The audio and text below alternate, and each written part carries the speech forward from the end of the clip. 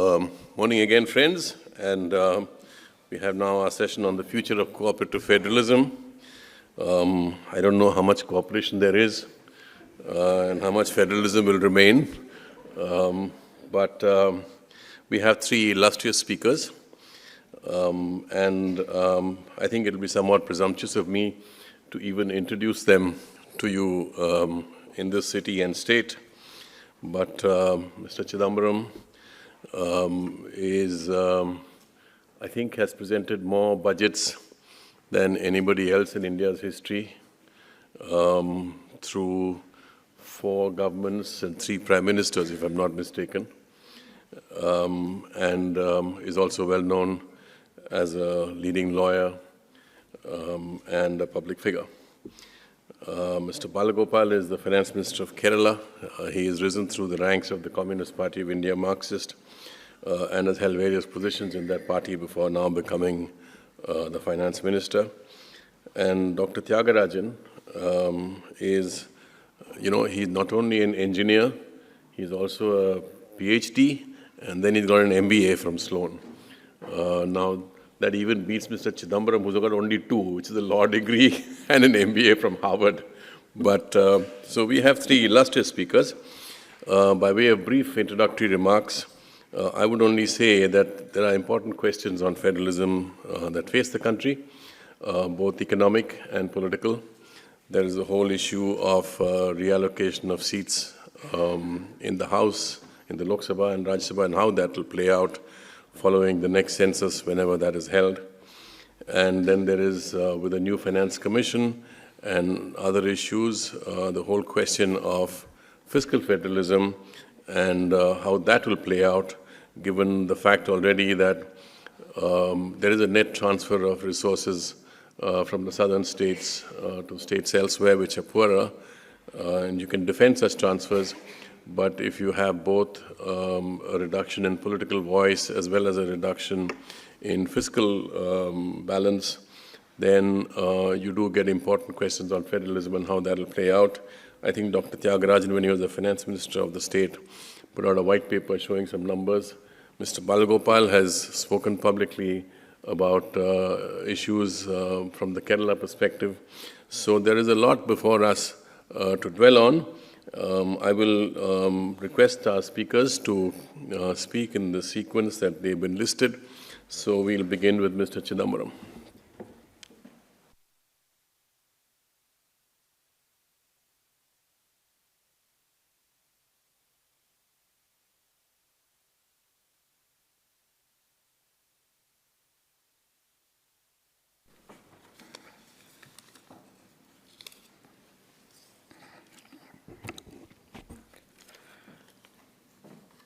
Good morning to all of you. Mr. Nayanan, Mr. Balagopal, Dr. Tyagarajan, Mr. Sashi Kumar, Dr. Qureshi, and many other distinguished guests, my young friends of the Asian College of Journalism, friends.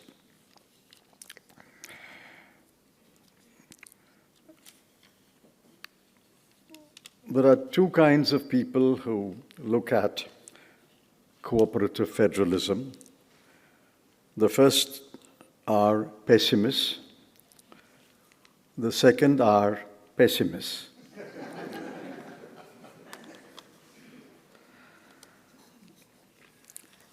I wish I could bring a ray of optimism to this discussion.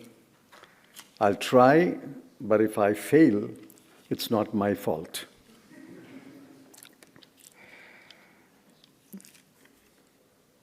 And I have noted 6 heads under which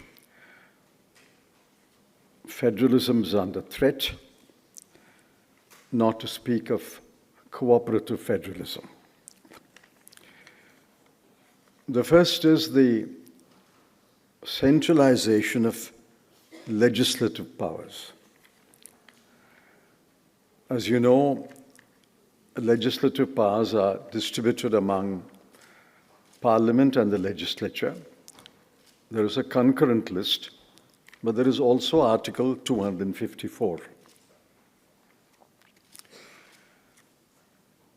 More and more legislation is passed in Parliament which tends to encroach into List 2 and dominate the concurrent powers under List 3.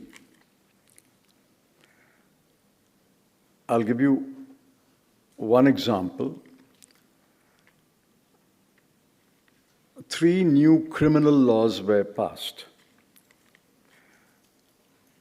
They are supposedly under List 1, List 3, Entry 1. But they actually, in many, many ways, which I don't have the time to list here, encroach upon List 2. Public order and police are reserved to the states, and no law can be made by Parliament on public order or police. But the 3 new criminal laws blatantly encroach upon public order and police.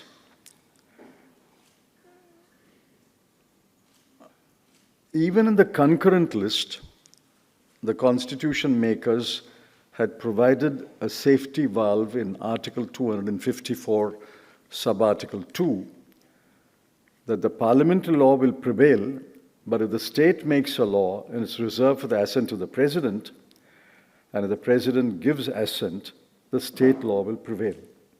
I know of no case in the last 10 years where a state law overriding a parliamentary law or differing from a parliamentary law has received the assent of the president. So Article 254, Sub-Article 2 is practically wiped out of the Constitution.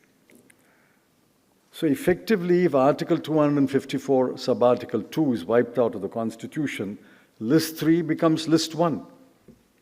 Then only Parliament can make laws and no state can make a law on a subject in which Parliament has occupied itself. I'm not trying to make it too legally technical, but that is the reality.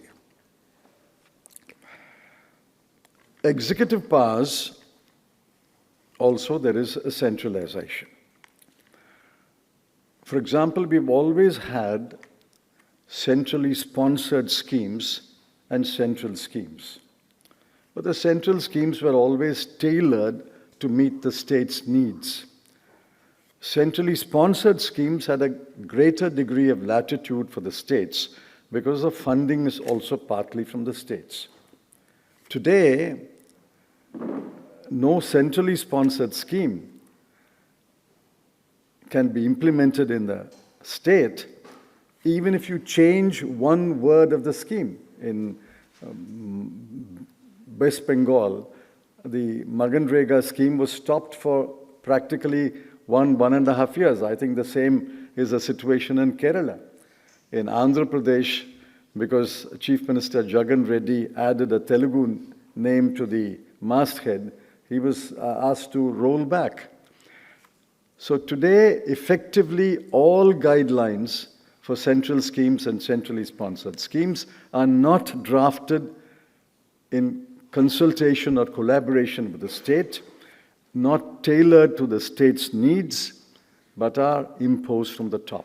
For example, the new education policy requires every state to open a certain number of new schools. Kerala has told them, we are closing schools because we don't need so many schools.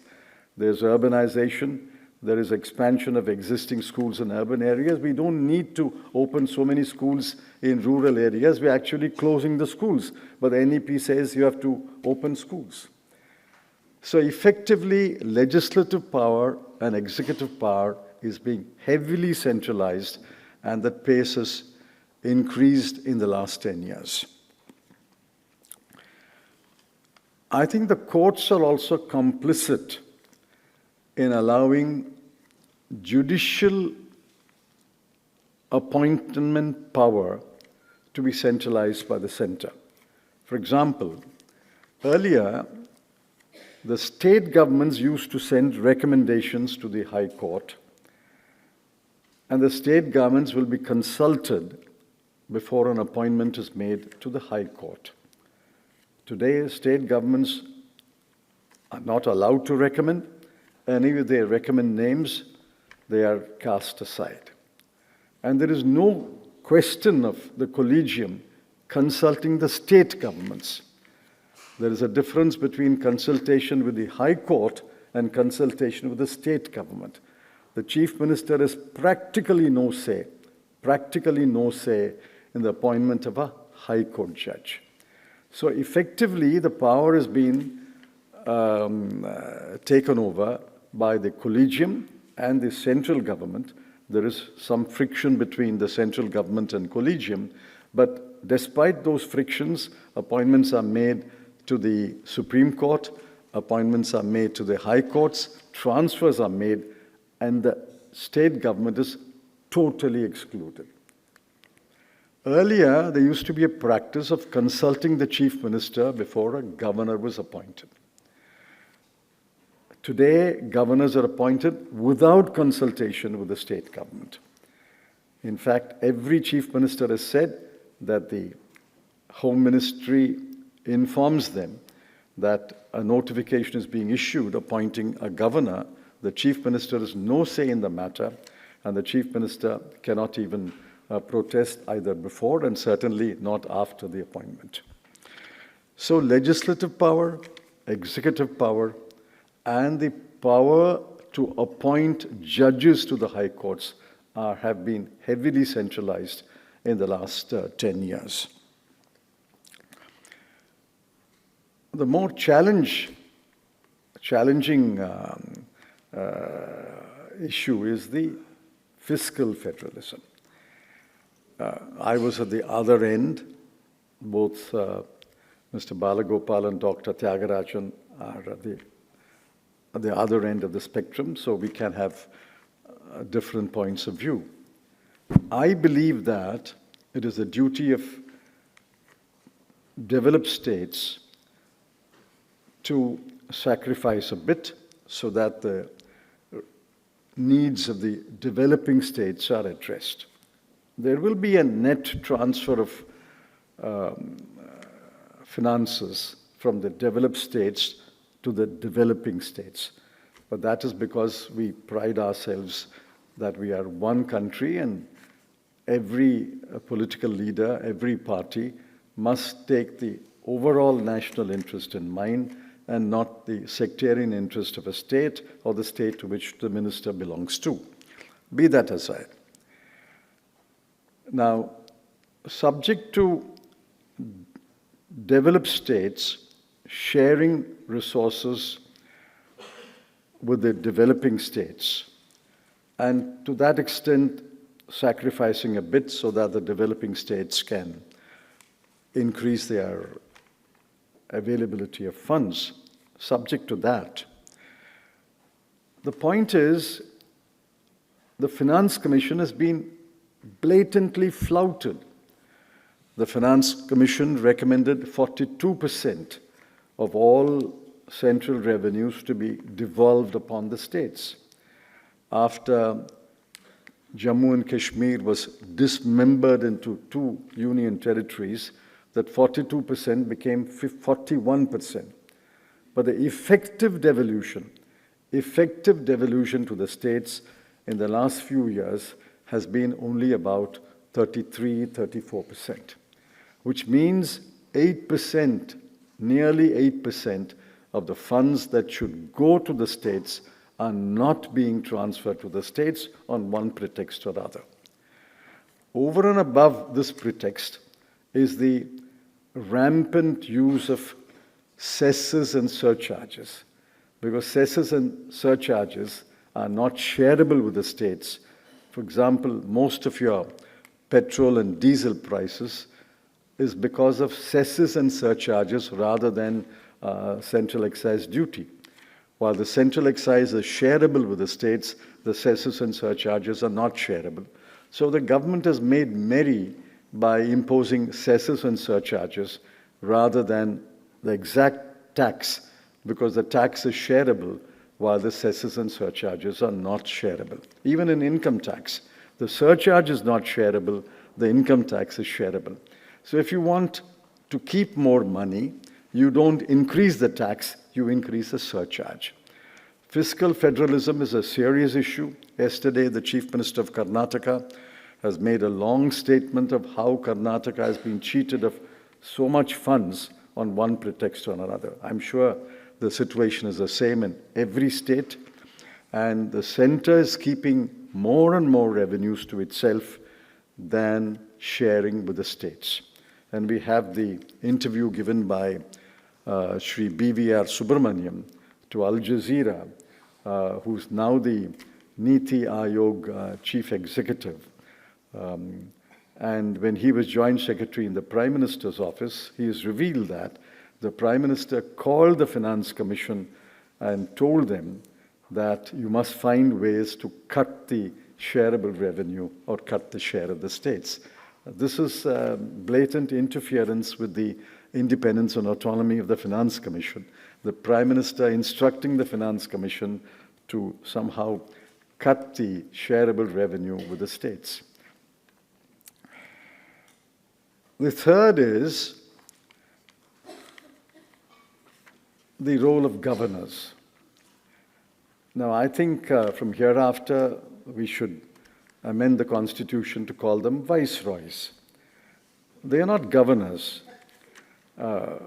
He thinks he is not only the governor of Tamil Nadu, but governors of many states, especially non-BJP states. There are two kinds of governors. Governors who are seen and heard, and governors who are unseen and unheard. I think they have a list of governors who want to be seen and heard, and a list of governors who don't want to be seen or heard.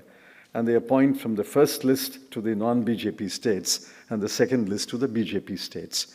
Have you ever heard of a governor of a BJP state speaking a word against the state government or the chief minister? But every governor of a non-BJP states today thinks he's exercising executive power. He has the audacity even to clothe Saint Thiruvalluvar with a saffron robe. The only thing that is missing is he's put a saffron robe in him. He has put Saivite religious symbols on his arms and forehead. The only thing that remains is to remove the shawl and to reveal the sacred thread. This is a complete travesty of the Constitution. This is not the function of the governor. In fact, he tried to change the name of Tamil Nadu to Tamilaham. And then there was such backlash that he reverted to Tamil Nadu. I'm glad he's cleaning temples, but I think he should also clean some mosques and churches. Every governor, be it Punjab, West Bengal, Kerala, Tamil Nadu, Telangana, sometimes I wonder if she's the governor of Telangana because she's all the time Lieutenant Governor of Puducherry and a visiting governor in Tamil Nadu. Every one of them has exceeded his or her powers, held back bills, refused assent, and when forced to give assent, they pass it on to the President of India until the Supreme Court pointed out, if you have refused assent once and returned the bill to the Legislative Assembly, you no longer have the power to send it to the President of India. Now that gives a new opening. I'm not giving a tutorial to the governor, but what governors will do now is not return it to the Legislative Assembly, they will return it to they will pass it on to the President. And in the President's office, there are, I'm sure, dozens of bills which are lying for many, many years. And unless the executive government decides to take up the matter, the bill will lie there. Every state legislature's will is being thwarted by not giving assent to bills, by reserving assent to bills, and by passing it on to the President of India. Then why have a state legislature? We can as well have rule by decree. a state legislature passes a bill, sometimes unanimously, even the opposition joining the ruling party, yet the bill is not passed, then why have a legislature? Why pretend that legislature will make bills according to the needs of the people? Bills today are made or unmade by governors and I think the president, if he or she takes up the bill. Bills are not being made by the legislature. And I've already pointed out how Article 254 has become a dead letter. You know that many subjects were transferred from the state list to the concurrent list. Education is a big issue. Many states have pointed out that education must be brought back to list 2. Now, all that the central government had power under list 1 was to pass legislation on institutes of higher education. Today, even school education is being controlled by the central government. The new education policy is a slap on the face of the state governments. Now, I've often wondered, what is this magic that the central government alone possesses the wisdom to lay down an education policy rather than the state governments? Who makes the policy? Who writes the policy? It's, after all, written by civil servants. The political executive may give directions, but the fine print, the words and phrases are written by civil servants. If a civil servant is a secretary of education in the state government, he is incompetent to write a state education policy. But if the same secretary becomes either an additional secretary or a secretary in the central government, he becomes competent to write an education policy. What is this magic transformation merely because he's sitting in one chair in the state capital and he's sitting in another chair in the central capital? It's the same civil servants, but you don't trust the state civil service to write an education policy for its own state. But when he comes to the center, he or she comes to the center, the education policy becomes magically sound. So I think this whole approach to governing a federal country is absent under the BJP government. Yes, there have been infractions in the past. I'm not denying that. But there have been infractions. In exceptional cases, you can point out an error. But today, that's become the norm. Eventually, the country will be governed by, at least we are on the path towards one government. They all believe in one nation, one poll, one nation, one ration card, one nation, one education policy. Eventually, it will become one government. I think the original constitution itself was tilted in favor of the central government, but that balance is tilted so far in favor of the central government, we can no longer call ourselves a federal country. We are no longer federal. We have some remnants of federalism remaining in this country, but they are being encroached upon every day, every hour. I'm afraid I can't bring a degree of optimism to the situation. Federalism, the future of federalism is rather bleak, and the future of federalism will become bleaker if the present dispensation entrenches itself in election after election. Thank you.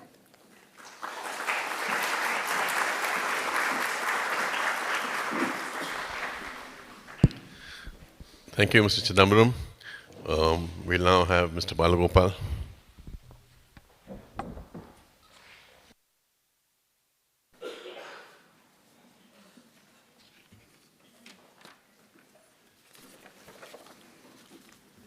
respected speakers, Sri P. Chidambaram, Sri Palnivel Tyagarajan, and Mr. Nainan, Qureshi Sahab, Sri Seshkumar, and dear friends. The future of cooperative federalism is a subject which is very important for the country at the present juncture. And this cooperative federalism is under threat, or like Sri Chidambaram said, people are pessimistic about the concept in the country now. And different aspects of federalism, it is not necessary to elaborate here. I am supporting the main points which is coming from legislative. All aspects of a country's federal character is affected. That is what Sri Chidambaram spoke here. It is affected the judiciary, election commission, recent amendments, parliamentary system, and administration everywhere. So every state is affected, and because we are representing Kerala, when I am speaking something about Kerala's experience, I have to say that Kerala is very much affected. Of course, Tamil Nadu is also having, many states, opposition states are facing this problem. And the governance issue is also spoke here. And I have to say that we are a state which is compelled to go to the Supreme Court for fighting for or for defending the rights of the state. How the Constitution, how the Finance Commission decision is not properly implemented. Even the Finance Commission's decision is how it came. Recently it was discussed. Here also it was mentioned. And the different aspects of financial freedom, fiscal federalism, how it is affected. So we are compelled to go to the Supreme Court. 25th is the day of that notice. It is coming. So this is the attitude of the central government is compelling the state governments.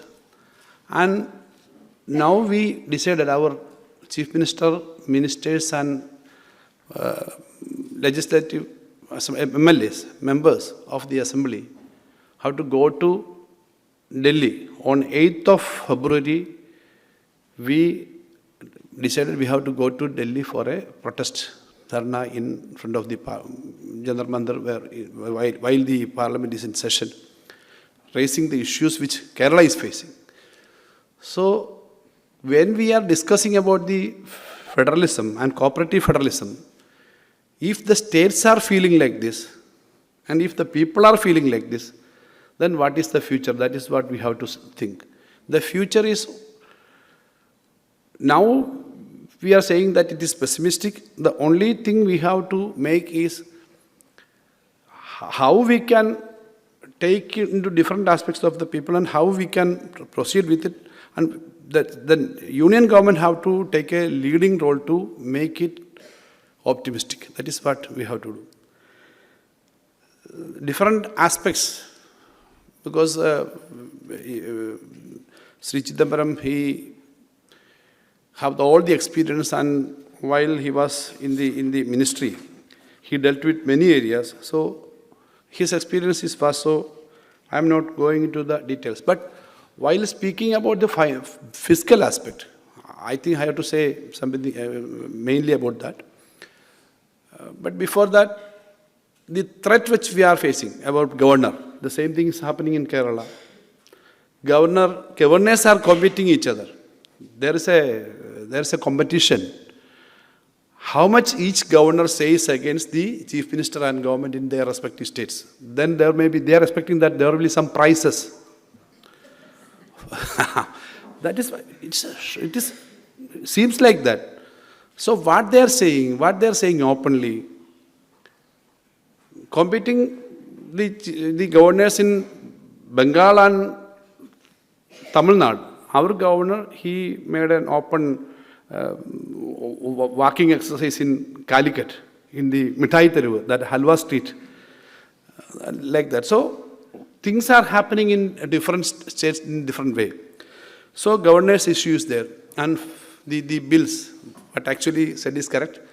Nowadays, bills are not passed by the Legislative Assembly. It is passed by the Assembly only because of if the governor accepts it and the president, governor, sending it to the president like that, it is happening. Many important bills are not signed in time, and first time in the history of India, I think, the money bill which is coming for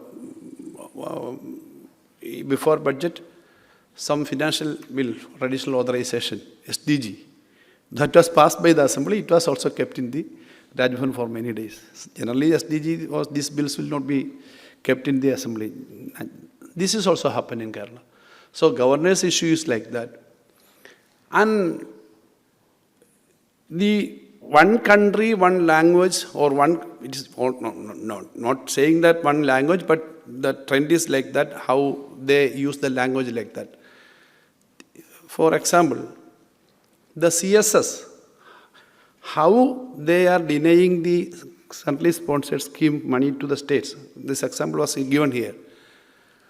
That particular name, some schemes which states are spending 80%, 20% by the center.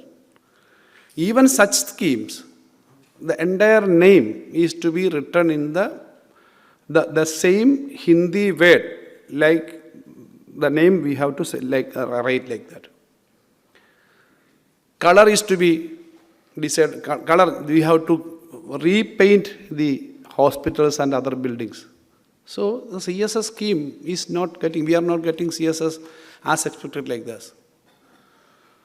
So while giving the administrative decision for the states, recently one new scheme was introduced by the center, an interest-free 50-year loan for CAPEX, capital expenses. We tried for that. They said that in the area of 4 CSS schemes, branding is not properly made. Branding means the name of the scheme and the way they are saying that we have to brand like that. For example, we have a very novel scheme of life, that is houses for all the houseless, all the landless, houseless, all will get houses. In the last 5-6 years, we gave around 4 lakh houses. So that is a scheme of life. There, central government is giving 75,000 for some schemes, 1 lakh for some schemes. We are giving 4 lakh for everyone. And for tribal area, we are giving 6 lakh. There we have to write the name of this Prime Minister or central government scheme in that house. If it is not written, this will not come. So, like that, NHM is there, 4 areas are there. So, we are not doing that. That is what they are saying. And we asked some money for some major infrastructure projects under this 50-year scheme. We asked for some 2,500 crores. But it was not allowed. They are saying that you are not branding in that other area. This will not be given. I am not taking in the states, but some states even get up to 70,000, 80,000 crores in the 2 years. So, even for borrowing, which we have to pay, that also is denied. So, administratively, these kind of issues are coming. Then, the major issue now coming is, like Mr. Nainan said, what will be the future of the parliamentary seats, number of seats? Basically, we all are generally directed by the population strength, the understanding. I think it was told or reported that the understanding that 1971 population will be the base for all the central state divisions like that. So Kerala, Tamil Nadu and many other states, we were successful in controlling the population. Many other states are not. Now throughout the country, there may be some more control. But in the last Finance Commission time, 2011 was taken as the base year instead of 1971. Kerala was getting, at the time of 10th Finance Commission, Kerala was getting around 3.8% of the divisible pool. In the last Finance Commission, we got only 1.8%. That means 50% of the divisible pool amount at the time of 10th Finance Commission. One of the reasons is the population criteria, because they took the 2011 population. Many other reasons are there, like earlier speaker said here. They are asking that we will give money for more schools, more hospitals, more shaujalayas, or this kind of areas. But we are saying that we have enough. Every household is having a toilet.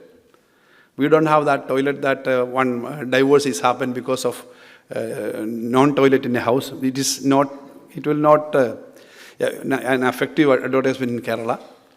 And in the case of schools, we have 13,500 schools, the highest average in the country. Even though some schools we have very less students, we are not closing it. But many schools have, because of population issue, we had 6.5 lakh birth per year in the 70s. Then it came to 5.5 lakh. Now it is 4.6 lakh only. So we are expecting that it will be only 3.6 lakh in the next 10-15 years. So this is the population. So even then we are having the highest number of schools. And 50% of the total salary of the state government payment is going for 49% is going for education, schools and colleges. 49% we are spending for education. So this is there. So that way, if they are saying that we will give something for more schools, actually it is not needed like that. So they are making some conditions, and it is like Procrustes. They are making some conditions and they are denying, oh, you are not doing that. Actually, we are facing some other problem. Land cost in Kerala is generally 3 times than any other place. Labor cost, it is as per records. The labor cost, the last some survey shows that it is 3 times than in many other part of the country. So when you are giving some fund for some project, you have to consider about these aspects. So these are not taken. In a way, this will be applicable for other states, southern states also. So the financial aspect, this is there, and at the same time, when the next election comes, if we are allowing the present formula to decide about the parliament seats, the seats of Kerala may be 12, maybe 13 or 14. Tamil Nadu also will, other states also will be affected. Some other states will be from 80 to 120, like that. So total administrative and every aspect of a country which is believing in cooperative federalism because of the independence struggle movement, we all joined together. Kerala was not Kerala earlier. Tamil Nadu was not United Tamil Nadu earlier. We have more than 500 small countries. Many countries were under the colonial rule. All joined together. And the belief is that all the interest of all the people will be protected. And if you look into the history, recent history of some of the European countries, how they were broken. So interest of the people and belief of the people is to be protected by the rulers. If it is not happen like that, because we are ready to forgo, like respected Chidambaram said, we are ready to give some of the, generally it was happening. But take the case of Kerala, 50% of the eligibility is cut if we feel that we are not getting it. Now, yesterday's revelation, it was happens, Mr. Subramanian's interview came in earlier. And when it came recently, it was very big news in some channels. Then it was withdrawn from the original publisher. That is what I read. So they are saying that who worked in the PMO, the report says that the Subramaniam who worked in the PMO, now holding a very high post, he said that the PM itself intervened in the issue for reducing the share from the divisive pool. One thing I can say, the share of the central pool and the introduction of GST, everything affected the independent functioning of the states. For our experience, I can say, 3 years back, out of the total revenue receipts, we were getting 46% from the central transfers. The central transfers is not something a charity. It is actually collected by the central government. So, we were getting 46%. Last year it was 35 only. This year, this current year, this is only 29%. We were getting only 29%. Many countries, many states are getting more 50 or more than 50. So this is in the area of one thing I said about the divisive pool. Then second is there. Then about the case of borrowing. Some law they made, FRBM Act. They said only 3% you can take. That also described here. Central government is also liable to follow the same principle, but they are taking more than 6%. Budget documents are, it is there very much. Last year it was 6.4 in the budget expectation, estimate. And practically what they are saying in the name of budget. We, for last session is something regarding capital market, capital, everything. How states can, or country can, advance through private participation, that is also important. So we decided we have to make big projects through some new kind of a institution, that is KIFBI, Kerala Infrastructure Investment Fund Board. And we are taking some loan and some other kind of funds for developing the road. So we are in a faster mode. We are making all these things. The national highways around 1,30,000 crores rupees concession is happening in the roads alone. So we funded for the national highway land acquisition. Why? What National Highway Authority said that your land cost is very high, so we cannot pay that. Then we are compelled to pay 25% of the land acquisition cost. We paid around 6,000 crores for taking the land alone. They are collecting user fee for the toll for the road. That is another story, the national highway. But we paid this. Now they are saying that off-budget borrowing, in the name of off-budget borrowing, you cannot take a separate loan. This can also be considered as a borrowing under the present plan. And what happened last year? Instead of 3%, we got only 2.5%. We got only 2.5%. We are eligible to get 4%. And they are saying that this happened earlier. Panchatantra story, you know. If it is not you, your grandfather did it, that is why the ship was attacked by the tiger, like that. Like that, earlier borrowing, they cut in the last year. So this is a situation, so in the financial sector. So these aspects are there. So it is not necessary to elaborate many points, but what is wrong with us that when they look, they want us to stop our social security expenses. We are paying 1,600 per person monthly social security pension to 62 lakh people. It's a huge number, of course. Around 900 crores per month we are paying for that.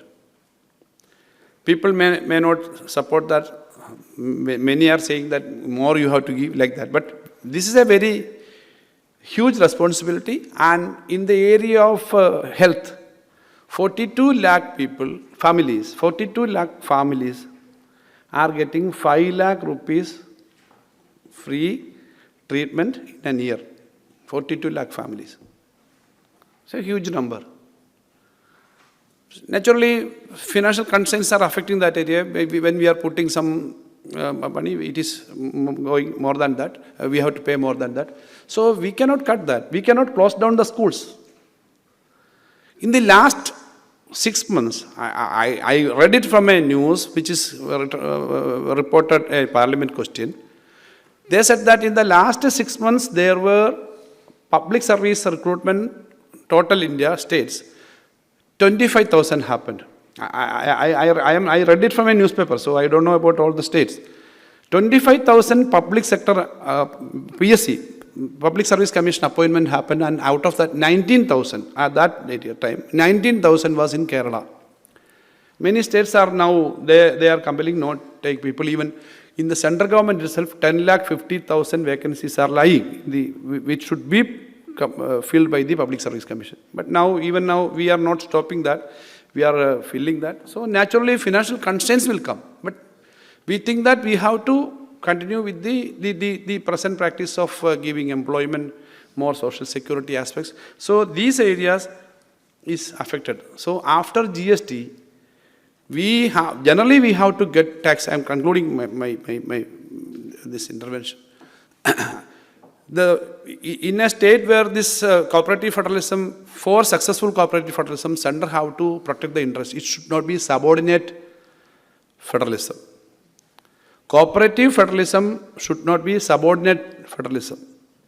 It should be India, that is Bharat, is a union of states, is the first sentence of our constitution. India, that is Bharat, is a union of states. It is not a union and states. Actually, states should be there. Strong states should be there. Happy states should be there. Then only the union will work. Here, all are subordinates. Even everything. Now, cooperative sector, they are intervening. Now, even one country, one registration. Land, that is one of the major income the states are giving. There also they are saying one country, one registration. So, everywhere they are intervening and dictating. Then it will be very difficult. After the introduction of GST, practically the whole powers of these states have gone. I got an opportunity to be the select committee member of the GST bill. I was in Rajya Sabha at that time. We gave a dissent note. I said in that, the state finance ministers have to come to the center with begging bowls, because they are just sitting and distributing the money which we are getting from the through the GST channel. Now we don't have any other powers. Otherwise, when Mr. Tyagarajan was going, or myself was going, or earlier other finance ministers going for the budget, people will say that what will be the tax of tobacco, what will be the tax of this, that, and whether sugar will be bitter this time with more tax, like that. Now there is no question. There is no freedom for that. Only alcohol and petrol. That also, majority of the money is charged as surcharge. Very clearly said here, surcharge by the central government. Earlier, some 10-15 years, the surcharge and cess was only 10% of the total government income, and now it is around 28%. That is 28% cess and surcharge. So that is 21% earlier, now reported is, some news is 28. So central government is not affected because they are getting surcharge and cess, that is not divided for the state. So that is there. And after GST, before GST, the sale tax which we were collecting, Tamil Nadu, when I purchase a soap, and if I am paying 10 rupees, it will go to the Tamil Nadu kitty. Now if I am purchasing a soap from Chennai, 5 rupees will go to the central government and 5 rupees will go to the Tamil Nadu account. And so that way this reduction is there. So totally this is like state government have to swim in the water, putting the state government to the water after tying their hands and leg and asking them to swim and beat with other places. So this is what is happening. So we have to change this. So collectively, the people of the country, I am not saying about BJP-led government or this thing, because if they are continuing this practice, it will weaken the unity aspect, it will weaken the cooperative federalism, and states are affected. It's not naturally opposition and ruling government will have discussions and differences in every state. If we are speaking here, we are united, and if we are speaking in Kerala, there may be differences about the attitude. Okay. But the issue is, if I am saying that 57,000 crores we lost in this year compared to 3 years back, 57,000 crores. A state which is having 1,60,000 or 1,70,000 crore annual expenditure budget, if we are losing this much, 30,000-40,000 crores, how a state can survive? Whether it is a question of a left-wing government, whether it is a question of a DMK government, whether this is a question of a Congress government, if you take the case of Karnataka, no. It is a question of the people of that state, because if you are not spending proper budgetary expenditure, budget for the development of the entire system, state will not advance.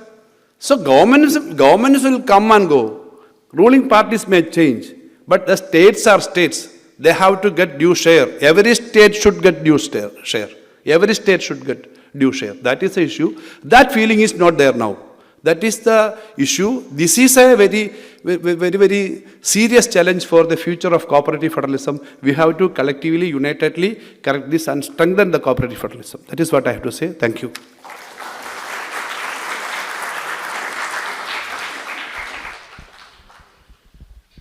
Thank you, Mr. Balagopal. We now have our final speaker, Dr. Tyagarajan.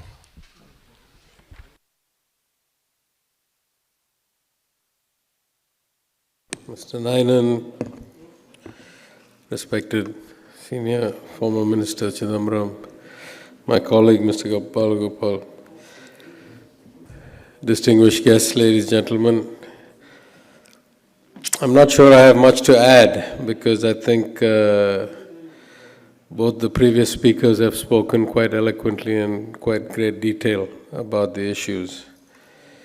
And were I to expand further, it would only deepen the mood of pessimism. So I'm not sure I have that much to add. But let me say, I think, 3 or 4 things that occurred to me as I was listening. The first is that while we may rightfully bemoan or decry the current state of events, the notion of our administration and our governance was already in quite deep decay before the extreme kind of evisceration of principles and values that has happened under this government. As extreme as it has been, we were already probably failing in many ways. If I compare my corporate experience to my understanding of the functioning of the 2 governments that I know, which is the government of Tamil Nadu and the union government, I would say both of them have been under great stress and decaying for a long time. We don't have the construct, we don't have the staffing, we don't have the incentive alignment, we don't have the systems or the platforms to actually administer effectively. That is the truth. We are, states and countries' economy have scaled so rapidly, and we neither have the officers nor the continuity in systems, data, memory, institutional continuity, if you will, to be able to execute a lot of things. Now, in that context, if you now have this centralizing, authoritarian, boundary erasing kind of force, of course, in the short term, that exacerbates problems for everybody. It exacerbates problems for the states, it exacerbates problems for the country. It only benefits one dispensation, and that is the political dispensation that is taking over all this control. But mark my words, it is a purely Pyrrhic victory. The more of this controlling power goes to 2 hands, the greater the doom that will face this country, at least as a whole, and particularly the poorest parts of this country, where the greatest support for this kind of authoritarian regime seems to be. Because I go back to my original point, the system is not capable of functioning in an effective way to deliver an effective outcome, especially if it is not held to account. Were you to have a vibrant democracy where everybody is questioned and questionable, there is a slight chance, a slim chance, that the system can be reformed to the point where it can actually deliver decent outcomes, or at least move towards the right direction. Absent that, we are in a situation where the greater concentration of power, the greater concentration of money in single hands is a clear indication of impending failure. They are not capable of executing anything with that power or that money in a way that will actually achieve better outcomes. The propaganda machine tells us all kinds of things about the growth rate and the greatest in the world and all this stuff. Even after the data is fudged, inexplicably fudged or hidden or not calculated, what data they're able to fudge and show still doesn't give me great relief. Let's say it was really 7% GDP growth. Let's take a 4 or 5 year time frame and look at after the dip of the COVID recession, where we are today, and take that in any trajectory relative to any other developing economy at our stage of the per capita evolution. It is still far subpar growth. So even after questionable data and questionable statistics, we are not performing at the level we need to. We are sitting on a very unique era, or we're living in a very unique era in our history, in the global context. Today, roughly 1 in 6 people in the world is Indian. I start filtering that list of people into relatively young, of working age or likely to be of working age in the next generation, with relatively enough education to compete in some way in a global economy. And now you're looking at India having the potential to be about 25 to 30% of the global workforce for the foreseeable future, for the next 20 years. Question is, what are we doing to provide jobs for them? Are we bringing the investment here? Are we improving the inclusion in the education system? Are we facilitating the transfer of our skilled resources to other parts of the world temporarily or permanently? Are we creating enough pipeline that there is hope? I can give you one particular example where I can exemplify all the issues that I've stated, and that is the GST Council. I was nominated to the GST Council in May of 2021, which is about 4 years after the Council was formed. In my first presentation in the Council, I listed what I thought were profound structural flaws in the way the model of GST was set up. To her credit, the Union Finance Minister took my submission because it's lengthy, I didn't want to bore everybody. I said, I'm giving it written, please circulate it to every member of the Council. And she dutifully circulated it to every member of the Council and included it in the minutes. I have not changed my views since then. But what is worse than the profound flaws in the design is in the actual execution of the way the committee works. We have so many instances where the committee is effectively just a rubber stamp and not even a particularly well-informed rubber stamp. I went into the meeting one time and we were talking about what work gets done by the Fitment Committee, what work gets done by the Legislative Committee, what work gets done by the actual GST Council, what are the norms by which GOMs are nominated. And it became very apparent within the course of 10 minutes that nobody in that room, there were 31 state ministers, plus all our staff, plus the union minister, plus all her staff, plus the revenue secretary, plus the GST secretariat. Nobody in that room could answer who were the members of the Fitment Committee that day whose report was being debated in the council for whether to adopt or not. It took them 10 or 15 minutes to come back and give us the list of members of the Fitment Committee. Now, I don't take great pleasure or pride in this. This is the level of functioning of a government if it's not held accountable. If politicians only focus on politics and not on administration, and that may be union politicians or state politicians, this is the outcome that you will get. So I think it's beyond debate, based on the two speakers ahead of me, that the notion of federalism was ephemeral or wishful thinking in the first place in the Constitution, and it's effectively dead now. That's not the issue. That is a one-way ticket to a really bad outcome for the country, not maybe in my control or yours. We'll see what happens in the election. But what is within our control, especially as state politicians, I think and as politicians who go and talk to the people, is to be more accountable to deliver what we can still, right? In this model of really difficult circumstances and really great pressure from the union government, in Tamil Nadu, we were still able to reduce the revenue deficit from 3.7, 3.8% of the GDP, GSDP, down to about 1.6 in 2 years. So we can do it. It's not undoable. There's a lot of headroom. Most governments, as I say, independent of the pressures of Delhi. Of course, I would like not to be pressured by Delhi. Of course, I would like to be treated fairly. Of course, I would like the Constitution to give all of us equal rights. But even if that is not so, I think there are things we can do better and we should do better rather than just lamenting about the things that they don't do properly. It is a profoundly broken system, but on the bright side, it has profound room for improvement, scope for improvement. And I think the more we have realistic debates within ourselves and with the people, the more likely we are to start reforming the structure.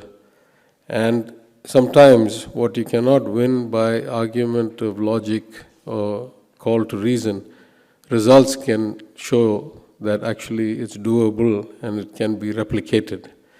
So I think that it really scares me when I see the path the country is going in, because I'll just say one profound thing that I think I've learned in public life.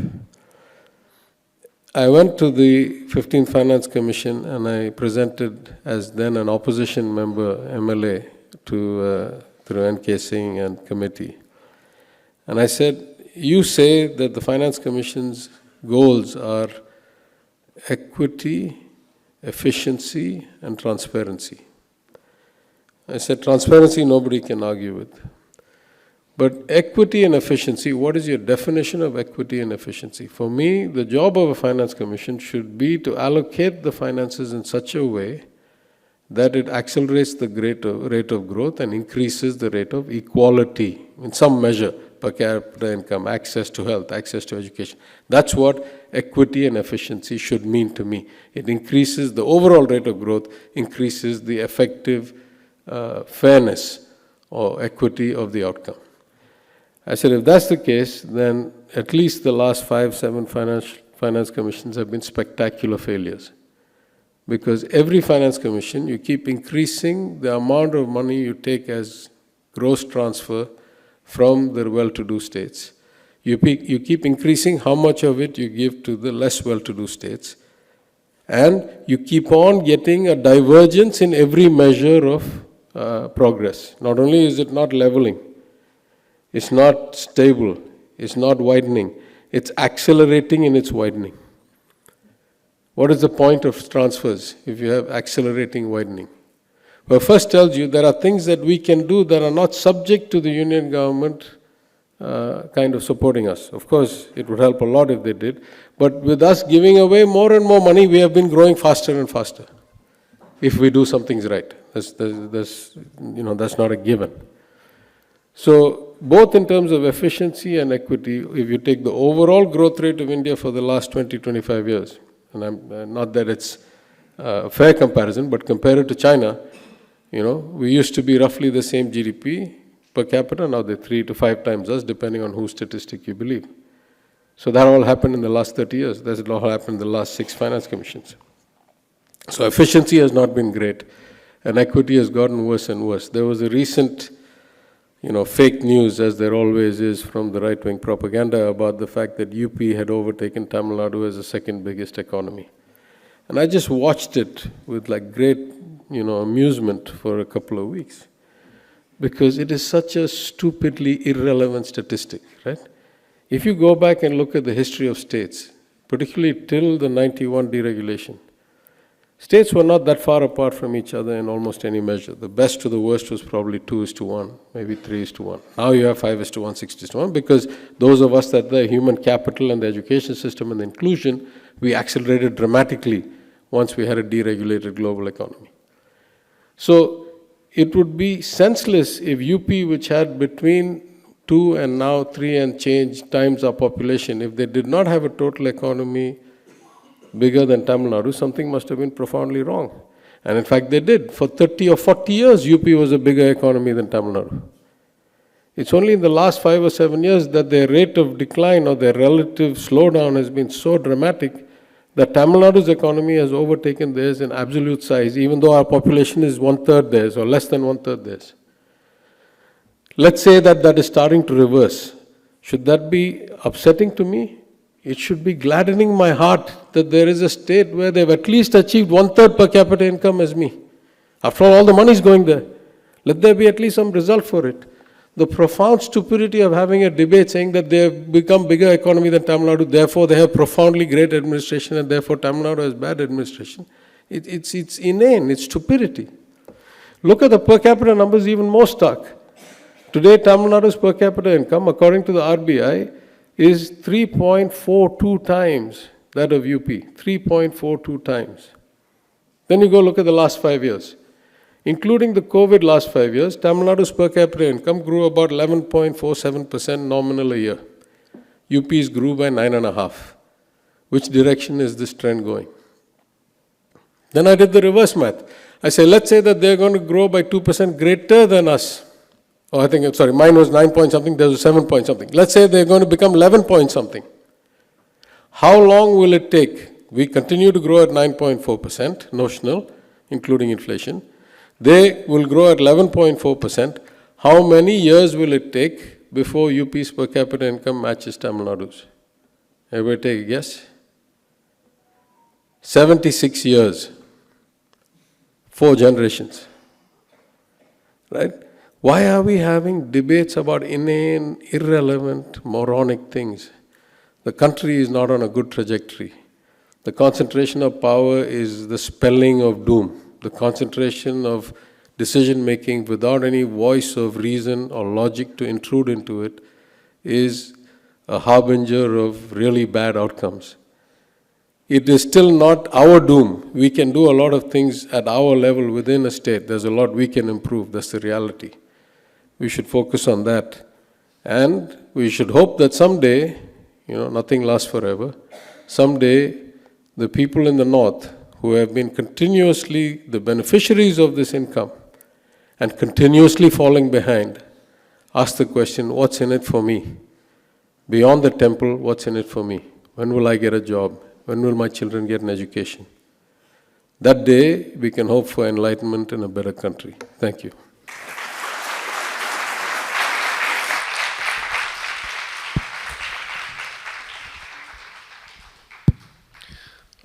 Thank you, Dr. Tyagarajan. We've had 3 very powerful presentations. Are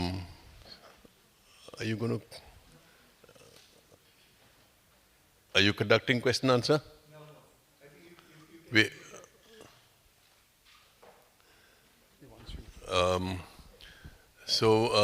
This session is supposed to go on till 1:15. So we have about 35 minutes for questions from the floor. I see some hands going up. 2 rules. 1, please identify yourself. 2, please specify which panelist you want to respond to your question.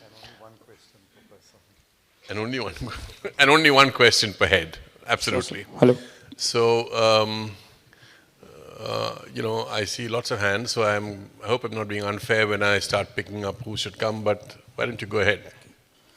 So, good afternoon, sir. My name is Shivam Sharma. I'm the student of Asian College of Journalism. Thank you for such a comprehensive session. So, in the session, we talked about how for cooperative federalism, there has to be an understanding from the center to the state.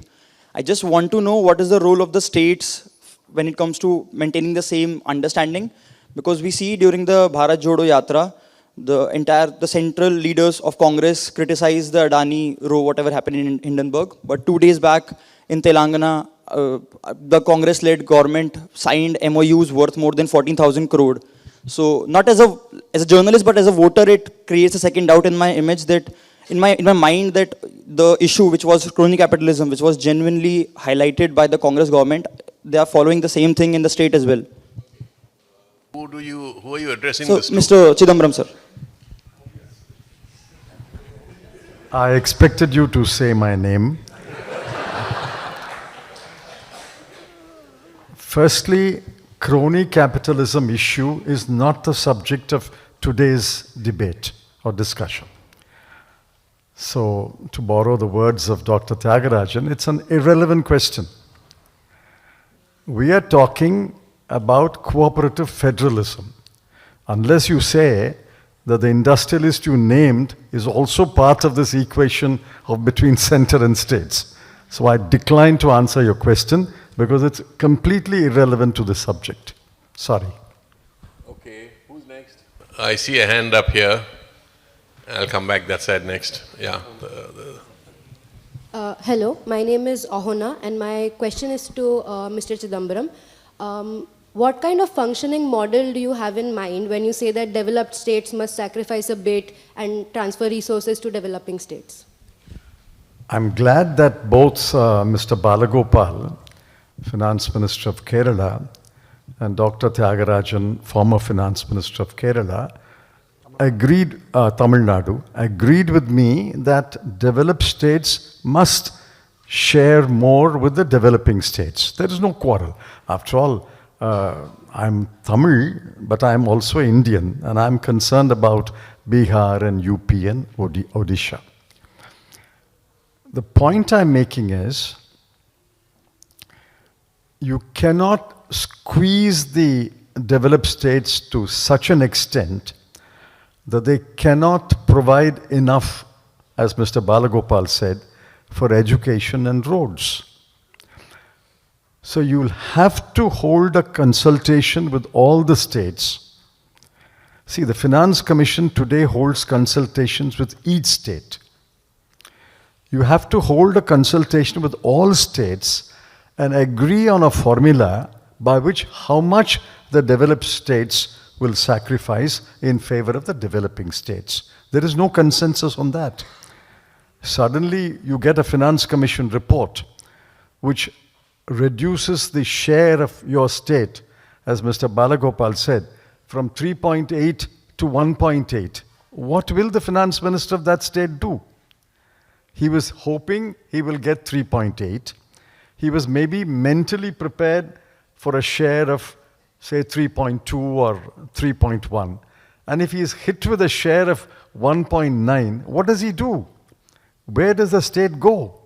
Therefore, unless there is a broad understanding among other states, how much should the developed states sacrifice for the developing states, Finance Commission ought not to be imposing these arbitrary ratios. Okay, there was a hand. I'm going to go to different parts of the hall and hope I'm being fair to everybody. I think there was a hand that went up somewhere at the back, that side.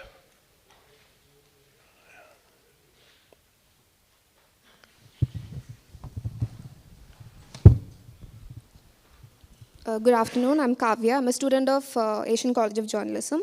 My question is to Balagopal, sir. First of all, thank you for the talk, sir. So you mentioned about delimitation that can also include the population-based representation in the parliament. And you said how the southern states can suffer from the same.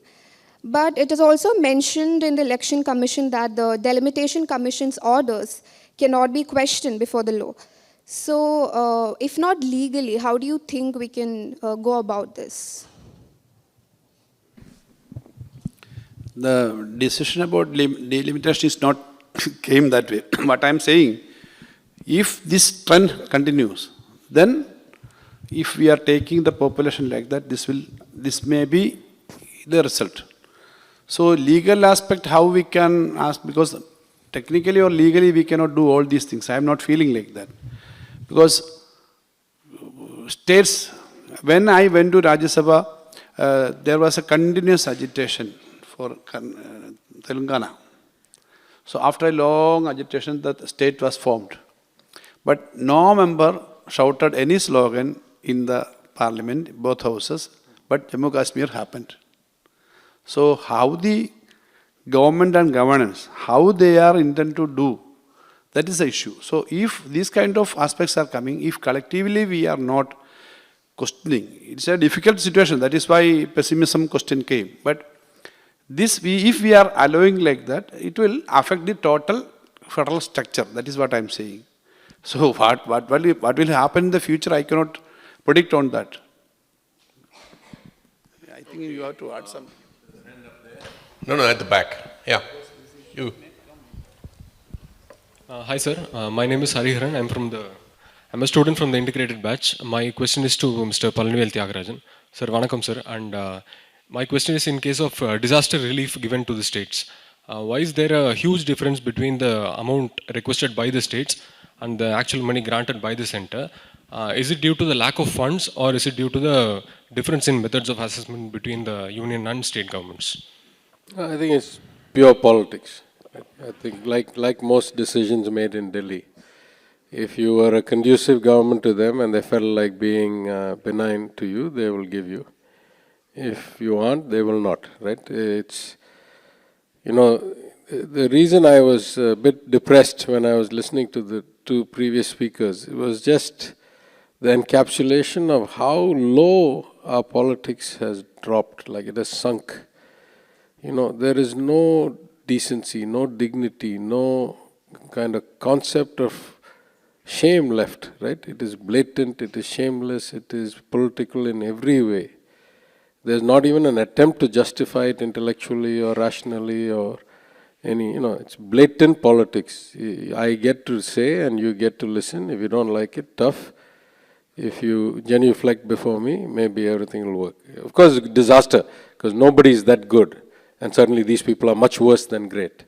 So, it's going to fail miserably. The question is how much damage will be done and how much of this kind of complete irrational, illogical, unethical, immoral, unintellectual activity will go on before it all comes crashing down. So I can't think of any other rationale other than they do whatever they want. If they feel, they give. If they don't, they don't.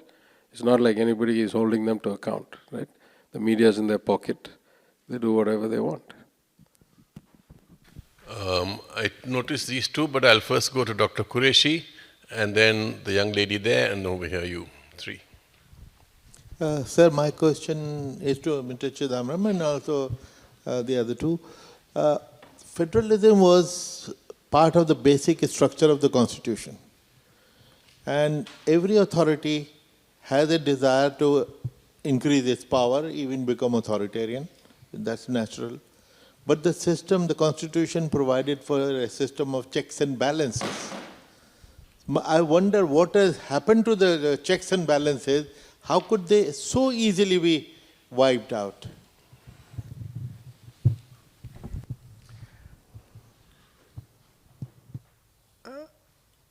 See, a constitution provides for a largely federal system. It's, as I said, it's tilted in favor of the center, but by and large, it's a federal system. The tilt is in favor of the center. Let's not deny that. And there are speeches of Dr. Ambedkar who said that the tilt must be in favor of the center if we want to remain a united country. Now, whatever the founding fathers thought, that is the system. Now, that constitution, which already has a tilt in favor of the center, is subject to two interpretations. One is the executive interpretation.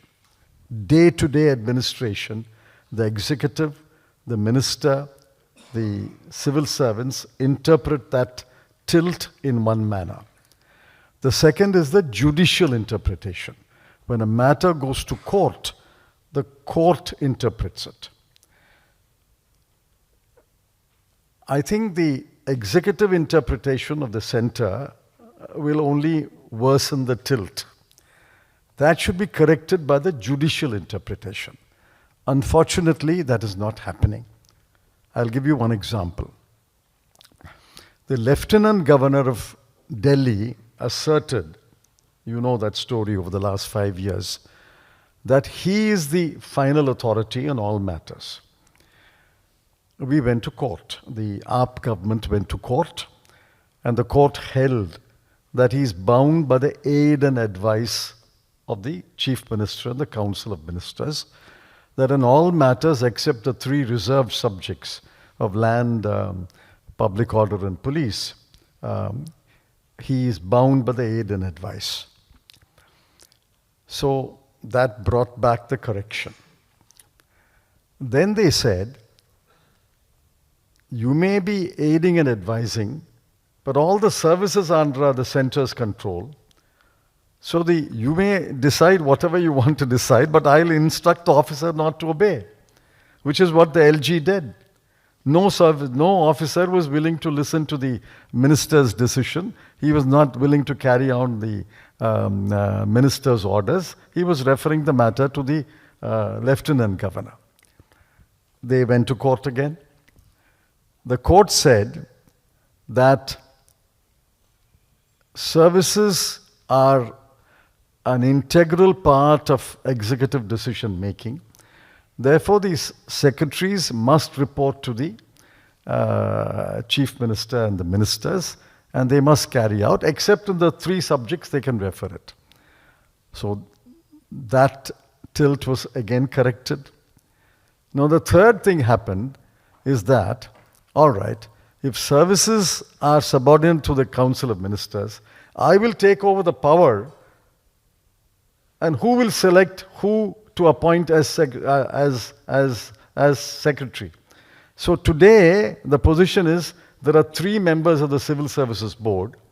One is the Chief Secretary, one is the Home Secretary, who is the convener, and the third is the Chief Minister. The Chief Minister is nominally the head of the board, but the other 2 are appointed by the central government. And the law says that the Home Secretary can convene a meeting with a quorum of 2. So even if the Chief Minister does not attend the meeting will take place. So today, effectively, that body, with the Chief Minister either absent or dissenting, the 2 officers are deciding who will be Education Secretary, who will be Home Secretary, who will be the Health Secretary. So effectively, the control, that they have gone to court again. Now, whether the judicial interpretation will correct this tilt, I don't know. So it's a long-running battle between the inbuilt tilt in favor of the center, made worse by the executive interpretation, and may or may not be corrected by judicial interpretation. But how do you run a country with this kind of a conflict? With this, so this kind of ping-pong going on between the center and the state government, how do you run the country? I'll tell you what will happen after 2024. And this is not a prediction. This may look like a prediction. This is what will happen. After 2024, they will revert back to the pre-1963 position. Delhi government will be abolished and direct control will be taken over by the center. That was the pre-1963 position. There was a chief a counselor or somebody. There was no chief executive counselor. There was no chief minister. There was no council of ministers. That's what's going to happen. They will cite the model of Washington. They will cite the model of other countries. And they say, why have a Delhi government at all? We will run the country from the center.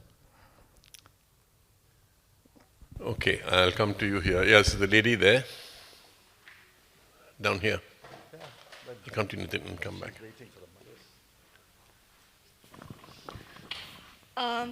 Good morning. This is Pratisha Bagay, and I'm a student of the BFJ course at ACJ. With this situation of cooperative federalism duly highlighted by all the 3 speakers, I would like to know Mr. Chidambaram's outlook of the upcoming interim budget with the current state and standing of the Indian economy. With the current state and standing of the Indian economy, meaning the deficit and all of that taken into account, what is your outlook of the interim budget? The interim budget is what it is, an interim budget. Traditionally, the interim budget does not impose new taxes, does not announce any big programs. It's a holding on budget for 4 months. It's for the months of April, May, June, and July. Before that, the regular budget will be passed. That is the tradition. But I don't know whether this government will follow the tradition. They more or less followed the tradition in 2000, 19 when they presented their first interim budget after the first term. Whether they will follow the tradition, I can't say. But my instinct tells me that the finance minister may not impose new taxes.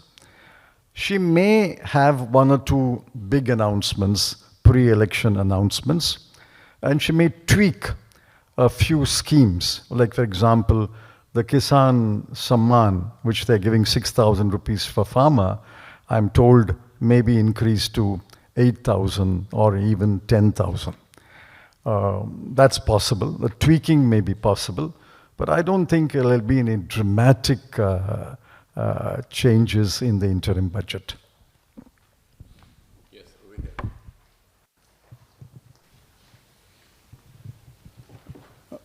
Good afternoon. I'm Bhagwan Das, and my question is addressed to Mr. Chidambaram.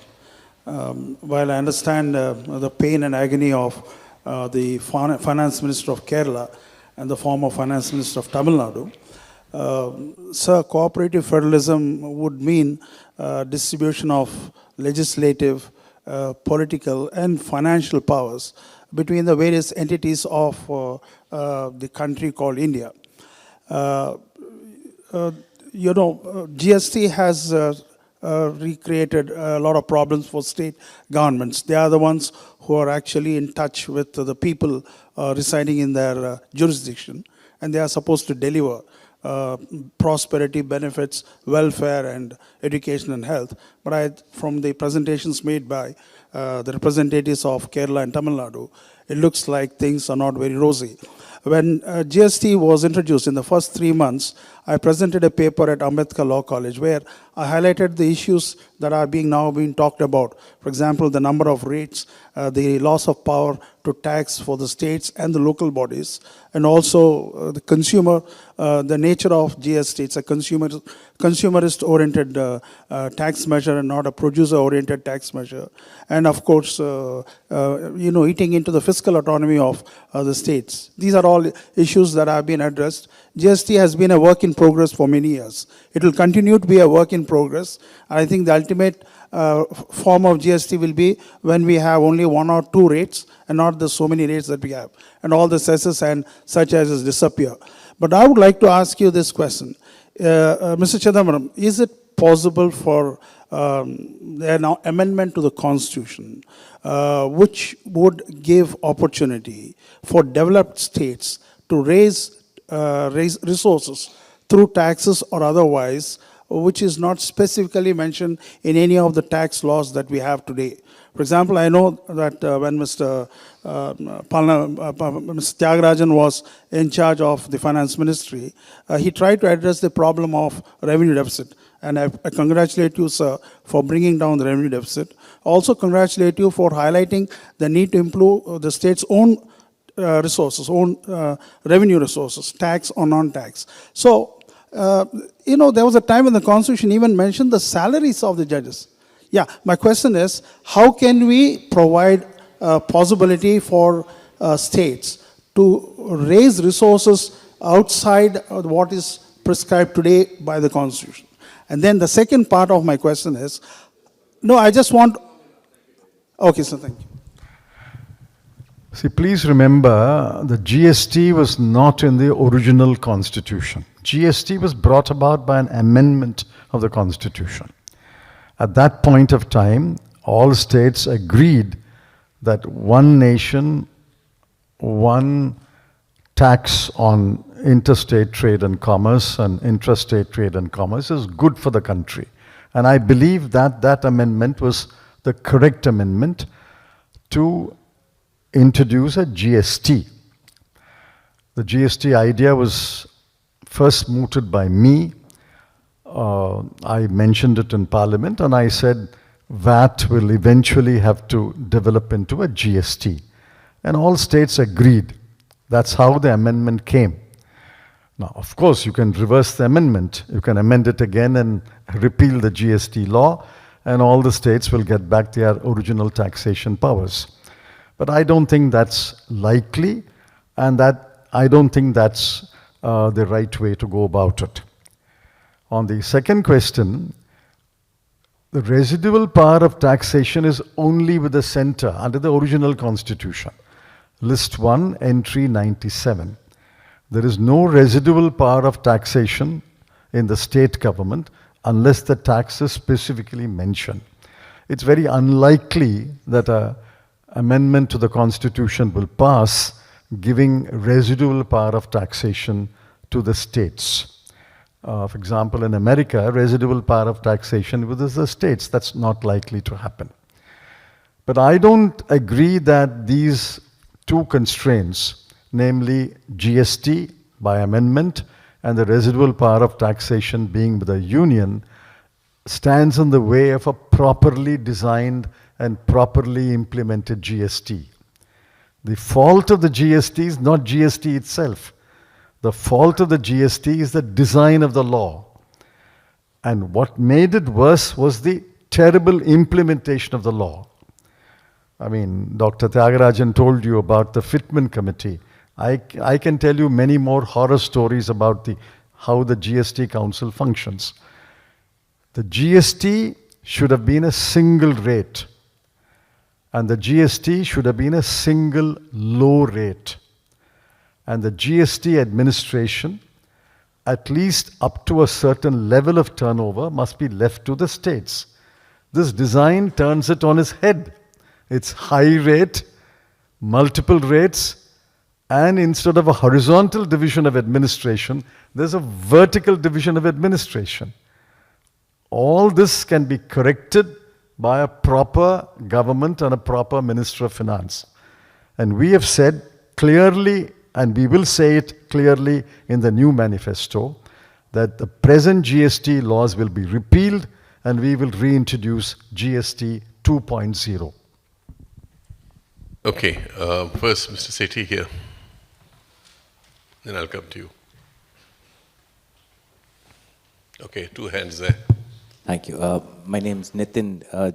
Just to correct the Minister Rajgopal, the reference to the BVR episode that you were making, the story is still alive, is there. We were the authors of it.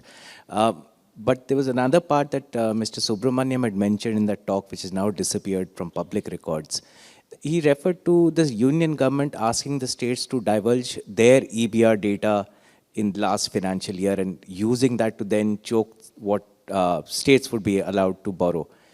How do you both ministers see your states having done on extra budgetary borrowings and where they stand today compared to, say, last 10 years? What have been the inclinations in both states to borrow off the balance sheet? Because the numbers that we hear about are they much worse than they were earlier. And what have been the reasons where it's moved in that direction? And to Mr. Chidambaram, was wondering how... Sure, certainly, I'll stop there. Look, I think it's a very fine line, what do you mean by off-balance sheet borrowing, right? Because I'll tell you at least three categories. If you borrow in, let's say, a PSU that has an independent board and that has shareholders other than the government, is that to be consolidated to the government or not? If you borrow at the, what is it called, the Food Corporation of India, should that have been consolidated in the union budget? And then there's a question of if you do some schemes like the Chennai Metro, it's technically a joint project with the government of India. They put some equity, we put some equity, the rest of the money comes from development banks. So the definition of what was to be included in the borrowing limit was not clear. The 15th Finance Commission brought some clarity. But among the worst violators of this off-balance sheet borrowing was the government of India itself. As much as 2% of GDP they were borrowing, either they were borrowing in other entities like Food Corporation of India, or they were sucking out the reserves of people like ONGC and basically bringing it in without properly crediting it, right? So, to be fair, I think the Finance Secretary, current Union Finance Secretary, Ms. Somnathan, has done a relatively good job.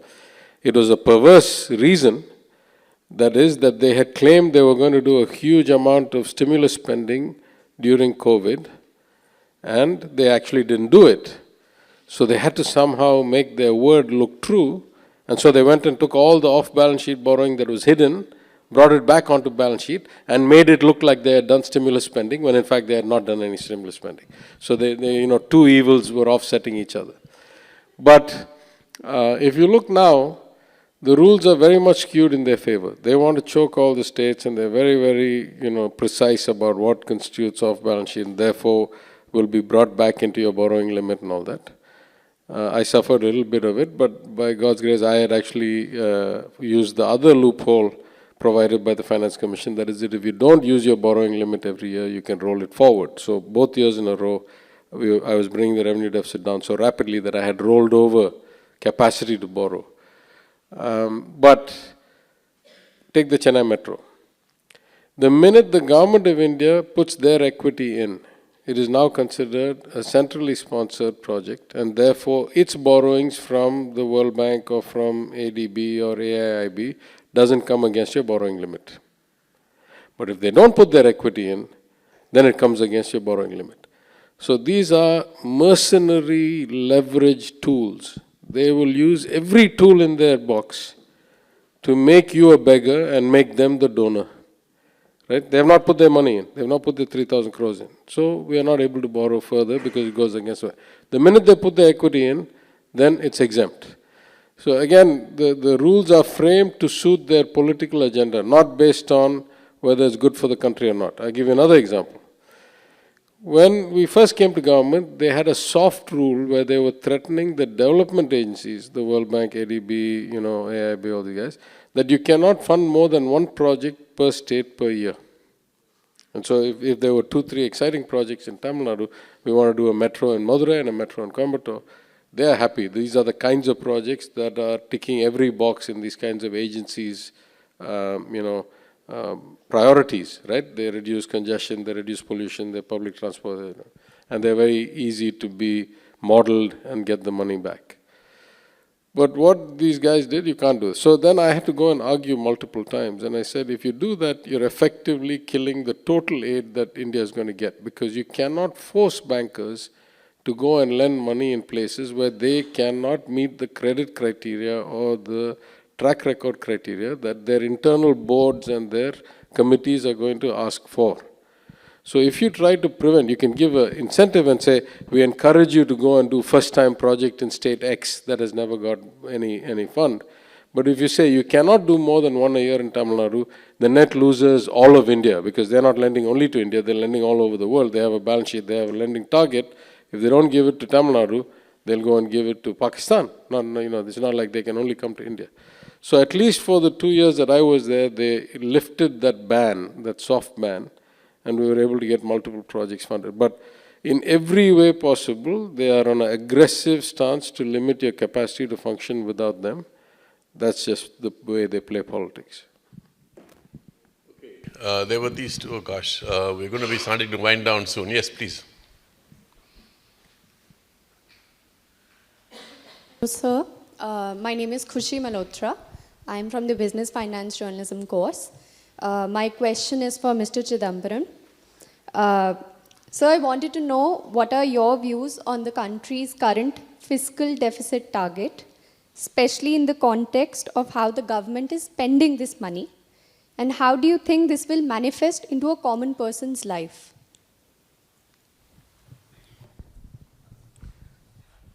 The fiscal deficit ballooned under the Modi government, and then they are now on what they call a glide path.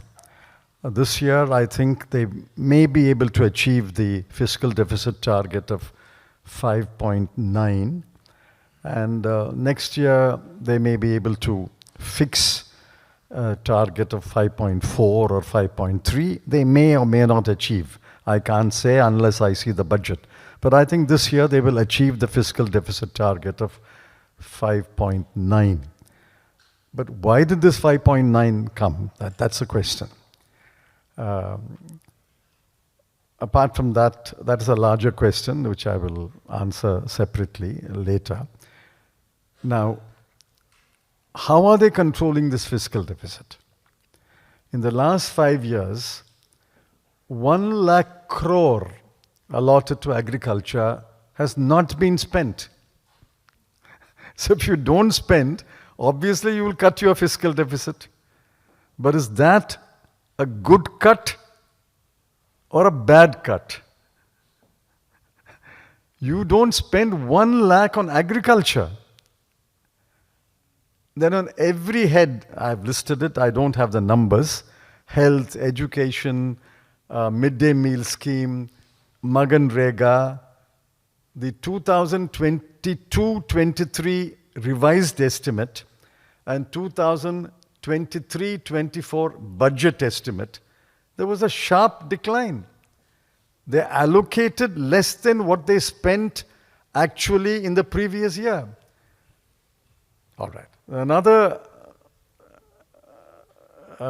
financial legerdemain is you allot, I think the two ministers will agree, this year's budget increased the capex by 1 lakh crore.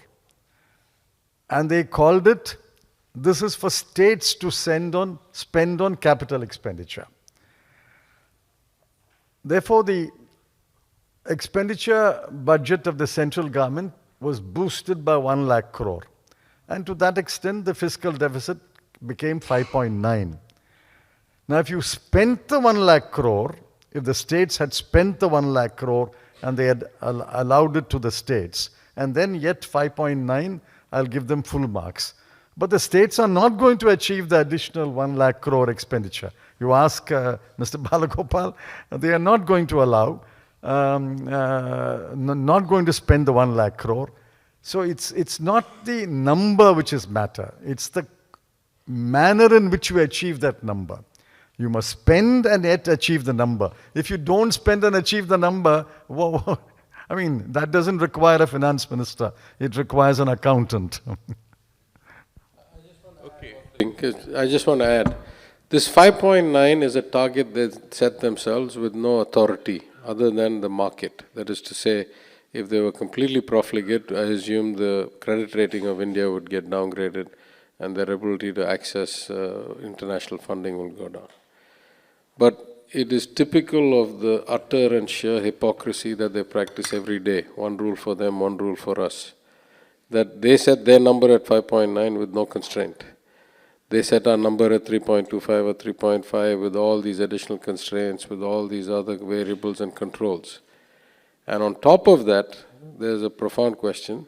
3.25 of what? Not 3.25 of the GSDP estimate that their own CSO makes of our economy, but of some number that is 90 or 95% of that. So I went and asked the union government, why is it that 3.25, we all agree, 3.25, multiplied by what? Right? 3.25 multiplied by GSDP gives me a number that is the basis for me. The number that you're using is lower than my GSDP estimate put by the CSO, Central Statistical Organization. They say, well, really, we got a problem, because if you look at the way the state's GSDPs and the GDP of the country is calculated, especially under this new brilliant calculation model, the GSDPs of the states add up to 105 to 110% of the country's GDP.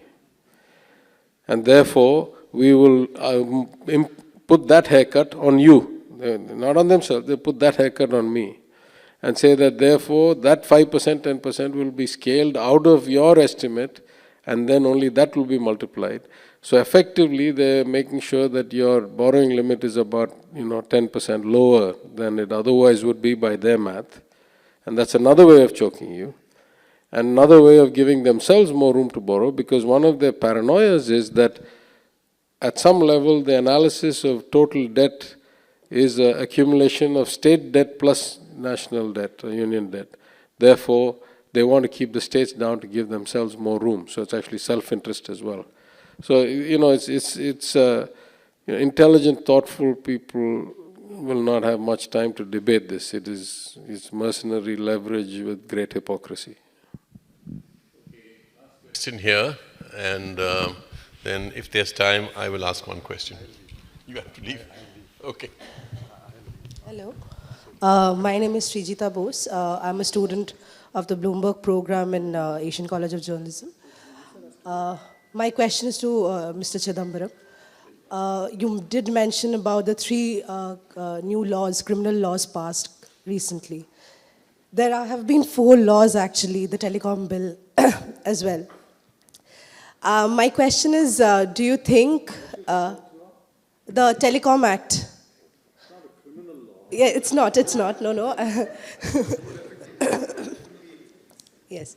Do you think that the Union Civil Code is also in the way to be passed before the elections, or what's your take on that? Given the duration of the interim budget session of 9 days, it's very unlikely that they will bring the UCC in this election, but anything is possible. But my hunch is that it's not likely to happen. I think they are trying to get a couple of states to pass a state UCC. Whether a state UCC is constitutional is a bigger question, because the Constitution says the state shall endeavor to pass a uniform civil code for the country. Whether a state UCC is possible itself is a question mark, but they are trying to get it passed in Uttarakhand and Assam, I'm told. It's very unlikely they will bring a UCC in the interim budget session. Okay, I'm afraid it's 1:15, so I cannot ask my question, and I'll hand you, if they have the patience to face one question from me, which is, thank you, Mr. Chidambaram. Sorry, I'll continue.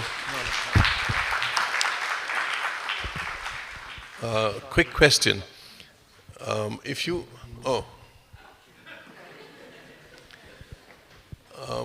For all, conceding all the points that you gentlemen have made, when I look at the macro numbers in the budget, the net share that goes to the states has not actually declined.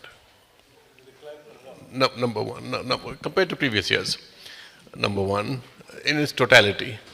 And second, we are talking about a divisible pool from 11% of central taxes, and all taxes, center and state, are about 17% of GDP. The rest of the economy is outside that 17%. So 80% of foreign investment goes to 5 states. Most of the private investment goes to those states. So you are still able, as you pointed out, to grow faster than the states that are getting the devolution of financial resources from within this taxation pool. So net, you are still not actually put to any great disadvantage. No, I would strongly argue against that. I would say, first of all, it is beyond black and white that cesses and surcharges have gone up so much that we are not getting anywhere near 42%, what the Finance Commission says. If we are lucky, we're getting 30%, 32%. You may say it used to be 32%, so all they've done is jugglery to keep you at 32% while claiming to be 42%. They're just hypocrites, they're not crooks, maybe. But I have a different problem. If you look at the ratio of Government of India money to the scale of our budgets for all of us, which he pointed out, that ratio has dropped. Or look at it as a ratio of my GDP. Used to get 4% of my GSDP as the government's devolution of taxes, and it used to be as high in the 11th Finance Commission, as high as 7% of the divisible pool. That has now come down to 4% of the divisible pool and 3% or 2.8% of my GSDP. So in every quantifiable way, the amount of money coming from them, either absolute or relative to my budget or relative to other states, has definitely gone down by thousands of crores. That's not arguable, that's math. You say, can you do well even without them? Answer is of course, and we continue to do it. That's why I said, as much as they are wrong and bad and the country is going to pay the price for it, if we do our job right, we can actually mitigate some of it. We can't remove all of the negative consequences of a bad and not unenlightened government which does politics rather than administration. That is a curse on the country that will continue. We can mitigate some of that by being much better at what we do. Certainly we must focus on that rather than only complain about them. Right?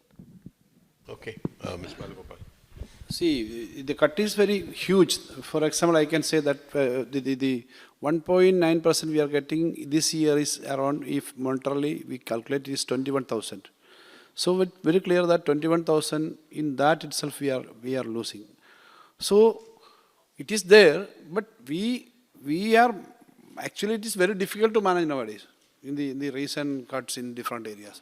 So the way they are doing is we cannot say that it is a fair thing. But we are saying that all the investments are going, how we are managing. But if this continues, it's very difficult to manage like this. For example, the revenue receipts for us is only out of the total 100, we are getting only 29% from the sender's kitty. It is not the kitty, it is collection.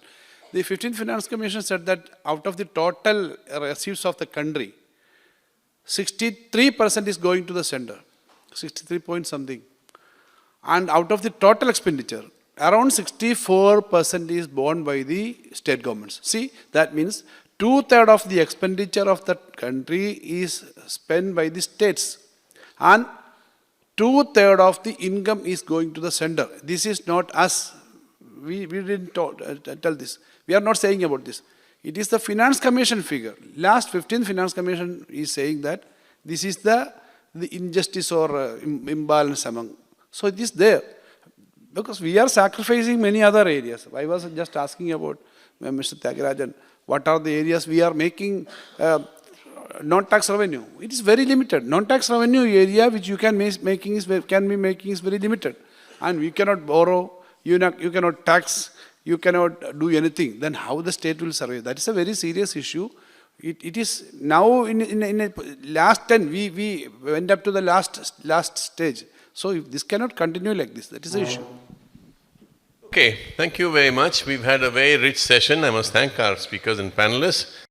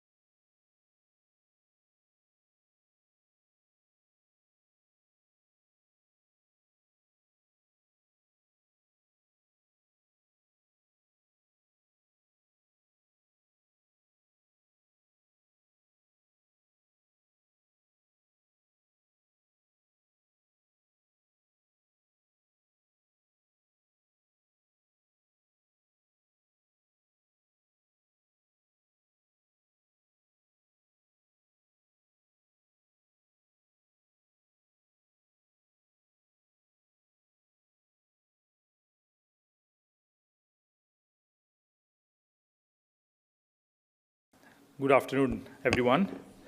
Hope you had a good lunch and you are in a position to listen to the three esteemed speakers. It's about funding, so you may be a little more interested in it than other topics in the morning. The question of election funding goes to the core of the question of how good your democracy is. If your democracy is essentially based on an electoral form of democracy, and you have elections which as an instrument to judge or gauge or understand the preferences of people in the society, then the way in which those elections are conducted become very important for the health of the democracy itself. And in that sense, the more recent debates that we have had regarding electoral bonds, regarding transparency in election funding and so on, are very important given the topic that we are discussing today. And we have three very important speakers, both eminent and experienced speakers joining us for this session. We have S.Y. Qureshi, we have Nitin Sethi, and we have Roshan Kishore. All three have excelled in their professions in different ways. And I will start with Sri S.Y. Qureshi. Sri S.Y. Qureshi is well known to all of us. He joined the Indian Administrative Service in 1971 and rose to become the 17th Chief Election Commissioner of India in 2010.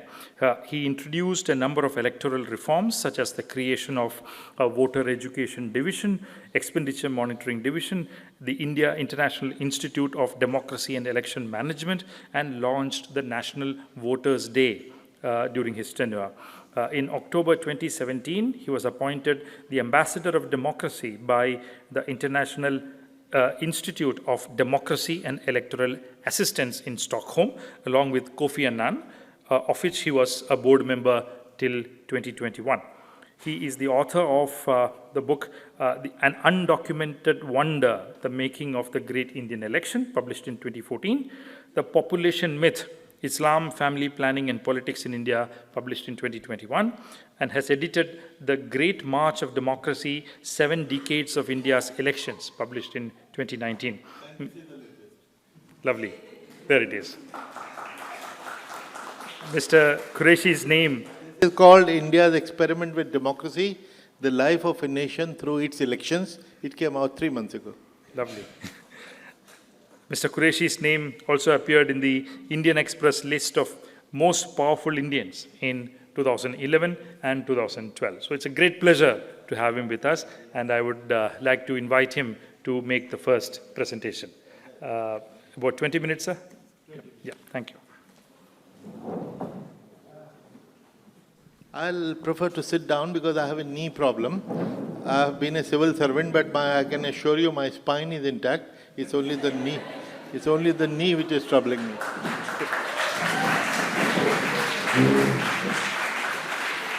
Thank you. Normally, since there are no charts and no facts and not figures, I should not be using PowerPoint. But as a communication PhD, when you hear, you retain about 10%. When you hear and see, you retain about 30%. So to add to your retention, I'm using both the communication. Political finance regulation and transparency and level playing field, that is the most important thing. Money, I am sorry to admit that money power is the only unsolved problem of ECI. When I took over as Chief Election Commissioner of India in my inaugural press conference, I gave myself 2 challenges. One was voter apathy. There used to be 20%, 25% turnout in metros in many cities. I said I'll deal with that. Youth were not participating. And the other was money power. And I'm very happy to say that in the first voter apathy, we have very successfully launched the voter education program. And every election since 2010 has given us higher and higher and higher turnout in history. So that has been a tremendous success. The money power, initially we had great success. In my book, An Undocumented Wonder, I had discovered and listed 40 modus operandi of cheating. In fact, my dilemma was how to caption it. If I say 40 ways to cheat, they will say Election Commission of India is telling people to cheat. 40 different ways he's teaching them. So I gave it a different heading, how to stop cheating. The 40 different ways these guys cheat and how to stop it. So money, all in the context of money power, in the chapter of money power. But later on, after initial success of 3-4 years, we started raiding farmhouses, hotels, home, helicopters of chief ministers, and vehicles of the director generals of police, and we are getting money, thousands of crores we have collected over the last few years. That system is still ongoing, but they have found newer ways to cheat. Now, democracy needs money. For election, political parties need money, therefore, they have to raise money. We cannot grudge the role of money. Only thing, it has to be regulated, and we have to ensure that it does not become a level playing field only of the rich.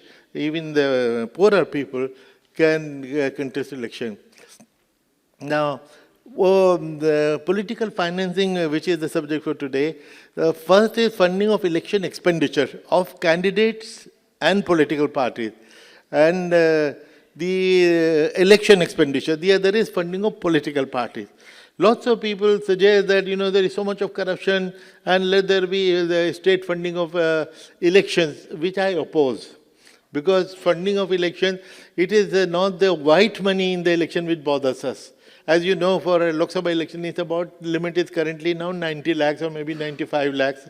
So let's go by 90 lakhs. So, but we know anecdotally that people spend 9 crores and 90 crores. We know it. Then people say, why don't you take action? Look, we can take action only when we have evidence. We have only anecdote. We hear it in the drawing room. Politicians come and tell us, I spent so much money, catch me if you can. I cannot catch. So what can I do? That's my limitation. So because we act within the ambit of law. So I have been suggesting an alternative, funding of political parties based on their actual performance. And I have suggested give 100 rupees for every vote that you get. Now, one thing which cannot be fudged in the country, in accounting, is the votes that you get. If you got 100 votes, multiplied it by 100. If you got 1 lakh vote, multiplied by that. And it will add up to about 5,000, 6,000 crores. About 67 crore people voted last time. So even if you were to give 100 rupees even to independent candidate who gets only 1 vote, I'm happy to give him 100 rupees. At least he can have ice cream when he goes home. So then we will not be accused of not treating everybody equally. But funding of political parties, we can give enough money that whether 6,000 crores will be enough for them. Yes, it will be enough for them, based on their own account, which they have submitted to us, that in 5 years they have collected only 5,000 crores on paper. So we are giving them 7,000 crores, and it will also absolve them of begging, borrowing, stealing, twisting their arm. We'll give them the check gracefully. And 71% of European countries have this system. If it can work well there, why not in India? Then, the law provides for a cap on expenditure by the candidate. 90 lakhs, as I mentioned, it is raised from time to time, currently 90 lakhs. So, and it is not in the Act, not by the Election Commission, but by the Law Ministry. Election Commission can, of course, recommend. So, but there is no cap on political parties' expenditure. Now, I can spend only 90 lakhs, but my party spend 9 crores on me. So where is the level playing field? And why can't we have a cap on political party expenditure also? Maybe equal amount. UK, from where we borrowed the system, has a cap on political parties. So and if we do that, complaint was whether we should have simultaneous election, because there's so much of money they spend. And one estimate from Center for Media Studies was 60,000 crores were spent on the last election, not on organizing it. Organizing election is only about 4,500 crores. So 60,000 crores by political parties and candidates. If the moment you put a cap on political parties, it will come down to 6,000 crores from 60,000. It's so easy, it is in the hands of the government, but government will not do it. They will only complain, but they will not do it. Then they have to disclose their expenditure 3 times during the campaign and once after the election is over. And we have been appointing for the last 25, 30 years, from TN session days, election expenditure observers. Now more organized, we have set up as one of the 2 things, my challenges, I set up an expenditure monitoring division, full-fledged with a commissioner rank officer of IT, so heading it. Where does party get this fund from? Corporate, private donations, membership, etc. That it is the top one which worries us the most. Then no government corporation can donate funds to any political party, no foreign source.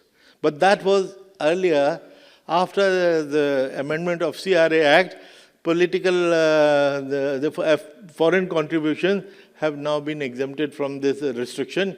Now, even foreign funding is allowed, which is very dangerous thing, highly objectionable thing happened, because when investigation had found that both the BJP and Congress were guilty of receiving foreign funds, the act was amended with retrospective effect of 40 years. Now, you know, we have seen how Russia has influenced the American elections. So what is the guarantee which countries are interfering in our elections? This is the most dangerous thing which has happened, but nobody has protested. Then one irony which I have been talking about, that the election has become the root cause of corruption in the country. Because when you spend more crores of rupees, you have to collect more. And how do you collect? By all the legal and illegal means, mostly illegal means. And there is always a quid pro quo. There is no free lunch. Quid pro quo is they can influence policies. You give them contract, you give them licenses, you give them bank loans which they run away to London, as you know. So how many are camping there? So then they influence appointment of bureaucrats. Who should be the Joint Secretary Petroleum Investigation, Exploration? That is decided by one company which has this business. Who should be the minister? You know, what was that case? And lots of journalists were exposed when ministers' appointments were being discussed. And the result that this has become government of the rich, by the rich. Now, current concerns are there is no transparency of source. Even before the electoral bond, 75% of the money was collected by cash and the source was unknown. So that gave a handle to the Finance Ministry, Mr. Arun Jaitley, to come up with the scheme about which I'm going to talk about. Now, electoral bond made it worse. And he said, you know, when it has an interesting story. In 2017 budget speech, I was on watching the TV. He made a very beautiful statement, which was music to my ears. He says, without transparency of political funding, free and fair elections are not possible. Exactly what we were saying. His second statement was equally good. For the last 70 years, we have failed to achieve that transparency. Now, what will be your expectation from the third sentence? That now he'll introduce transparency. Third sentence was that I'm killing whatever transparency existed till today, from tomorrow. And what was the transparency then? Every donation of more than 20,000 was reported to the Election Commission, which means we put it on the website, which was known to you, 20,000. Electoral bonds, even 20 crores or 200 crores, nothing will be known to you who had donated to whom. And the reason given, corporates do not want transparency, they want secrecy because they are very scared. Because if I give to one party, the other party will bash me up. What nonsense. For 60, 70 years, these corporates have been donating to all the parties. At the same time, 4 candidates are contesting, they are giving to all 4. whichever party comes to power, it doesn't matter to the corporate because they're funding all of them. So they had no problem for 70 years. Suddenly the problem was discovered and opacity was introduced. Now they want secrecy, you want transparency. Whose need is and whose requirement is more important? So transparency has been killed for good, but I will offer a solution also. Of course, citizens, civil society, they are upset. Judicial, 2002 Supreme Court, some civil society had gone to the Supreme Court and they say, we want transparency. We don't know who our candidates are. What are the criminal cases against them? What is their financial background? How can we vote in the dark? And the Supreme Court said it is under the right of information and freedom of speech and expression. They are entitled to know, and they made it compulsory that every candidate, while filing his nomination, will give two affidavits, one about his criminal antecedent, the other about the financial antecedent, so that people make an informed choice, because this information we make public. Expenditure item, let's skip it. Solution offered. I have been suggesting people suggest state funding of elections. We have been opposing it because it won't stop black money. White money, 90 lakh check, I can stop and I can control, but 9 crore which is coming from here and there, how will I control? So my check which I give you will become an addition to the black money, the dirty money which you are already using. So therefore, I have suggested funding of political parties based on their actual performance. Some people say it should be given before. So if we start giving before, 205 to 100 parties will get born in 1 month. Because free election, government se aa raha hai, chalo party banate. Now, and Aam Aadmi Party is the case in point. The very first election, they won the election without money, but they established their credentials. Now they are entitled to 100 rupees per voter, as I'm suggesting. So now, how to clean up? This is the topic, and this is perhaps my last slide also. Now, public funding of political parties, complete ban on private funds then. Then set up a national electoral trust. If a corporate is donating to a party, the other party may come down on it, look, why did you give to Congress and why not to me if I'm the BJP? But if I donate to trust, then you are not scared of anybody. And the trust will assign this money according to your performance, which we have been talking about. Then there should be an independent audit. Current practice is every party has, party card holders are the auditors. They only do the whitewash job. They don't do an honest audit. We have been saying that we give you a list of 20 auditors to choose from. All parties are opposing it because the audit should be done independently and it should be made public. It should be put in the public domain. And then electoral bonds may be transparent. I have written articles on this. In fact, I am very proud to say that in one article which I wrote in Indian Express, I got an email from no less than Mr. Fali Nariman. And he said, Qureshi, this is the best article I've ever read, and he wrote a letter to the editor. Normally, we write letters to the editor. The editor wrote a letter to me that we have received a letter from Fali Nariman, which we are publishing and we want to share with you. He's appreciate. Because I had explained some of the things which I have mentioned to you, but the solution which I had offered. I said, if you're so much in love with the electoral bond, let it be. Just disclose the owner, the giver and the taker to me. All that I want, this is the 30-second decision for the people in power, 30 seconds. Just let me know who gave it to whom so that I can keep an eye on the quid pro quo. Then cap on political party expenditure.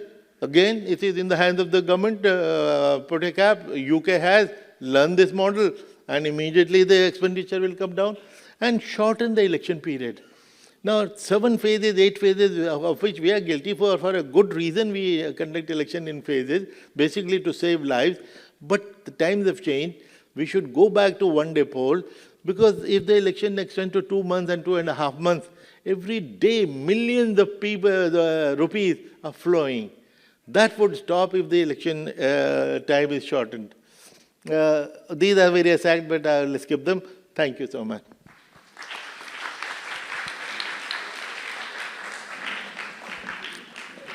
This book has 10 articles on all the topics which I talked about and many, many more.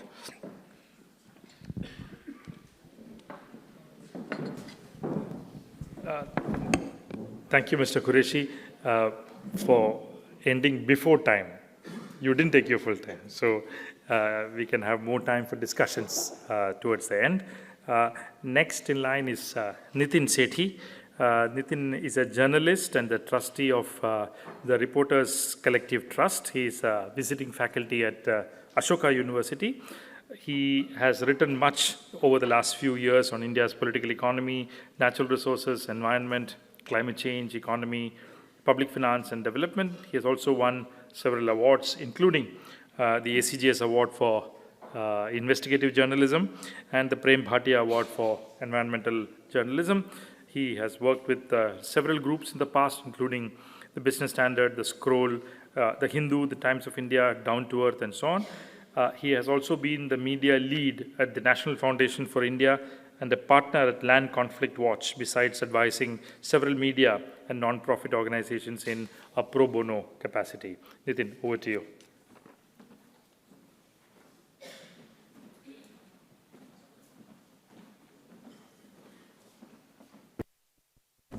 Hi.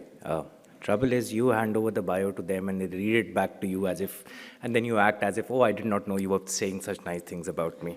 This is all fake. Two, I think I'm a little offended with the hosts. After a set of huge luminaries in the first half, then a decent lunch, you then invite a journalist to talk about things that the experts have already talked about. You clearly are going to fail. So I'll stick to what journalists should do ideally, is to stick to anecdotes, which will help you perhaps get a little entertained and wake up if you didn't have coffee. So there are several ways of looking at these electoral bonds process itself and what transpired. I'm presuming most of you, because you're students of journalism, you would have read about the basic details of what these electoral bonds do. Basically, as Dr. Qureshi said, you can get unclear money that you do not know where it came from, whether it was taxed or not taxed, but you can get it through a bank channel. You can get it through bank, from X person's bank to your bank. Nobody else comes to know who was the X person from whose bank it came. How many conduits were there in the middle who took that money from X and gave it to A, B, C banks. If you look at the numbers that you're talking of, so far in the few years that electoral bonds has collected money, we're looking at somewhere on the range of 20,000 crores. I think by the time this window closes, we'll be looking at around 24,000 crores. Now, contrary to the fact that, we broke the story, so I should be proud about it, but if you look at it the other way around, 23,000 crores is really not a big sum. If you look at the size of Indian elections, as Mr. Qureshi was saying, on an average general election, you can spend around 60,000 crores legally, roughly. I know I come from two states where much more money is spent just in two small states with much lower populations. To know the amount of money that is spent in cash and in digital transactions can roughly be in the range of 1.5 to 2 lakh crores. I've seen individual candidates who spent up to 20, 30 crores on their own in constituencies where there are less than 6,000 or 10,000 voters. So the sum is really huge. Compared to that, this digitally banked money coming through electoral bonds is really a small sum, which to you should put the question, then why should anyone bother about it? Why should the party in power really get so concerned if others say, let's pull this down, this is not a good habit? It's very tiny sums. It's just 20,000 crores over 3-4 years. 3,000 crores roughly, I'm presuming we'll collect in this 15 days window, 4,000 crores. It's nothing compared to what's going to be spent in the 2024 elections. So one question to ask is, why is it vital for any political party? Why is everyone so agitated about it? I mean, it might diminish the value of the story that we did and the work that people have done about it, but it's a critical question to ask. Why is this money that comes from sources that you do not know, but through a banking channel to the bank of a political party? Why does it make sense for, say, BJP in this case, or whoever else was in power subsequently, to hold on to this as if this is really critical, where it's not? By all anecdotes, I'm sure, of you going around the country looking at elections, you'll find it's peanuts. I'll leave this as a question with you and we'll circle back to it hopefully by the end of the conversation. there's a very simple way to address it and say, hey, look, you don't have transparency, corporates should have no control over our elected representatives. When you open up this channel, you create a legal channel for corporates to invest in politics. And fairly, as any intelligent business person would, if you invest in something, you're hoping for a rate of return which is quite fair. And investing in politics is high risk, because you might invest in two candidates, one of them or neither of them might not make it past the size that makes them an elected representative, which means if you're taking a high risk, you're also seeking a higher interest rate on your investment. So as a politician, if I put, say, as a businessman, if I put $1 crore behind a politician, say, let him be or let her be the candidate for my constituency, I'll back you. I'm presuming if she wins, she will bring me back 5 in the next 5 years. That's the only logic by which a business person or a corporate would invest in it. Right, so what you've done with the electoral bonds is, what was always happening, you've given it a legitimacy that did not exist in the eyes of the law. You can go one step further than this, and there are countries who've gone one step further than this, when people say, let's disclose who gives these monies, corporates particularly give monies to political parties or representatives, we can just disclose it. That's the format that the US follows, right? It actually says you can have these systems where you can donate, give, back a candidate before elections, after elections. All you have to do is register and say you are giving this much money. Now, in your imagination, you must wonder, is that the route that the country wants to go at? And what are the consequences of moving in that direction? And my guess is, journalists shouldn't guess because we're very bad at election guessing anyway, but if you were to guess, where would you go a step further than this? You would go in the step of saying, and I'm presuming, I'm willing to bet a cup of coffee on this with any one of you, that when the court's order comes post this round of last window of electoral bonds, it'll likely say what happened in the past is over, unfortunately. Henceforth, whoever donates through electoral bonds must give their names out, right? Now, you would have ended up in a strange space. You would have actually ended up in a space where you've legitimized corporate funding of electoral processes. Whereas you started, at least principally, from a place in Indian democracy which said corporates should not have influence over politics. We always did have. I mean, that's crony capitalism, and all those phrases originated out of these kind of movements of cash that funded and created elections from periods of independence and before. But if you reach a point where there is now a legal legitimacy to corporates funding your elected representatives and your political parties, you're on a completely different level altogether. All you have left, which you had for a while, you anyway had a lot of black money, as Mr. Qureshi said, flowing through the systems. What you had was a little shame about it and a little pretension about it. It's a choice as a democracy you have to make. Say the US has made a choice, we'll not have any shame about corporates investing in politics. Now, do you as a country want that shame to be retained? And does it help you as a democracy improve? And there are different divergent views on it. There are some clear views which says, might as well have transparency because these chaps will always keep funding, might as well have it in place. The other is, if you keep the pretense of shame on, at least you can hold them responsible in different ways than legally. Now, those are two directions you can go. There's the other part that Mr. Qureshi touched upon, I think, which is very vital and gets slipped off very often because us upper middle classes, I'm presuming most of us are that here, are more invested in clean politics rather than the principles of equity in politics and the principles of bringing equality, equal opportunities for different communities and classes to participate in electoral democracy. Is what happens when this kind of digital funding through banked routes in a more centralized approach reaches largely one party, the party in power, whether it's in state or center, etc. If you look at the patterns, it's largely the parties in power in the states who are getting this money or the party in center which is getting this money. And in large donors, most of the money, as Mr. Commodore Lokesh Batra keeps pointing out every month, comes in dollops of 1 crore plus, which means it's not you and I. It's clearly some people who can afford to spend that much money and get a return on it. What it does is, it tends to concentrate the large available capital that gets invested into politics in the hands of clearly a few dominant parties. What it does is, it disenfranchises the small community groups that aspire to be political classes. So you may find that Dalit politicians in different parts of the country may not be able to garner those funds, because if largely the funding is going to now come through bank channels from corporates, Clearly, the marginalized are not going to get those money.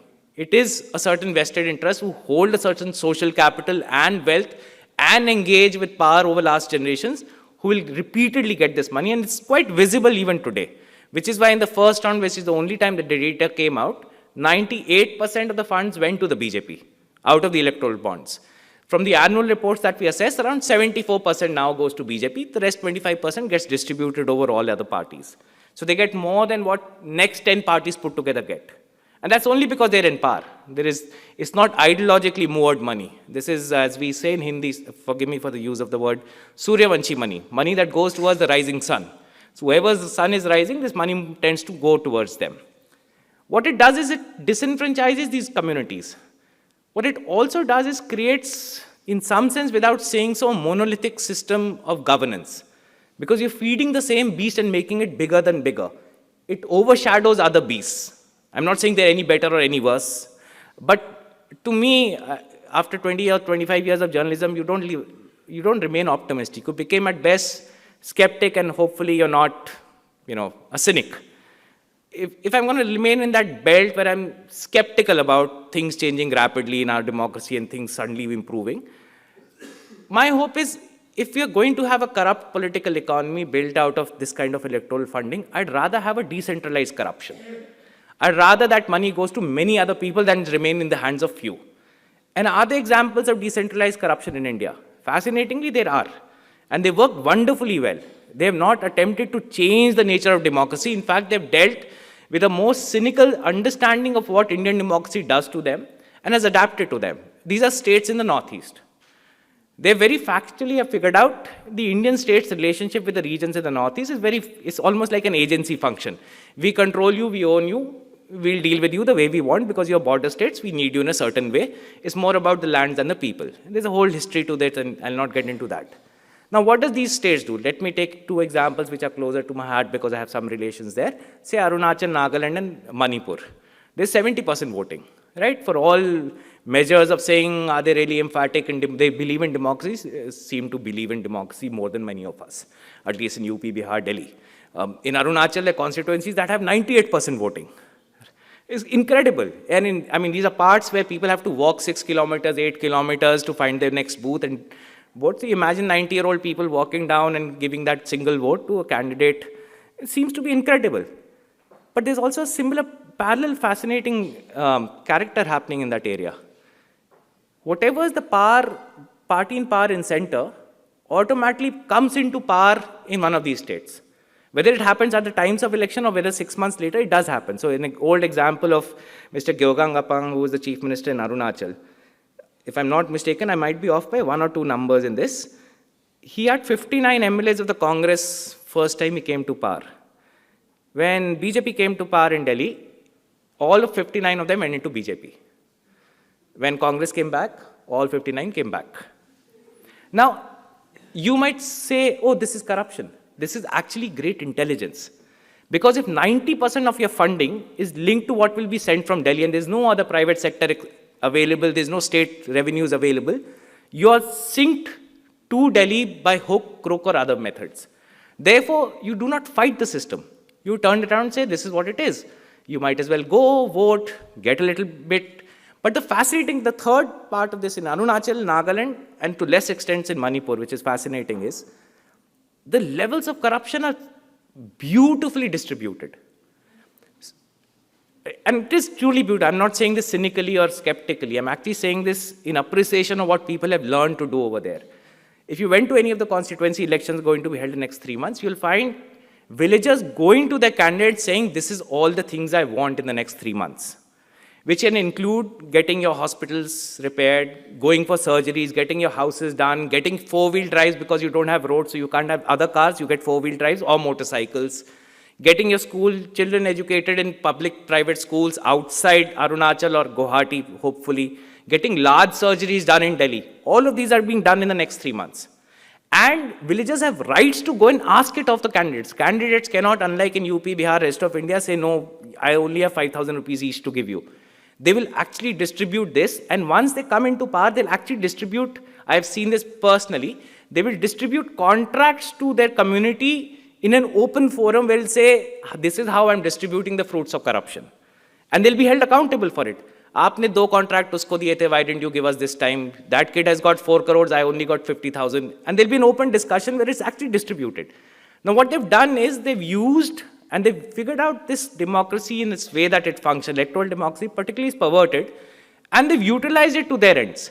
Now, my fear is that with electoral bonds and the formal recognition of corporate funding of political parties, we are pushing the entire country into that direction. That on the face of it, it might look very efficient. You might get lots of money moving through white channels, etc., and we'll come to that later.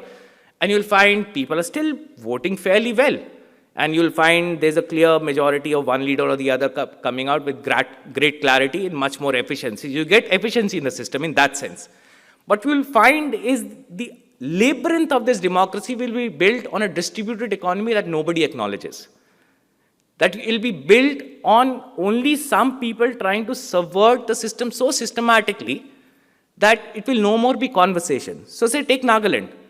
The per capita expenditure on elections in Arunachal and Nagaland is the highest in the country. It's not Bihar, UP, Tamil Nadu, Arunachal or any of the southern states which are in economic terms much better. So you might pay 5,000 rupees to a candidate here. There you can end up paying 1 lakh to a candidate. I've seen candidates who have to stand outside roads where bidding happens for their votes. They fly out college children from Bombay, Bangalore and Delhi for a single vote there. My fear is this corporate funding and its acceptance provides the fulcrum where the rest of the country can move in that direction. Where you feel so disenfranchised with the electoral process that you engage with it because it's essential. It still gets your nalas, it still gets your permits, it still gets you something.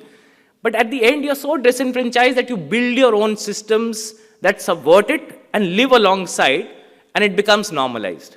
And that to me is the deepest fear of electoral bonds. These simple things of transparency and all as essential. I think they're useful tools. I mean, I don't want opaqueness, but at the other level, is transparency enough?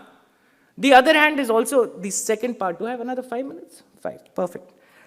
The other part is this cap on expenditure that we have. Again, as somebody was speaking in the previous session talking about this 3% cap on how much states can borrow based on their GSDP. This cap is also as fictitious and imaginary an idea of morality. Is 90 lakhs good? Is 90 lakhs good for Bardmer with 300 square kilometers constituency, 5 lakh voters? Is it the same for UP? Is it the same for Arunachal where I have 300 square kilometers but 10,000 voters only? Now, how do these caps work? And then you have an entire plethora of documentation, and as Mr. Qureshi was saying, these inspectors all over who are observers, who are monitoring every chai dukan, every petrol guy and saying every rally, kitna chai piya, kitna petrol gaya. And the election commission collects this tomb of records of how much every candidate spent. What has it given to us?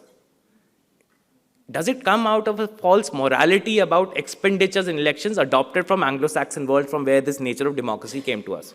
Can we revisit it? I'm leaving it as a question, not that I have an answer, because if I had, I wouldn't be a journalist. I would have shifted to better paying jobs. But the question you have to ask is, what is this 90 lakh limit? What is this 50 lakh limit? How do we apply those? Are we just creating a fiction for ourselves so that we can live happily with each other? And let this hypocrisy function?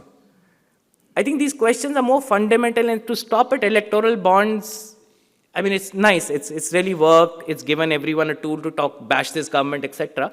But to come back to this question which I started off with, why is this money important? If it's such peanuts, relatively, it might grow over time. It might become from, say, 2,000 crores every window to 6,000 crores. That's what we project. It started with somewhere around 700 crores a window. It's now reached around 4,000 crores a window. Not a big sum at all. You have to think the other way. What does a party need this kind of money for? Why do you need banked money which can be transferred digitally and unaccounted for? As Mr. Qureshi said, it can come from a foreign source, it can come from a domestic company that you can never track. Technically, companies are supposed to be disclosing how much amount they give to electoral bonds in their annual report. Just so happens to happen there are so many lakhs of shell companies that in 2 years of my team working, we've been able to dig out only 2, and we'll come out with the names later, but only 2. Because there are lakhs and lakhs of them, that database is not something you can rift through very easily. The top BSE companies, you would think the top 500 companies, considering most of the sum is going in the chunks of 1 crores plus, would be the main funders, right? Not the small peanut companies with 10 lakh capital, etc. Only 4 of them have ever donated electoral bonds since 2018. Most of the money has not come from them. 98.8% of the money for electoral bonds has not come from large BSE 500 companies. It's come from elsewhere. So you know this is obviously not coming from any source that you and I can figure out. It's not Mr. Adani's big corporates. It's not Reliance's. It's not any of the top corporates' large things. I think Tata had some 270 crores donation through electoral bonds. That's all. They give more through electoral trusts. But where does the money gets used? Now you start thinking, is this a kind of money which is more efficiently spent by a party as a particular expenditure on which this is useful and no other kind of money, whether in black or other routes, can be used? And you see, this is the realm in which you guys live more often than we did, is the digital spending.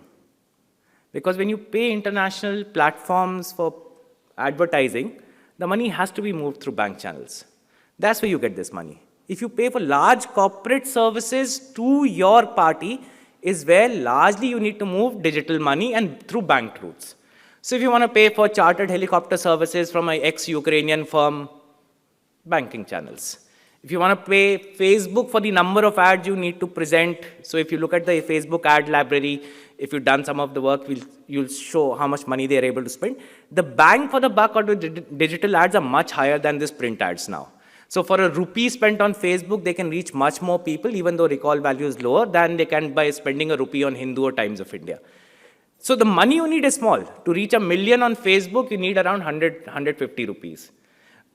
Again, you can do the equivalent of ad space in print. You know how the trade-offs are. Yes, Facebook, you have to keep repeating the ads to turn you into a Pavlovian dog where you start imagining the hero looks like the hero or the evil looks like the evil. But the costs are very low over there, and the volumes you can produce of attention are very high. So you start instead looking at what are the kinds of places where in future or today political parties would need to essentially transfer money through banks to get services, and these would not be the small party offices in small districts. It will be from the headquarters to large corporates who are delivering certain services, and those kind of services I'm leaving to your imagination what they are. Some have been discovered, some have not been written about. I'm presuming this election will produce some.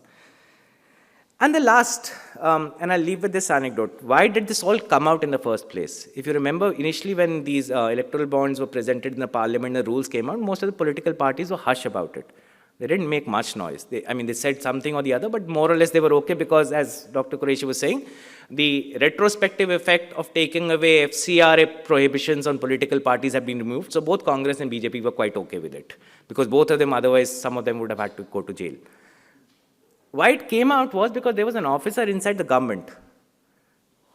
And usually, if you understand how the services work, most officers partake in the fruits of the government. And there are all ranges of fruits that you can get out of being in a government.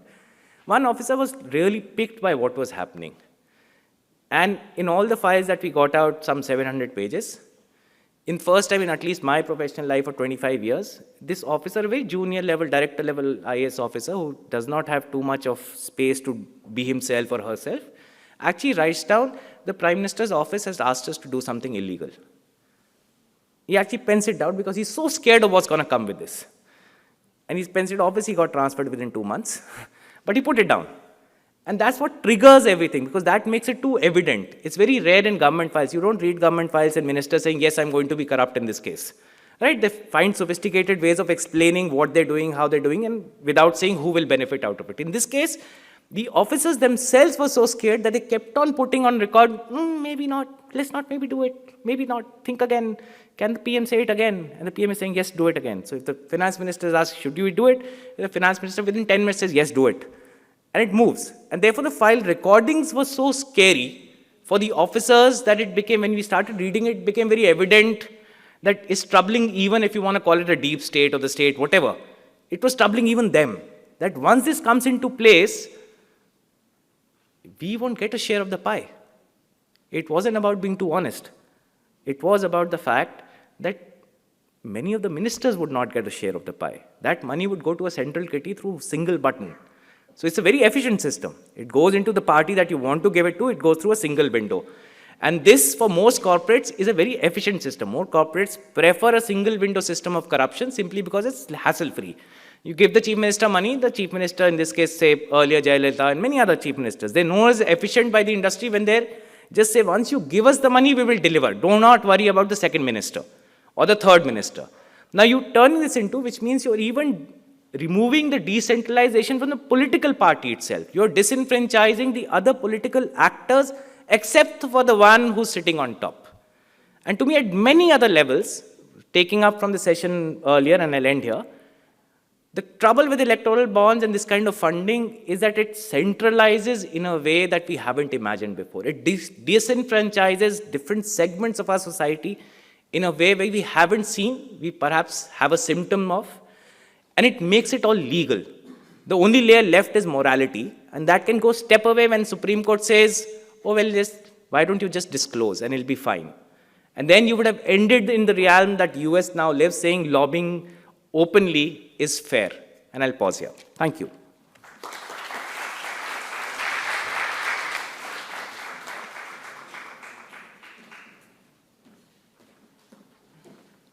Thank you, Nitin, for that passionate statement on which also questioned some of the received wisdoms that we had about how elections actually work and what electoral corruption actually is. I'll next invite Roshan Kishore. He's a data and political economy editor at the Hindustan Times, where his work largely involves data-driven commentary and reportage on the intersection of politics and economics. He holds an MPhil degree in economics from the Jawaharlal Nehru University and has been a visiting fellow at the Center for Advanced Study of India at the University of Pennsylvania. You will see a lot of bylines from Roshan with a lot of numbers in Hindustan Times, and I look forward to hearing you.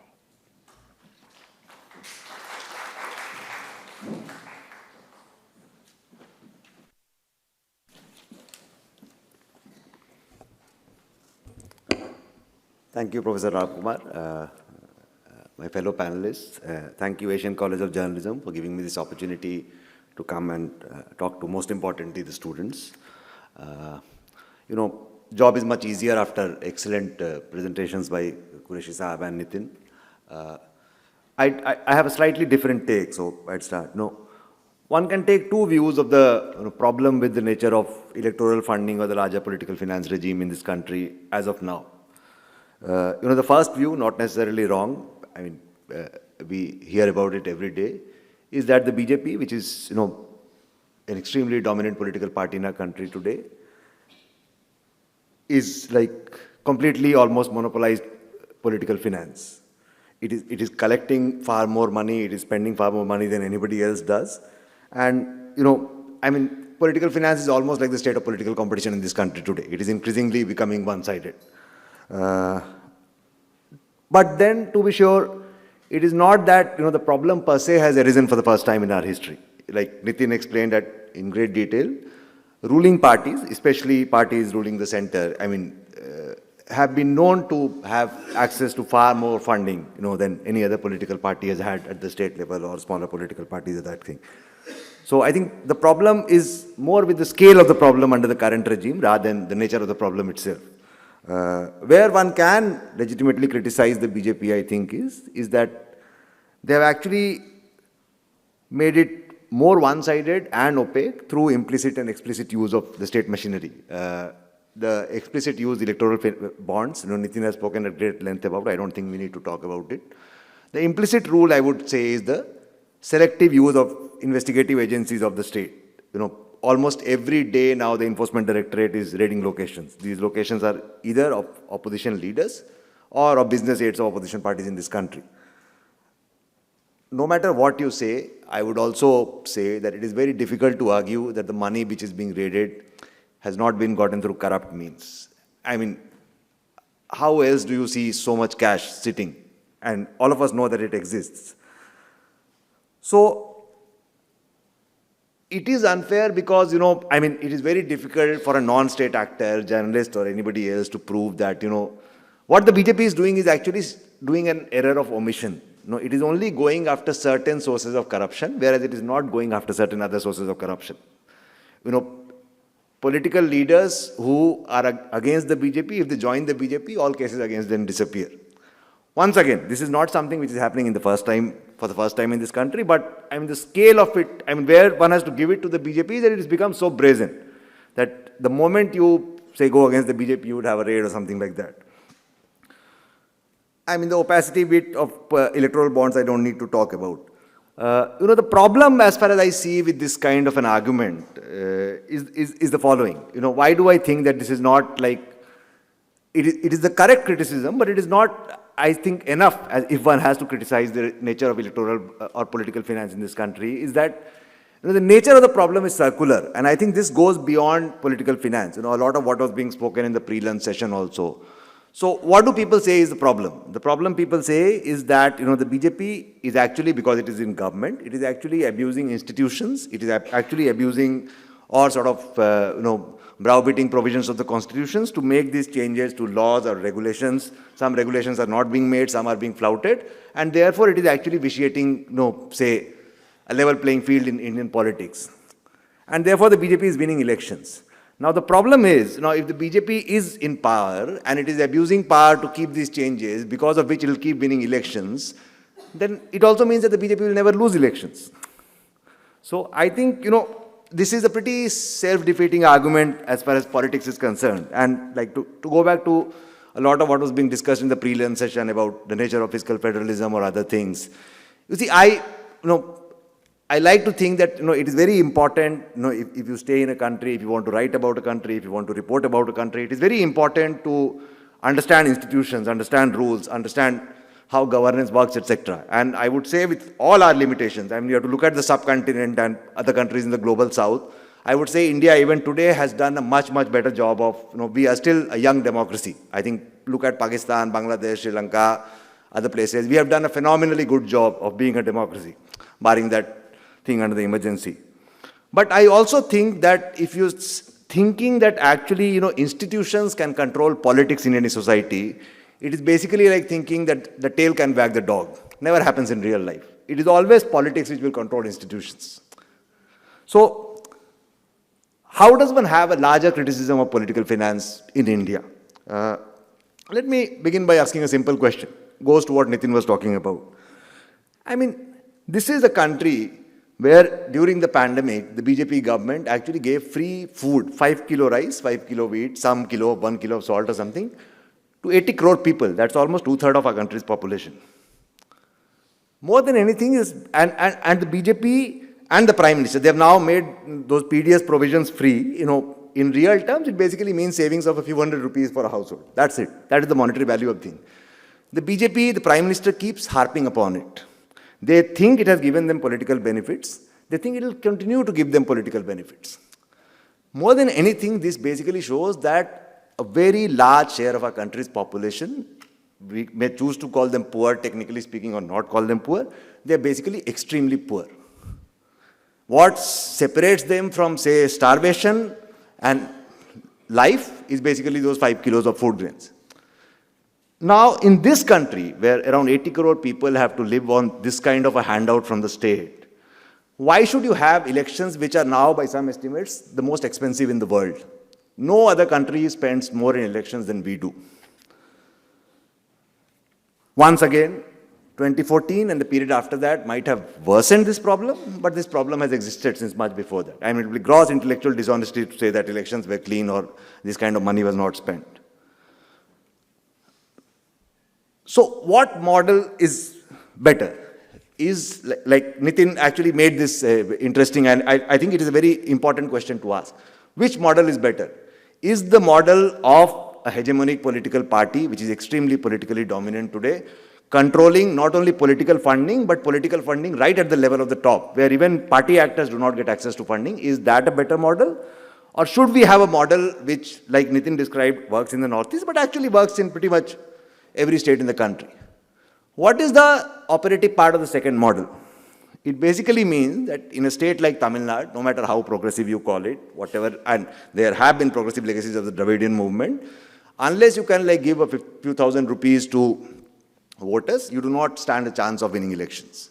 In a state which is perhaps the poorest in the country, my home state, Bihar, even if you are contesting a panchayat election, you basically have to spend money. Millions of rupees are spent in panchayat elections. So which model is better?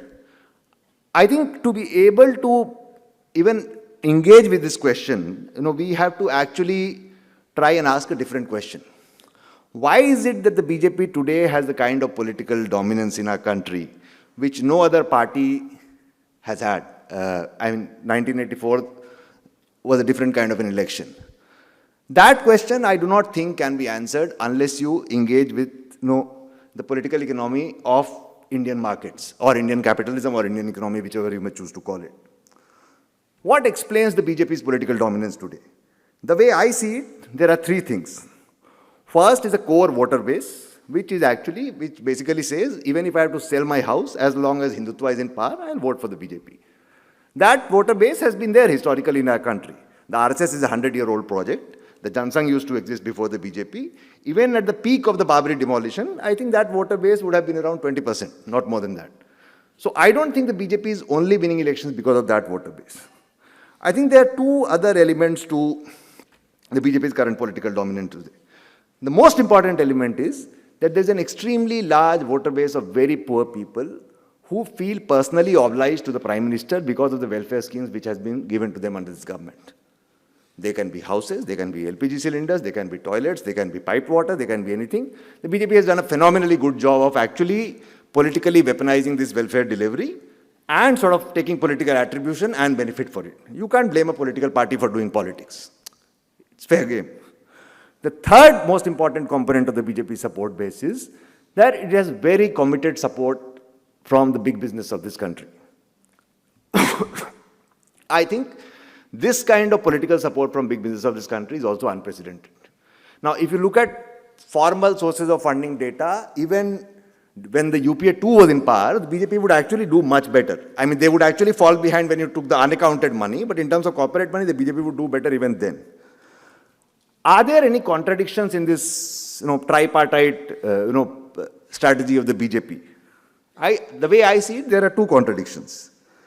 Now, the poor in this country, who are actually the Labharthi, quote-unquote, section of the BJP, have had historical antagonism with local political actors. And this Rajiv Gandhi's infamous statement that if I send 1 rupee from the center, only 10 paisa or 15 paisa gets delivered. All of us know that it is a fact. Why does the panchayat level candidate in Bihar spend, say, 50 lakh rupees? Because he basically hopes to usurp at least 50% of the money that comes to the panchayat. Same goes for MLA, MP, minister, etc. I mean, you have a ration scam, you have question paper leaks and that kind of stuff. The big business, which actually, what does the big business want in India today? Reliance at one point of time made the petrochemical refinery, which was the most cutting-edge refinery, not only in India, but perhaps the world. What is Reliance getting into today? It is getting into retail. It is basically opening toy stores. It is basically selling vegetables to you. The big business today wants more and more parts of the economy, which were actually dominated by, even today are dominated by the informal sector. That is the route the big business in this country has seen to make money. This entire gig economy, startup boom, what is it essentially about? It is essentially about formalizing what used to exist in the small sector. You have had one successful political mobilization against it, which was the farm laws. Like, I'm not saying, Indian agriculture or the state of it in Punjab is perfect today, but that was the basic contradiction there. This directly hurts, the core Hindutva constituency of the BJP. Historically, the BJP has been referred to as a Brahmin Baniya party in this country. The Marwadis actually, they have built the BJP in their sweat and blood in this country. And this is where the source of the political funding, if you read Akshay Mukul's excellent book about Gita Press and the history of Hindutva in this country, the Marwadis have actually played the vanguard role in sort of building Hindutva in this country.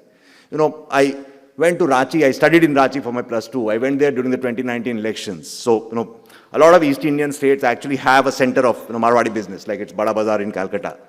And I saw that the Marwadis had put up a candidate of their own against the BJP. So I asked them, what's going on? This is your political party. He said, they don't even listen to us now because they don't even need our money. So we know that the guy is going to win, but we just want to at least make a statement by putting our candidate here. Now, why are these two contradictions not pulling down the BJP, like they pulled many other governments in the past? I think the BJP's political genius lies in the fact that it has been able to create an arrangement where, the informal economic actors have been convinced about the BJP's necessity for extra economic factors. What it can be like, 2,000 years of slavery has ended. It can be that the mandir is finally being built. These things have political appeal. You can fault people in the north, for like voting for mandir and not for education, but, their vote, fortunately or unfortunately, matters as much as, say, the more enlightened people. So if you want to live in the Indian democracy, you have to deal with it. That's one. But I think, so that sort of allows them to open more and more areas for big business, which is where most of the money is coming from. The BJP doesn't need the Chota Marwadi Seth's money anymore. They don't need it. The increased funding from big business has actually made the BJP less dependent on state-level actors. So the minister in, say, a state actually doesn't need to collect money and send to the center for fighting election, which was the quintessential Congress model of political finance in our country. It has always been. So the joke even today in Delhi is that the Congress is a very poor party. There are still very rich congressmen in the states. A lot of people have made a lot of money. So this is exactly what Mr. Modi talks about. When he talks about, I have actually ended the middlemen. There's actually a very large element of truth to this story. If you go to states in North India, it is a fact. There might be errors of, say, wrong exclusion because of things such as Aadhaar and all. But the middleman who actually used to make money from the PDS shop at the village level, he would then give it to, say, the district supply officer. The district supply officer would give it to the DM, and the DM would have to give it to the minister. That channel is actually ending. The BJP is actually putting a squeeze on that channel. So this is the BJP's model now. The opposition, what does it have? It is still struggling whether to live with big business or not live with big business, because Mr. Rahul Gandhi likes to abuse Adani, whereas you actually see Davos, a newly elected Congress chief minister, sharing stage with Mr. Adani and trying for investments and things. They don't know what to tell big business. They don't know what to sell to big business that they should actually help them vote out the BJP. The big business has never had it better in this country. And they are depending more and more on these local level actors for political money. So which is why you have stuff like, say, question paper leaks and all that, etc. And the more you do this, the more you face the anger of the poor, and the more you come under the investigative arms of the state. So it's actually a very tight fix for the opposition parties in this country. Is there a way out of the problem? In theory, it's very simple. Why should we not have politicians in this country who actually don't need black money to contest elections?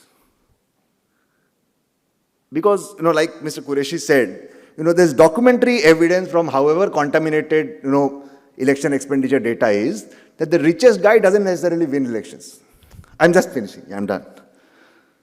So why can we not have politicians who can actually be anti-big business, not from a dogmatic perspective, but on genuine grounds, who can actually help the poor, without sort of doing corruption? I think you basically have to look at the state of opposition leadership in our country. Most of our parties, the Congress and regional parties included, are extremely corrupt. Most of these parties are family-owned enterprises. In many cases, they are also family-owned business enterprises.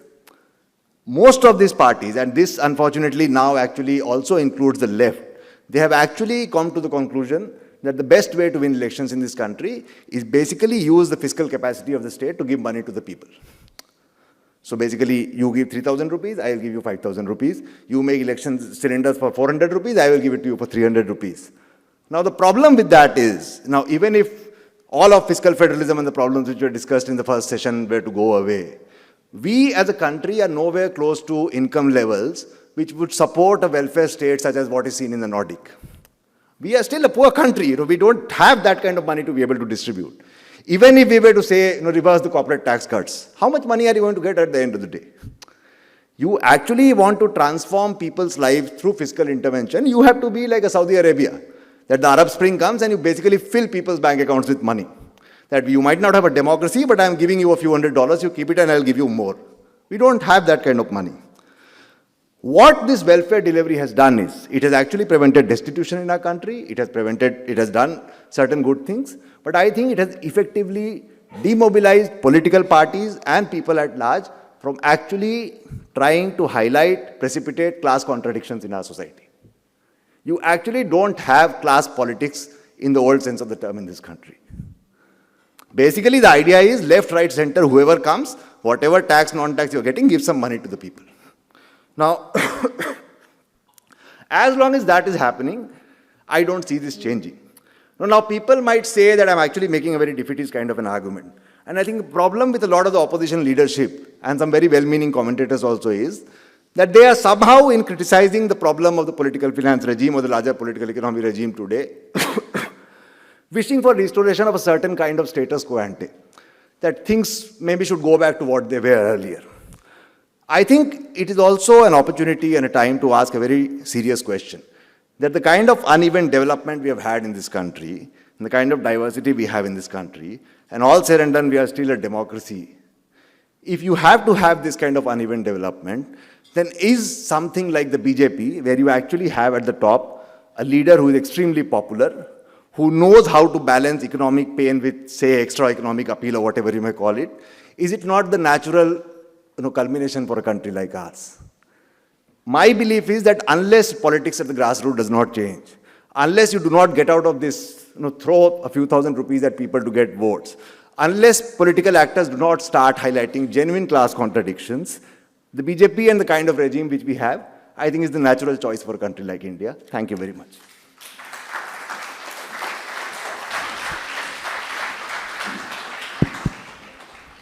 Thank you, Roshan. We now have time till 3:50, according to the organizers, for a discussion. As during every other session, you could raise your hand, and I will arbitrarily choose, but I'll try to be geographically, I will try to preserve some equity. Distributed, yes. Yes, gentleman there, yeah. The rules hold one question and only a question, not a speech. Yeah. My name is Atul, and my question is to Roshan Kishore. Sir, you spoke about efficient welfare delivery system, put in by BJP. Do you think that sort of system is gonna, over time gonna undermine caste politics, because a common man wouldn't need somebody of his caste in a local office to get his work done, or maybe to get access to certain welfare scheme? Thank you. Do you want to? Yeah, let's that part. Let's change it a little bit. We will take a few questions and then one by one. Okay, okay. Then let's Roshan answer it. It's okay.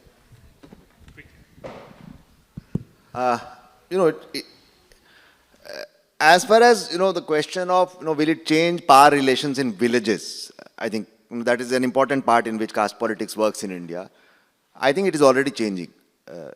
Yes, as far as the larger question about caste politics is concerned, I think it is far more complicated. For example, we like to talk about, say, categories such as OBCs and upper caste and Dalits. Now we know that there are fissures even within those categories. Like the BJP has actually brought out something like a Rohini Commission report. So I think, caste politics are not, I think it's a more complicated answer, but yes, it will definitely change power relations in villages. And I think dominant castes are actually witnessing an erosion of power. So that part definitely holds true. But I will not be confident enough to say that it will end caste politics itself in our country.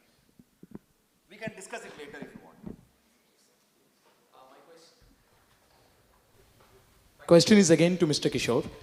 In your exposition, you said that elections in India are one of the most expensive activities, right? So what I want to understand from this is, I get very curious to know what you think of the policy or the concept of one nation, one election, because that one argument that supports that particular proposition from the government side is the fact that elections are very expensive. So to cut down on the elections expenditure, we can have one nation, one election. But as we have seen in the pre-lunch sessions, the threat to federalism if we go ahead with this policy is probably equally harmful. So I want to understand from the exposition that you provided, which side of the two arguments do you think we hire? Qureshi Sahib is more equipped to answer this question. But, we started with one nation, one election. The reason we do not have one nation, one election is some governments fell in between. Now, the question, if you want to do one nation, one election, is what do? Do you dismiss some government, say, well, boss, you take a back seat, now we are actually going to have one nation, one elections? Currently, our constitution doesn't permit the central government to do that. I think it suits the BJP to have one nation, one election, because, one of the things where the BJP still actually struggles, which is where the hegemony is not complete, are state elections. to give a particular example, I mean, I think the BJP would love to see Mr. Yedurappa in Karnataka sideline. But the moment you get rid of him, you actually lose the elections. So this happened after 2013 elections. Before 2014, they rehabilitated Mr. Yedurappa. They've had to do it again.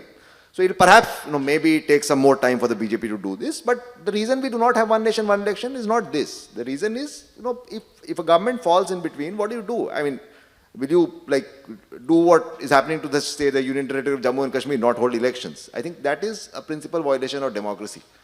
So I don't know how they can get around this problem, without, say, outrightly dismissing governments, which I think, no matter what the Supreme Court does, they will have to strike it down. So let's see how they go about it. A view on this doesn't matter necessarily. It's a purely logistical problem at the moment.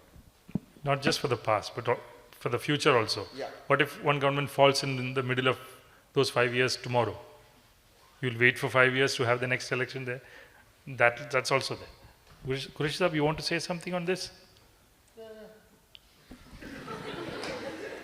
Actually, I have said a lot on this in paper and on the TV, and half the girls spoke to me after the lunch break. They asked me the same question. So, let us also hear it. there are pros and cons of this issue. Pros, voter is the same for all three tiers. Polling station where you will go and vote is the same. District administration which conducts all three elections are the same. Security apparatus is the same.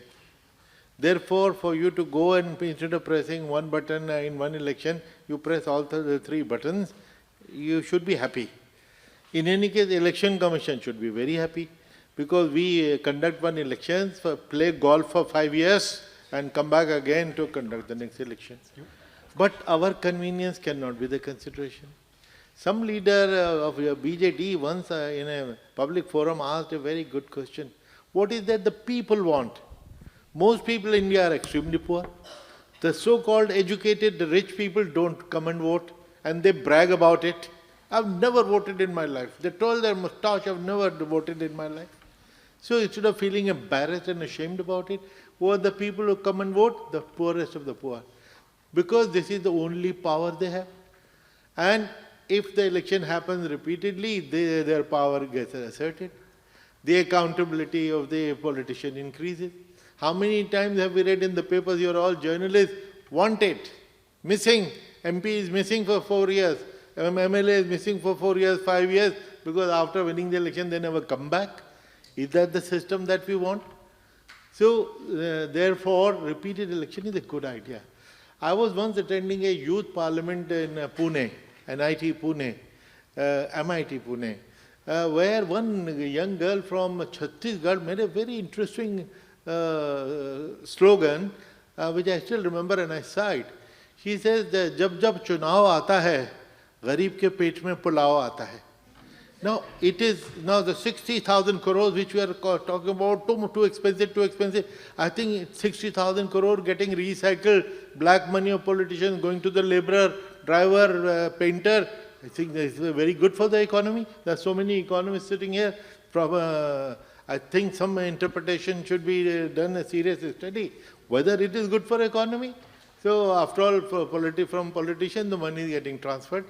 Therefore, one nation, one election, the downside, Prime Minister initially talked about money, that a lot of money is spent, and secondly, the entire work comes to a standstill because of the prolonged model code. I have written many articles because both these arguments are spurious. One, 60,000 crore, as I said, perhaps it's a good idea to have 60,000 crores spent in the election, but this 60,000 can be brought down to 6,000 crores if only one of my suggestions put a cap on the political party expenditure. You said you want it is too much of expenditure, the solution is in your hand, do it, who is stopping you? They are not doing it. Secondly, election can be expedited. I can do an election to you in 33 days. So look at that possibility.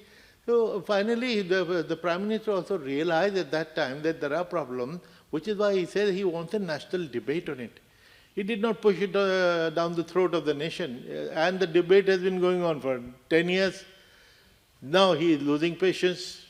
Now this, this measure of appointing the former Rashtrapati to chair this committee, personally I felt very offended because Rashtrapati's designation is so high to drag him into this. And do you think just because he is heading the committee, everybody will fall in line? Oh, us committee ne kaha hai, chalo maan lo, unhone kaha hai. What nonsense. You should know that every committee's recommendation first goes to the law ministry, where it is examined by the section officer and under secretary. Now imagine a committee headed by the former Rashtrapati and being examined by a section officer. It's an insult to the Rashtrapati. And frankly, I am also very curious. I have written almost a dozen articles on the subject and hundreds of speeches here and there. I am also trying to see what magic wand this brilliant committee is going to produce to us. Nitin, you wanted to say something? No, I think... No, go ahead. No, just quickly, I think when a politician who entirely depends on patronage as a system of showing how he takes care of his people starts talking of efficiency as a critical reason to make decisions or critical reasons for US citizens to make choices, you are in a gray zone. Efficiency is a word that politicians very often use when they want to counter any principles of equity and equality. And it does happen. Everywhere when middle classes and upper middle classes love the idea of efficiency of money spent because we believe we are the epitomes of good money spent, etc. It always comes at the cost of the poor. It always comes at the cost of distributive justice. And these are trade-offs that we must live with. Unfortunately, this Instagram world, we want to look at black and whites. Is this good or is it bad? As if you hear Roshan and Dr. Qureshi, there's a range of gray in this. You have to make those choices and the trade-offs to make. And you have to constantly grade yourself better than go worse. Those choices, I think you as students of journalism or professionals in journalism need to work in those grays rather than work in black and white. Is this bad? Is this good? There's a whole range in between this. That range decides where different segments of society end up in different points down the line. I would, sorry, it sounds patronizing because I have a gray beard, but tend to ask questions that will allow us also to answer in grays rather than say 1 or 0. That digital answers are really boring in some ways. For you, I'm sure as well. Yes.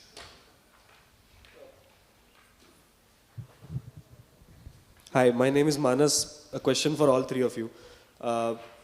And this question is actually about bare bones elections. Not particularly about the funding mess or the funding part, but about elections. Because elections, I feel, are the manifestation of power, how power moves from a citizen to an office and how that translates into the into society and into the economy. I come from Maharashtra, where there are 27 municipalities, and currently all the municipalities are being headed by the state government itself, not by the elected mayoral, by the candidate who has won the mayoral elections. That is because mayoral elections have not been held in any of those constituencies ever since the last term ended. I would like to know, what does that mean for that particular region or that particular state, or what does this particular phenomenon indicate for the future? Because power clearly is not being transferred from citizens of that constituency into an office. I actually have a very short answer to your question. Elections have not been held. BMC has not been held, I think, since what, like 2-3 years now? 2 years, yeah. Nobody seems to be missing the BMC. This is a very important point. For all, the waxing eloquent, politicians do, including our opposition, about how democracy is in threat and all that. In practice, they've actually delegitimized democracy so much that nobody gives a damn. Now, unless you can be the BJP, you can be any other political party, unless you go back and bring that, build back that organic link, with the masses, it will not happen. And this is not to be partisan, but I'll actually, give you an example. The CPIM, when it actually, won the first election in West Bengal in 1977, the emergency had just ended and all that. Its people, actually, they were under such a siege that they actually filed nominations and went back underground, a lot of their candidates. Still won the elections. I mean, it was the people at the end of the day who actually defeated them, when they lost in 2011. But if your democratic legitimacy, you are more of a nuisance rather than, say, a democratic asset to the people at large, the people don't give a damn about it. And for that, nobody else is responsible. I mean, two opposition parties have been split. I think one, is more a business empire than an opposition party, I'm sorry. Nobody seems to be taking a clear ideological position. So people understand, they will take the, benefits or whatever you give them because, they are poor at the end of the day. But they know that it's not an ideological battle you're fighting. You're basically fighting for your self-interest. Some of it trickles down to me also. And so be it. I wish, Kishore. I wish that was the case. I mean, wait. I'm not this. I'm not. No. No, but the point is, I think it's not quite an accurate reading to say that because from an ideal point of view something appears to be very wrong, you have so much faith in the electoral process that you are sure that the good will win and the bad will lose. It doesn't happen. I mean, you have seen when you split a party, you have split a whole electorate in a very efficient way, right? And who has the upper hand in the Maharashtra elections after whatever your view of the two parties may be, or my view of the two parties may be, that split has had a very decisive impact on the electorate because you have no idea the amount of money flowing through the Shinde faction, though they have zero treasury to bank on. It's extraordinary because every action on the ground is grooved with money. Whoever has money, people will go to them. Whoever has money, there is a certain attraction that you're able to generate from different groups. Because the whole electoral process is about money. Rallies, demonstrations, who has money, there's a move towards them. It's not appropriate to think that our electoral process is so neat and tidy that the bad will always get defeated. Not necessarily so. That's all I'm saying. It's not, Can I jump in? Because we are at least having fun now. Yeah. Join more the Maria. So nice that we're disagreeing. It's quite boring otherwise, particularly after lunch. I think it's a lovely question to ask. What happens when your grassroots democracy, it's a stupid phrase, but if you call it that, is not functioning, is not being allowed to function? It's not as if that grassroots, that layer of democracy disappears. It goes under the labyrinth. There's a new network of political patronage that is created that may not function through those institutions you wanted, or that the constitution said should exist, the Panchayati Raj system, etc., etc. That may not exist, but there's an entire patronage system that works top-down all the way down. How efficient, inefficient, or which players lose or gain out of it, I think is a question that as journalists we must ask more. Than to say, it's fine for the political class that came before us to say, oh, third layer of democracy is not working, this government has rendered them useless, etc., which is fine. That's for a YouTube chap in 5 minutes to say an end. For us to ask the next question is, what is replacing it? What are the layers of political relationships that are being built that you and I may not be able to access or understand at first go because we also come from a certain class. We think there's an absence or there's vacuum over there. There's obviously not vacuum. As he said, there's money floating through. It's not going through those institutions. So again, sorry, my reference points are very limited to Northeast because that's where I lived much of my political life or social life. There is a formal structure of third Panchayati Raj in many Northeast states, different than the 5th schedule and the other areas in India. But there's a formal structure where you elect Panchayati leaders, they call Gaon Budas and other things. There's a traditional layer of also the third tier of governance that we also have in parallel. In the Khasi Hills in Meghalaya, it's a kingship system which has a prime minister, a judicial system. In Arunachal, in my part, say we have a Kebang, we have democratic, non-democratic, hierarchical systems of our own. They're all working in parallel. If you look at the Government of India records of what is happening, there's only Panchayati Raj happening in Arunachal. There is no record of what we do, but all our justice dispensation, all our land record dealings, all dispute settlements are actually done in that so-called informal economy of politics. I think in many other places in India, and Roshan, who is a much better student and a consistent student of rest of India, would correct me if I'm wrong, that there is active, furtive politics happening regardless of whether those institutions are being crumbling down. Those you must read to understand what is really happening. Therefore, I think what Roshan points out, I completely agree. It's very easy to say, oh, BJP is this monolith, full stop. Or, opposition is crying about, as a journalist, I also obviously will write about who's in the power and I will crib and complain about them. That's how we come out looking. But the fact is there are labyrinths and layers of a very febrile network of politics that is in operation. We must understand that, otherwise we are the fools that sit in Delhi, Bombay, or couple of cities and imagine rest of country is gone to dogs because they'll all vote for a mandir. There needs to be a better understanding for us. Otherwise, we are failing ourselves. 2 minutes. This is fun part. We are now in the business of provoking. Many people, including my wife, has told me that I more and more sound like a radical BJP apologist. This is not to disagree with what Professor Ramkumar said, but what I'm trying to make is a larger point. Democracy, even today, is not something the world has been practicing for centuries. We were actually one of the first countries in the world to have universal suffrage. The Americans got it much later, etc., etc. You cannot, and there's no socialist bloc in the world today. So capitalism is the only game in town. You cannot talk about democracy without, when I entered, Professor Ramkumar was actually talking about, without talking about how capitalism has evolved, not just in India, but other places also. Essentially, a lot of, the money which is being produced in the economy is being produced by very few people. You might be a Keynesian, but if you are a government, you have to do an FRBM because bond markets, this is what bond markets want. Ultimately, you go and borrow abroad. If you don't do FRBM, it goes haywire.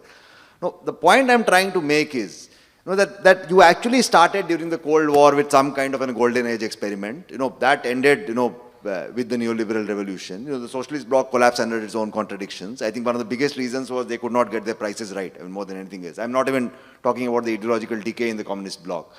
The Chinese have actually shown us that it is possible to build capitalism, improve living standards without democracy. And there are a lot of people in India, I think, in the mainstream political spectrum, from the left to the right, who actually deep within believe that the Chinese way is the best way we should have gone. People have tried to do it, some successfully, some not so successfully. Where this government is actually taking us, I think, is increasingly to the Chinese way, where the central government will actually give mandates to local governments, federal governments. Job has to be done, job will be done. If you do it well, person and government will be rewarded, if not, penalized. That is the way we are going towards. If we really want to have functional democracy, I think the question to ask is it even possible in this kind of a setup? This is where I'm trying to say, you can, do welfare transfers and all those things, and they sound very nice and egalitarian and all that. But I think they are all efforts to actually mute class contradictions rather than aggravate them. What are the, people are now getting Nobel Prizes for doing RCTs, on what the real questions in development economics are. The questions to me are very simple. Let a political party in this country take a position that we are actually for food inflation in this country, because let the farmers get that money. And let another political party take a position, we are against food inflation in this country. What do you see? A debate on OPS. How many people benefit out of the OPS in this country, you tell me? How many people are in the government? The new jobs which are being created in the government even today, what share of those jobs will actually are even regular jobs? Everybody wants to offend nobody is the unanimity in our politics. People have forgotten how to do class politics. How is it that the Shiv Sena, which actually, Bal Thackeray might have practiced communal politics, but people are shit scared of him. The Maratha working class actually swore by the Shiv Sena. The BJP took their political party right under their feet. Not even like 10 people actually protested in Bombay. How do you explain the de-weaponization of a political party like the Shiv Sena? Mr. Sharad Pawar's party, they built the so-called cooperative movement. How many farmers have protested? So this is what I'm talking about. I'm not saying the world is fair. I'm actually talking about a dialectic. Since we started doing our economic reforms, since a lot of money was generated in India, it came into politics in India, it has a vested interest in controlling politics in India. Earlier you had to go to the secretary during the license Raj, please tweak, custom rules for a day, my shipment is coming. Now it's fair game. Everybody can play that game. I think the scale of it has completely changed. And what we are actually seeing is that, this the phase we have had since, say, the 2000s until, say, 2014 or something, this phase could not have lasted forever in India, is my point. So in that dialectic, you have actually moved to a situation where you have a pro-business government, which can actually tackle temporary economic anger with, say, religious polarization, and has actually completely disempowered the local level political actors to make a direct contact to the poor.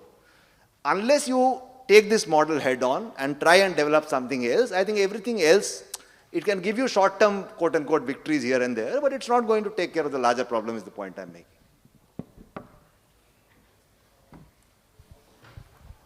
There. I think that'll be the last question. Hello, my name is Ahuna and my question is to Dr. Qureshi. One of the solutions that you talked about to electoral funding mess of India was that there should be a national electoral trust and then funds would be allocated to various parties based on their performance. So how would this judgment of performance happen? What kind of framework would facilitate that? Votes that you get. And I have mentioned it very clearly, it will be based on the number of votes that you get. And that is a figure which cannot be fudged. Everyone knows that this number, that number, and I said even if an independent wants, with having got one vote, we'll give him 100 rupees. So although maybe when we go into the detail, independence can be excluded, people getting less than 1% can be excluded, but even if we have to give to everybody, so, but it should be based on performance. Otherwise, if you start giving fund beforehand, okay, look, this activity will be public funded.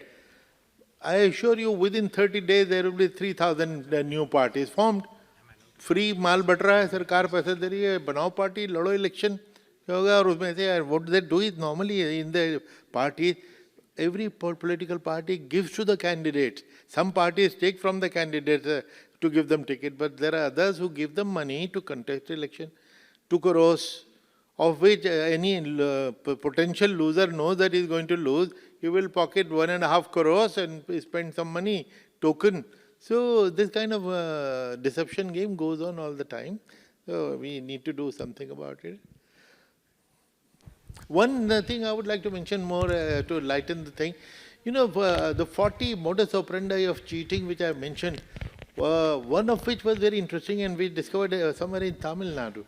Normally, even giving a cup of tea to a voter is considered corruption and bribe, which can lead to cancellation of the election. So we saw that the MLAs, MPs, these candidates look for excuses. Every birthday party, every Mundan ceremony, everything happens just before the election. So we saw our observers saw some marriage party where 3,000 people and liquor flowing and chicken flying. So he went in to see and greet the bride and bridegroom. There was no bride and bridegroom. It was a bogus, fake marriage party only to bribe the voters. I listed it in my 40. Now, but to think that I'm very smart and I've outsmarted them, I'll be stupid because they're smarter than us. Now also bogus marriage party will be happening and there will be a rented bride and a rented bridegroom standing with a printed voting, the invitation card for the wedding. So all proofs. So no, this is the kind of technique that these guys adopt. We have to be alert and somehow find a way to stop these things. Thank you, Qureshi Sahab. Thank you, Nitin. Thank you, Roshan, for the engaging set of discussions. There's a lot of food for thought here, and I'm sure. And two things. I want to give this book to Mr. Sashikumar, but I have very clearly written it is for the library. And if I give him 7 days to read it. If on the 8th day you don't find it in the library, please call me up. Second, I have spent half my civil service career with the youth in the Ministry of Youth Affairs and Sport. In 40 kilometers from here on Mysore Road, Rajiv Gandhi National Institute of Youth Development, you must have heard of it, my baby, born here, and I created it. And my advice, unsolicited advice to all of you, don't be backbenchers. You know, I have been wanting to take a picture to send to my family, but I did not because all these empty seats are a very poor statement. Now, these are the kind for you journalists, if it is a politician's meeting, These empty chairs make a lovely news, a beautiful picture, and they will be. Therefore, always try and fill the front seats first. Being a backbencher is, in principle, a bad idea. If you want to be leaders in life, which you have to be, you have to lead the nation. Please, from the next session, sit in front. Thank you.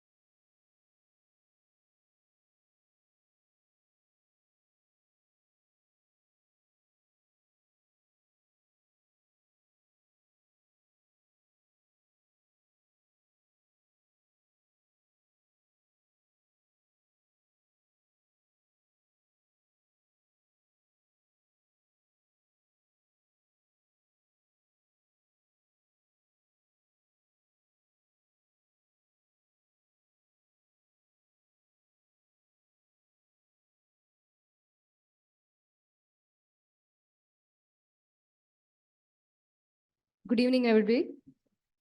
So I'm not going to take much time with the introductions because we are going to have Nilesh Shah with us, for a short while. He needs to leave for a regulatory meeting. So let's get into it very fast. Mr. Nilesh Shah needs no introduction. He is the managing director of Kotak Mutual Fund, Kotak Asset Management Company. And I have with me Mr. Shyam Shekhar, founder, I Thought Advisory. So I'm basically with two people who come with decades of experience in the stock market, in the capital market. So let's dive right in and get to know what India has to do to develop its capital market further. Hello, Nilesh Shah. Hi, Vidya. Very good evening to you. Thanks for joining. So let's dive into the question, Nilesh Shah. 10 years, I'm just taking a reference point of 2013 to 2023. 10 years and exactly a decade ago, India was not in such a comfortable position, as you will recall, whether it's inflation or the rupee depreciation, the rupee slide by over 20%. Our CAD was bad. Our forex reserve was depressing. And here we are now very comfortably placed. Our inflation is half of what it was then. Our forex reserves have more than doubled. Our own inflows, FPI inflows have more than tripled. Our domestic inflows have almost become 12 times since then.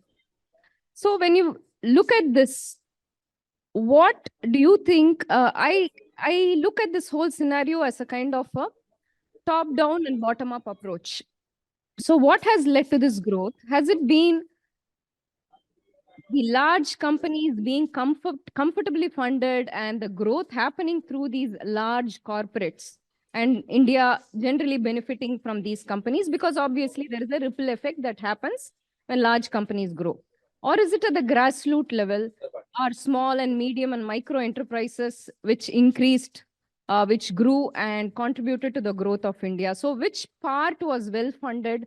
How does India as an economy, grow by funding which part of this market cap segment? So, Vidya, if we look at India growth story, do remember that whatever one says about India, opposite is also true. We are not a homogeneous country. We are a continent having multiple different kind of countries. One state, UP, is as big as Brazil. Other state, Goa, is as small as Estonia. One state, Delhi, will have per capita GDP of Indonesia, and Bihar has per capita GDP of sub-Saharan Africa. So whatever you say about India, it will only cover one way of looking at India, not the entire way of looking at India.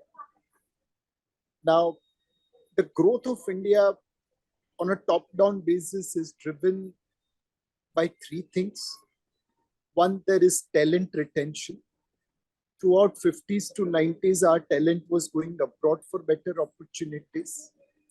Today, a major part of that is staying back in India. They are becoming entrepreneurs, they are becoming managers, and they are creating growth. The second is availability of capital. Earlier, your parents were funding your business opportunity.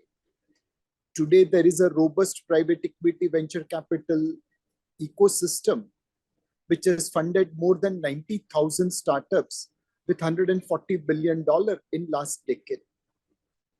And this talent and capital is also supported by infrastructure.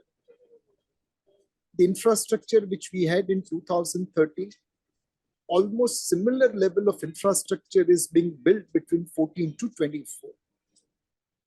Roads, ports, power, airport, telecom, data, everywhere we have doubled our infrastructure almost. Now you create combination of talent, capital, and infrastructure, growth is inevitable. We also have to remember that our growth is looking better in a world which itself is not growing as fast. Most emerging markets and developed markets are witnessing subdued growth, and which is why we are looking even better than what we might actually are.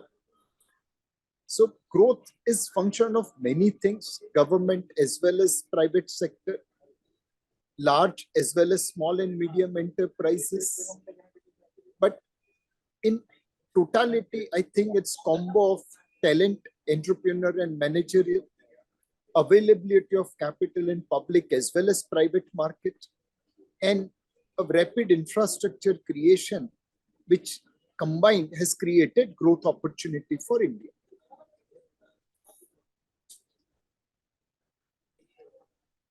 Sham, what would be your views on this? I think that if you look at the kind of opportunities that we need to create for our people, you need to encourage all kinds of entrepreneurs. India is an undercapitalized country, a country where capital for business is less, starting from the guy who does istri, ironing, to the biggest Ambanis and Adanis. Everybody is short of capital in our country. So it is our duty to fund at all levels, and it is not going to work funding at one level. That is why we have these mudra schemes and so many other things. And if you look at what has happened in the last decade, the financialization of India, which is through the JAM Trinity, and then so many other things that we have already brought into play sequentially, today it is possible for financial institutions, banks, NBFCs, microfinance companies to instantly understand the creditworthiness of every individual citizen of the country. Now, with this kind of an infrastructure, it is possible to give a loan within 5 or 10 minutes. That is why you have the speed of disbursal of loans accelerating. And I would think that this should continue to reach more people. More people should become aware of what we have created so that they access credit at the right place and use this capital entrepreneurially. So I think that the availability of capital is not an issue anymore.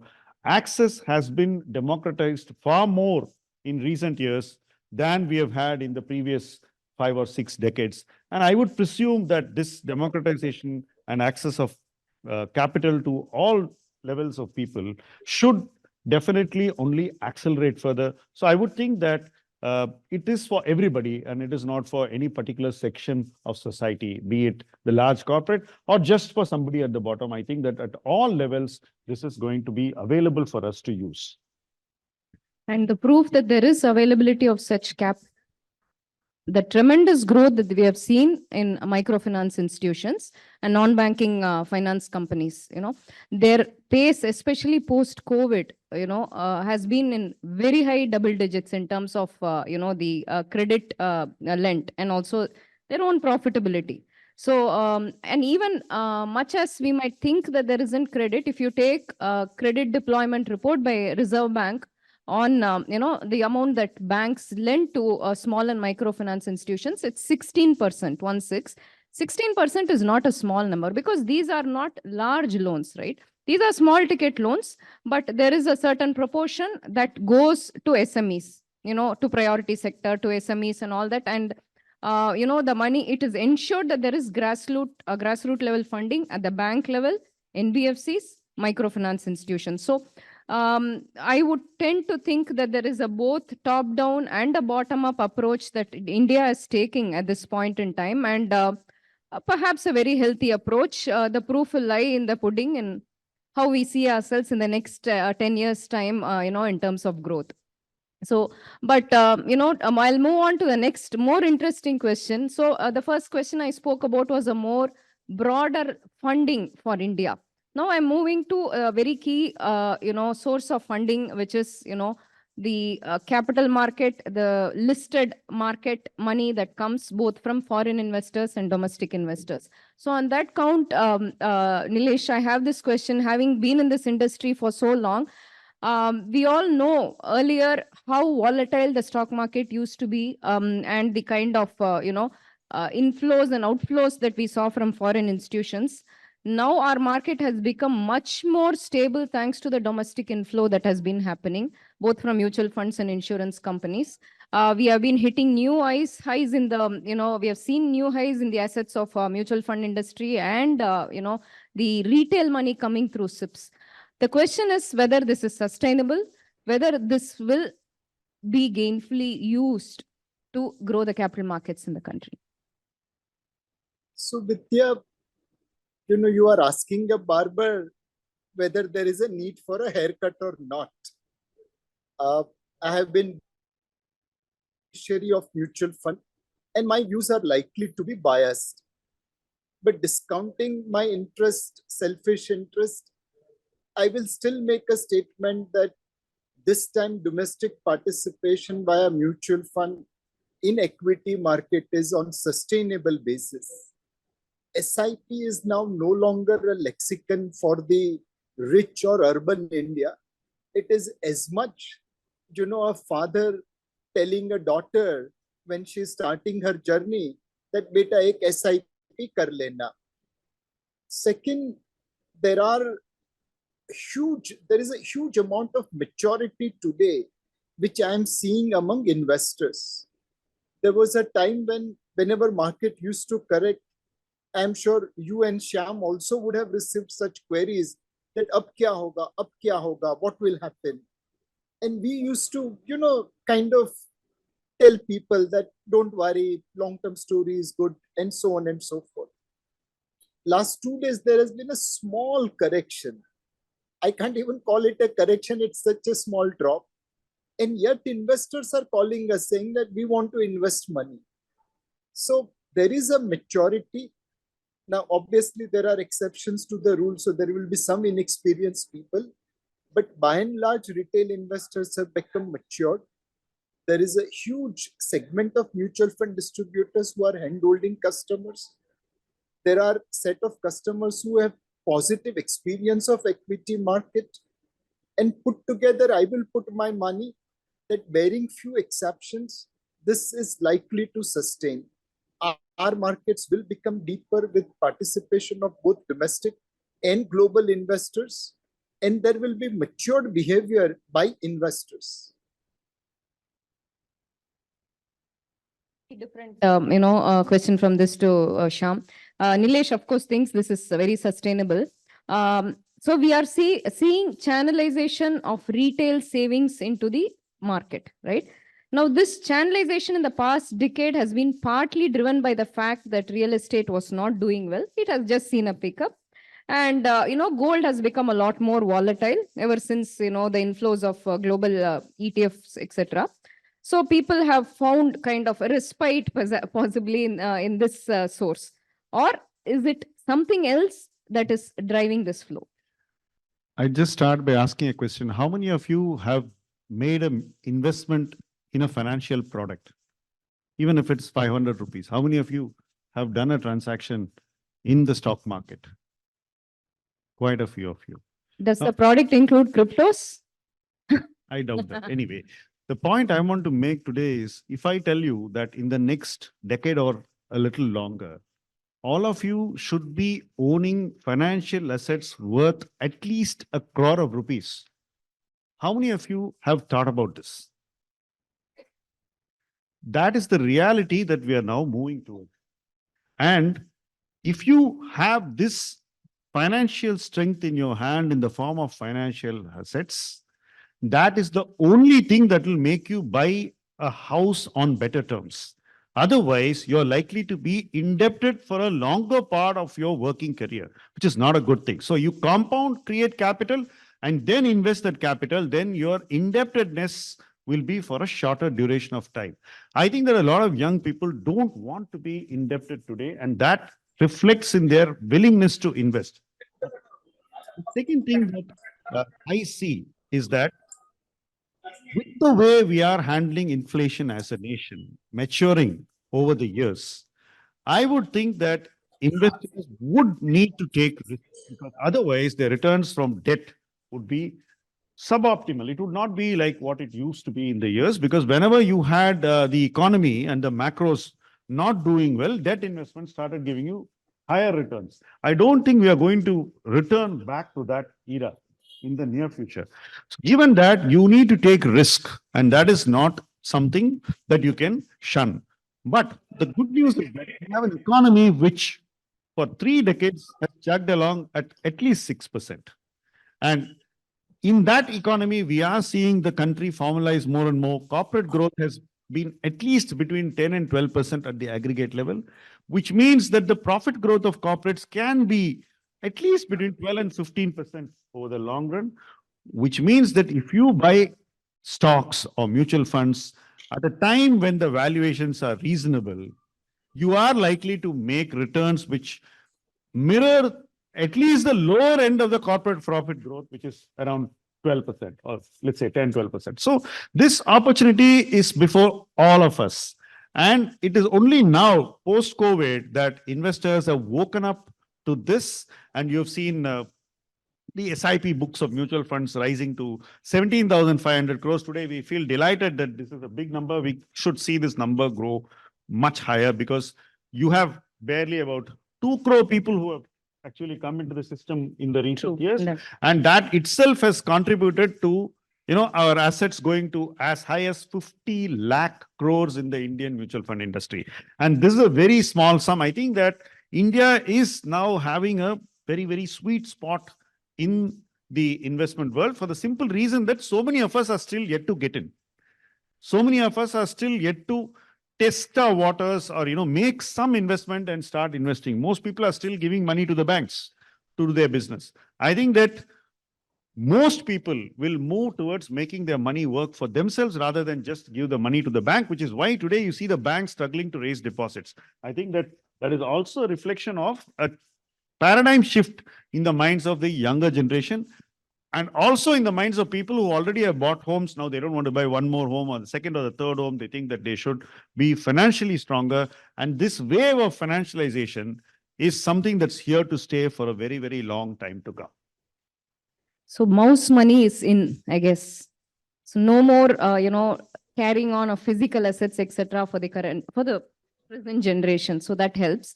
The other, point that over the past decade that I've noticed that may have brought in significant, savings into this, channel would be digitization, right? 10 years ago, you cannot think of doing a KYC with ease. You cannot think of, opening an account with a, for a demat or a broker account, or investing in mutual funds with fully digitally, right?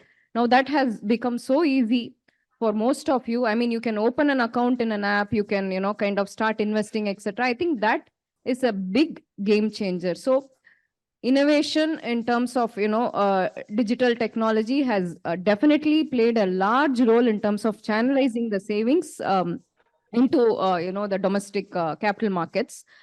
Having said that, when I speak about innovation, Nilesh, we do know there's a lot of innovation happening in the fintech space and financial products, etc. But we also see the regulators, whether it is the SEBI or the RBI, frowning upon many of these innovations. Some of it very legitimate, because history has taught us this. Many of it doesn't go the right way. But nevertheless, are we less open to this kind of innovation than the rest of the world? And do you think some amount of an open mind here will help our capital markets grow better? So, Vidya, it's all about our mindset as Indians. Are we willing to accept failure? When I think as a society, we want only success. We don't accept failure. If Sachin Tendulkar doesn't score a run in a match, I mean, there will be 20 people on street telling Sachin how to play, not accepting the fact that even God can fail once in a while. So that mindset which prevails in our society is prevalent everywhere. Today, there are more than 2 crore Indians who have lost money in Ponzi schemes, from PSCL to you name it, and people are losing money.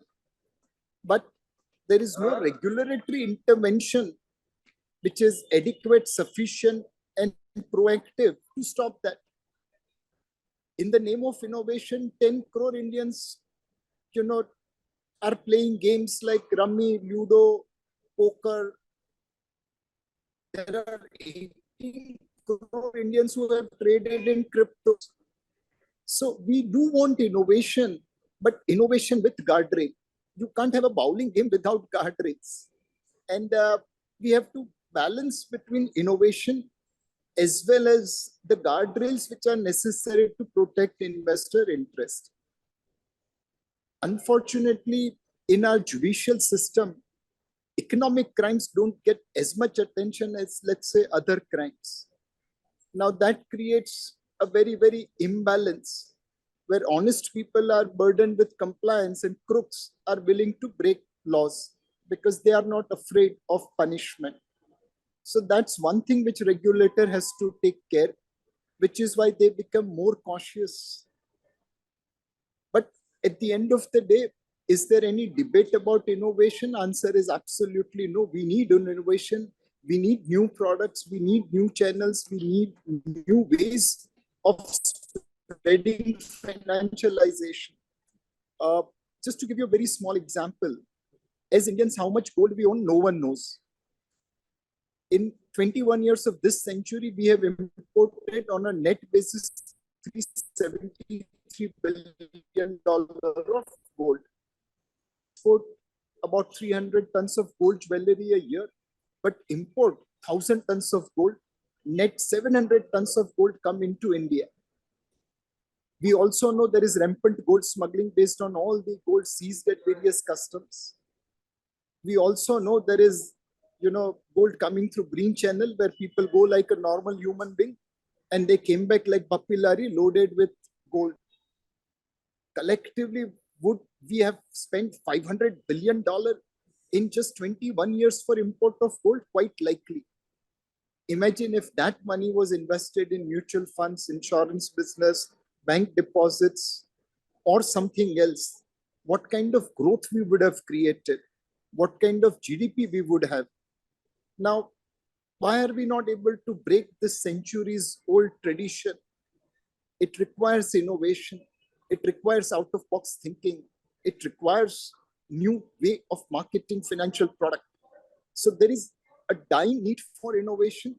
But before that happens, we need to ensure that there is an efficient judicial system which can punish wrongdoing, and as a society build failure. Innovation, there will be some success and many failures. As Thomas Edison famously mentioned, I haven't failed 100 times. I have found out 100 ways of not doing something. So if as a society we can accept failure, then I think our job will be done. Great. Vidya, my apologies, but I'll have to now leave. Yes. Our next meeting is likely to begin. Yes. So I'm so sorry, but you know my condition. Thanks for joining us, Nilesh, in your tight schedule. Thanks. Thank you.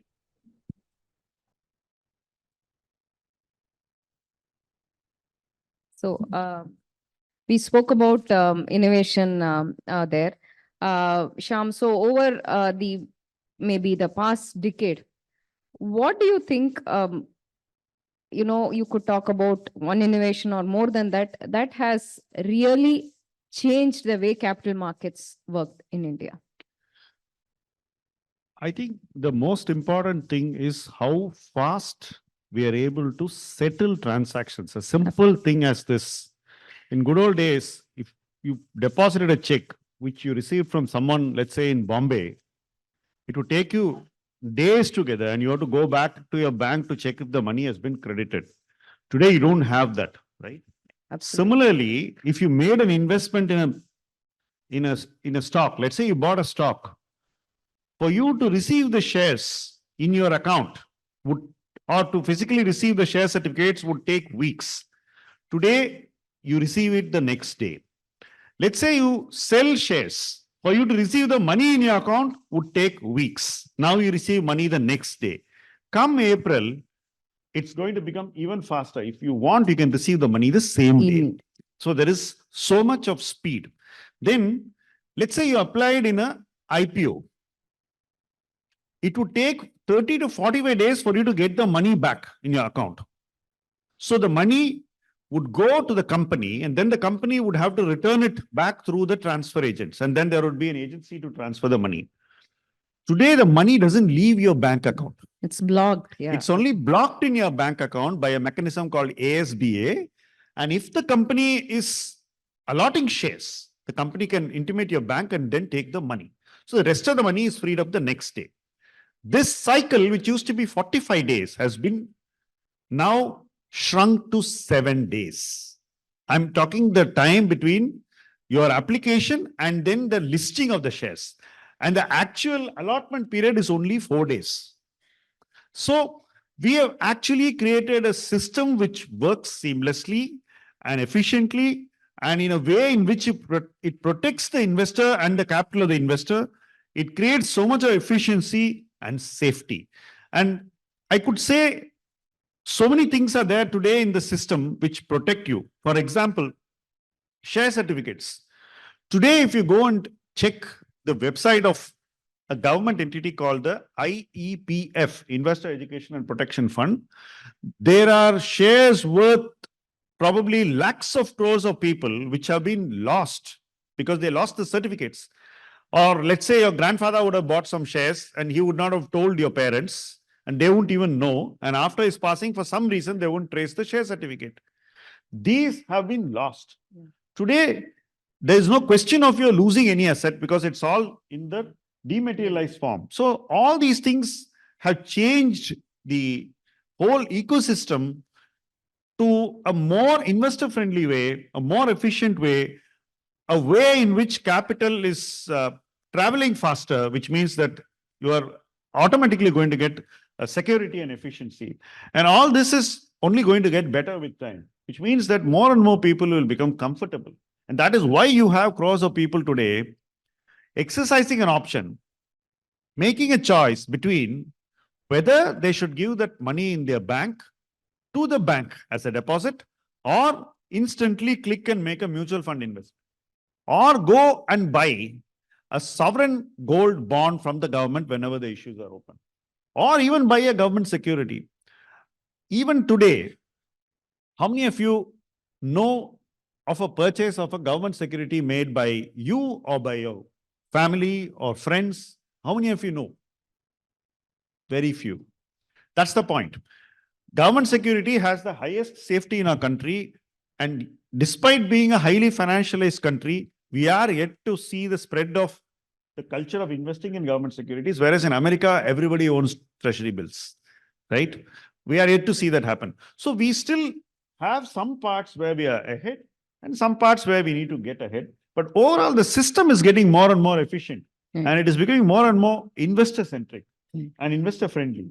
And technology and digitization is giving people a better sense of control and a better sense of security.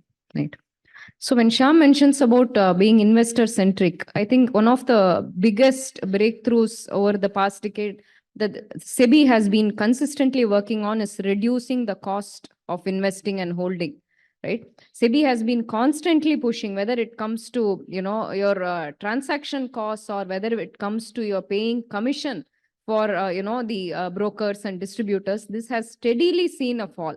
So the cost for you to invest is almost next to nothing. I mean, it has, for example, if you take passive products, index funds or ETFs, your cost is almost nothing. So the entire returns that you get to enjoy, right? So this is the kind of innovation. I'm talking of changes in innovation that have happened, which can channelize money into the capital market. Right. Speaking of capital market is not just about the share market, the stocks, right? It is equally about the debt market. And while we cannot boast of a well-entrenched debt market, we have good news coming in. Good news that has come in because there has been inclusion of India's government bonds in the JP Morgan index. Come June 2024, it will be included with a weight that will go up to 10%, steadily 1% a month, up to 10%. To us, for those of us in the markets, we do view this as a kind of a watershed moment for the debt market, because Indian debt market has never received, I mean, over this past decade, I spoke of the, trebling of, foreign inflows into the equity market, FPI. But the same FPI inflows into the debt market is just, kind of little over 1 times. I mean, it's just about grown. So we think this is a watershed moment, but do you think that this will also change the cost of borrowing overall in the country? Because end of the day, funding is what is needed for the growth of the country. So how is this going to help, change the cost? I think that if you're only going to depend on debt flows from outside India, then that would be a bit risky. So while we are getting this inclusion into the MSCI index or whatever index that we want to get into, the debt market indices, wherever in, we should definitely also deepen and widen the domestic debt market. I think we need to create massive participation of Indian investors in the domestic debt market. Today, what is happening is you're just giving the bank money. You should have the corporation coming directly to you and borrowing from you. And the corporation should maintain the rating that they need to maintain so that they get a favorable rate from you. That would mean that the investor would be able to get a better rate of return by directly lending to the corporate, right? In the digital era, you don't have to worry about the cost of servicing this capital. Earlier, the thing was, if you do a debenture issue, then you need to have so many things in place, and the cost of servicing, you need to have a very large RTS activity and all those things. Today, it's all digitized. So I think that today the cost of actually servicing a debt instrument is lower for companies than it was, let's say, a decade ago. But the domestic debt market has to be broadened and deepened. It's very nice to see that global debt is going to come to us, but that's a double-edged sword always, because if the country's macros are not managed efficiently on a continuous basis, and if you see a 2012 type of situation where the macros are not impressing the global investors and they lose faith, then it could be a very, very difficult situation for the country. So we can't completely rely on overseas investments in debt. I think we should balance it much the same way as we have balanced the interests between the foreign portfolio investor and the domestic institutional investors. We have grown the domestic institutional market significantly in the last decade or two, And the foreign portfolio investors have been playing the counterparty mostly. So like that, we need to develop the debt market also in such a way that we have enough depth so that we don't expose ourselves to some kind of an event risk.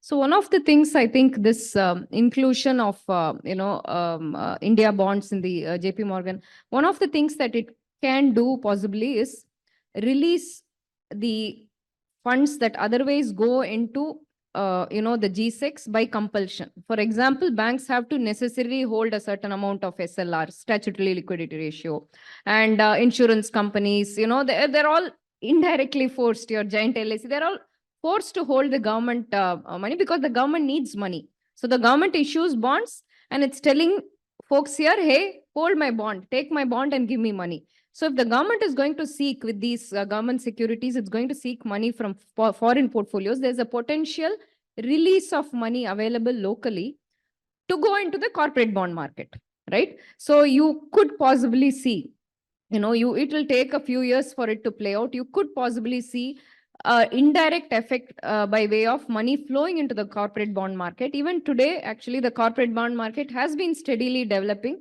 A decade ago, we did not have these kind of bond platforms coming out there issuing, bonds that get listed. They may be risky. That's a very different, story altogether. But the fact is they are now available. One, they are able to come to a platform and to take money. And two, there are investors being able to easily service this market. So that to me could be the potential, advantage of India being included in the JP Morgan index, in this year. So with that, I'll have probably one more question for you because it's never without, a question on India's capital market growth story that we can end any discussion. So India, Sham, has been steadily lowering its correlation with the global stock markets. It has been shown far more resilience. We have seen even with the emerging markets, its correlation has come down. With EM, it's around 0.4 now, so it's significantly come down. Nevertheless, still, since foreign portfolio investment is a large part still of the overall market, we cannot be immune to the global turbulence and volatility. We are having, the talk of the fear of the US recession still going on, and the inflation in much part of the world, geopolitical tension, newer wars coming up, etc. So this inflow is vital for our growth, whether we like it or not. So how immune can we be, and will the India's own internal growth stories still stay resilient? Help protect this capital market even if those global volatility, sets in. The last 2 years would make you believe that India can do with FII selling, foreign portfolio institution selling.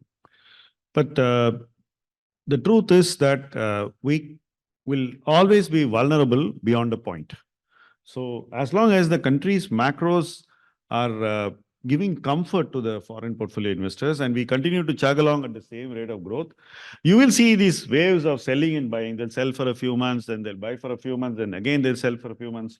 They have a much more dynamic approach to investments. But on the other side, the domestic investor seems to be very steadfast. And in a way, I think that domestic investors are a little more aggressive than they need to be.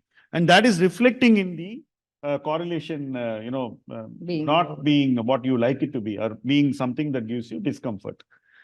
This is typical when so many people come into the equity cult for the first time. So they get a little carried away. They would definitely stretch themselves. It happens to all of us when we first come into the capital market. Because you see some money, then you think that you're a wizard at investing, and then you overdo your investing, and then you will realize that you've gone too far, and then the market will moderate, everything will bring people back to the ground. That is bound to happen. And that will always continue to happen in every market cycle. So if you see the froth in the market today in specific parts of the market, I think it will have to come down. But if you ask me whether the whole market is in a state of froth, I think otherwise. If you look at the large cap universe, which captures most of the capital of the country, I think that maybe we are discounting one more year of earnings, which is very, very normal, which means that if the stock market stays at the same place also, then you're okay after 1 year. If it comes down 10%, then immediately you start becoming more comfortable with the valuation. If it drops 20%, then your comfort grows higher. So in the larger picture, we are not in a position where we need to worry so much about the structural stability of our market. But certainly, if you take parts of the market like the SME market or the small cap or the micro cap or the mid cap market, where a lot of retail money is, very heavily invested into, we could see a few shocks, right? It's bound to happen because in the stock market, any behavioral excess is certain to be punished. Whether you are the biggest investor in the country or somebody who puts 1,000 rupees, everybody gets punished. It's very democratic in that sense. So it is up to us to maintain the discipline as investors and decide where we stop and where we will set the limits of risks for ourselves. I think the covenant is always with the individual, and it's not something which you can hold a regulator or a government responsible, because they can only control to a point. How can they stop people from buying or selling stock? So they can only do it to a point. Beyond that point, it is up to us to protect ourselves. So that is something that will always be there. Yes, there is a risk at this point in time, but we must be very cognizant of that. And our behavior should be accordingly moderated. So there needs to be some fear than just greed is what Shyam is It's always the hinting at. case. There are always two sides to this. You cannot just be greedy or just be fearful. You should have the right blend, and you should be fearful where you need to be fearful and greedy where you need to be greedy. So even in the same market, you can see a large company which is going through some, patch of rough, but you know the track record of the company and you know how good it is, you know the governance, then what you apply on that company should be very different from what you apply, let's say, in a frothy part of the market. So you can actually take this money from the frothy side of the market and put it in the safety of the large company and let it rest there. So this is always there before us, but none of us want to leave the party and go to a safe place. So that is a behavioral thing for which we will, in the end, be accountable to ourselves. We cannot externalize our responsibility.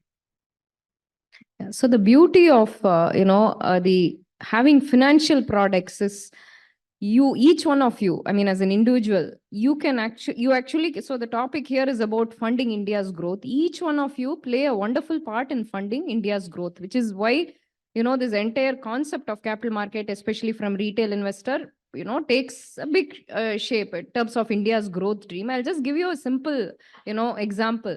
Let's say that you're buying, the stock with disclaimers that there are no recommendations here. Let's say you buy the stock or even the bond issued by Credit Access Grameen, which is a microfinance institution.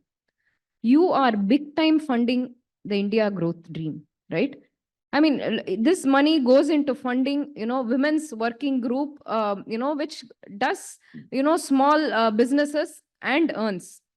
Right. Similarly, I mean, if you take any kind of sector that you want to participate in, investing really directly contributes to the growth of the economy. So that is where financial market, financial product assume importance, right?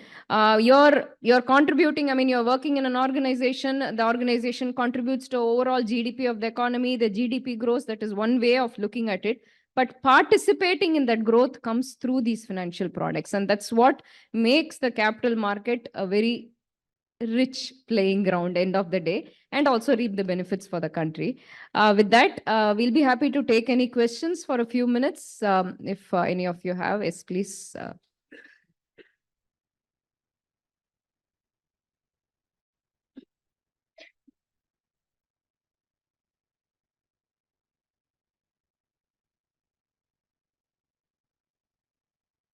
Hello, good evening, everyone. And I'd like to ask, my name is Anubhav. I'm from the Bloomberg Asian College Journalism course. What's your take on the current SME IPO rush in the Indian equities? Is it a bubble at this stage of the market?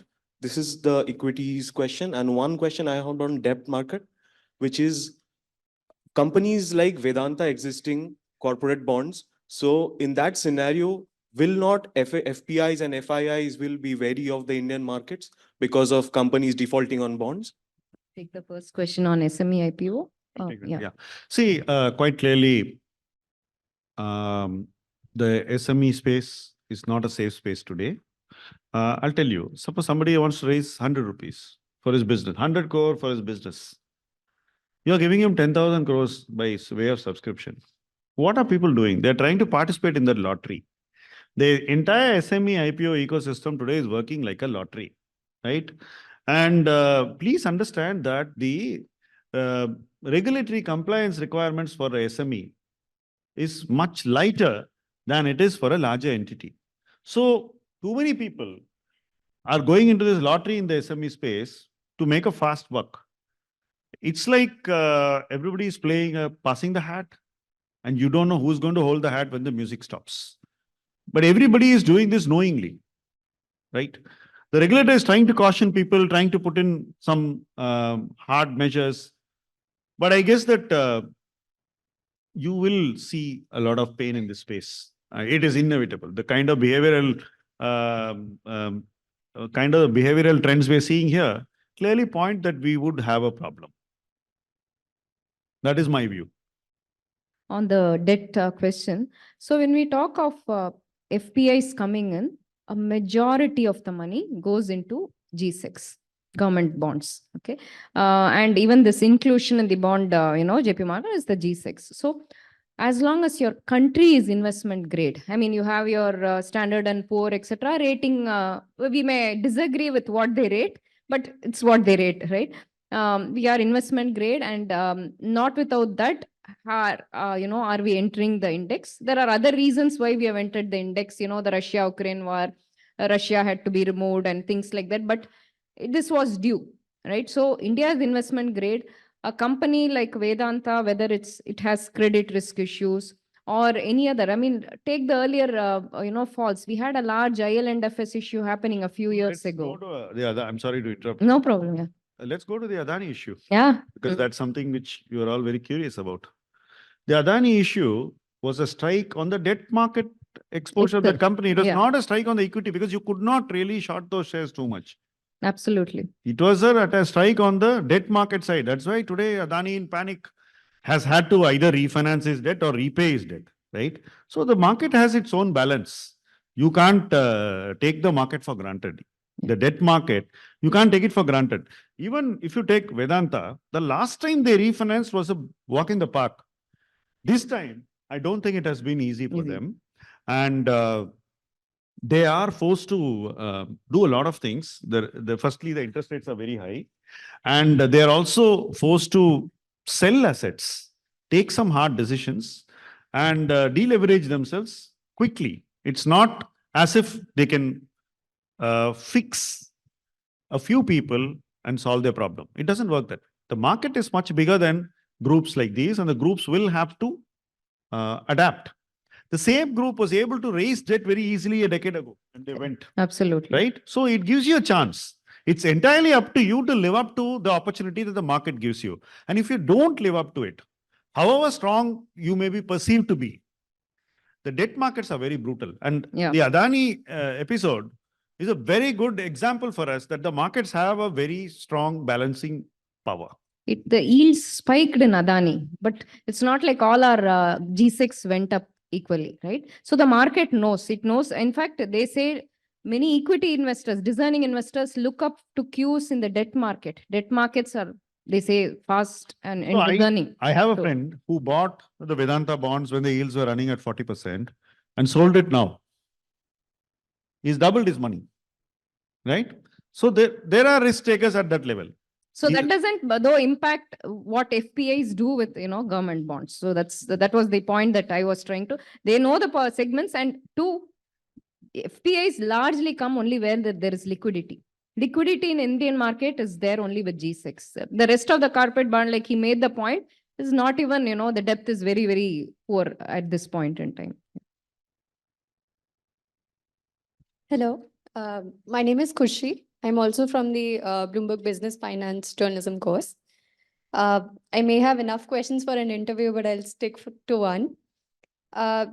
Jeffrey's group recently said it in an interview that the market is expecting a higher capex in the upcoming budget, but the government may decrease the capex in order to increase its expenditure on subsidies, and that may upset the market. What are your views on that? If we are talking about the interim budget, that is possible because it is only signaling, right?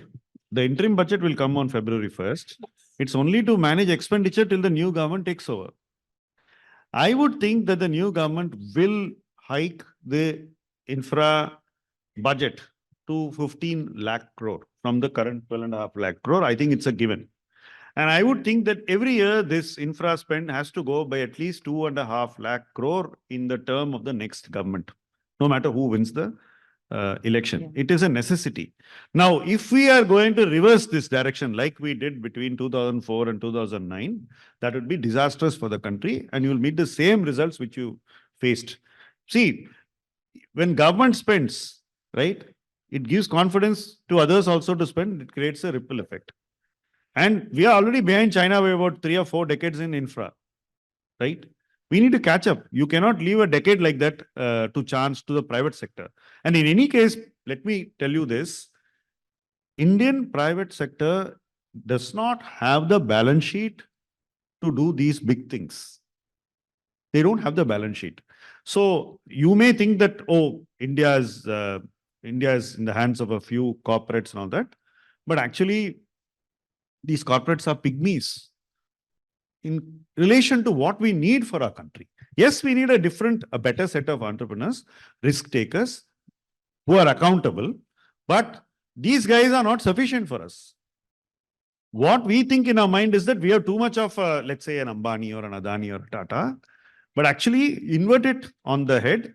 If our country has to develop and more people have to get more economic opportunities, you probably need much better, bigger entrepreneurs who will create those opportunities. That's why you are having all these unicorns and we are trying our hand at many things, knowing fully well that some of these will fail.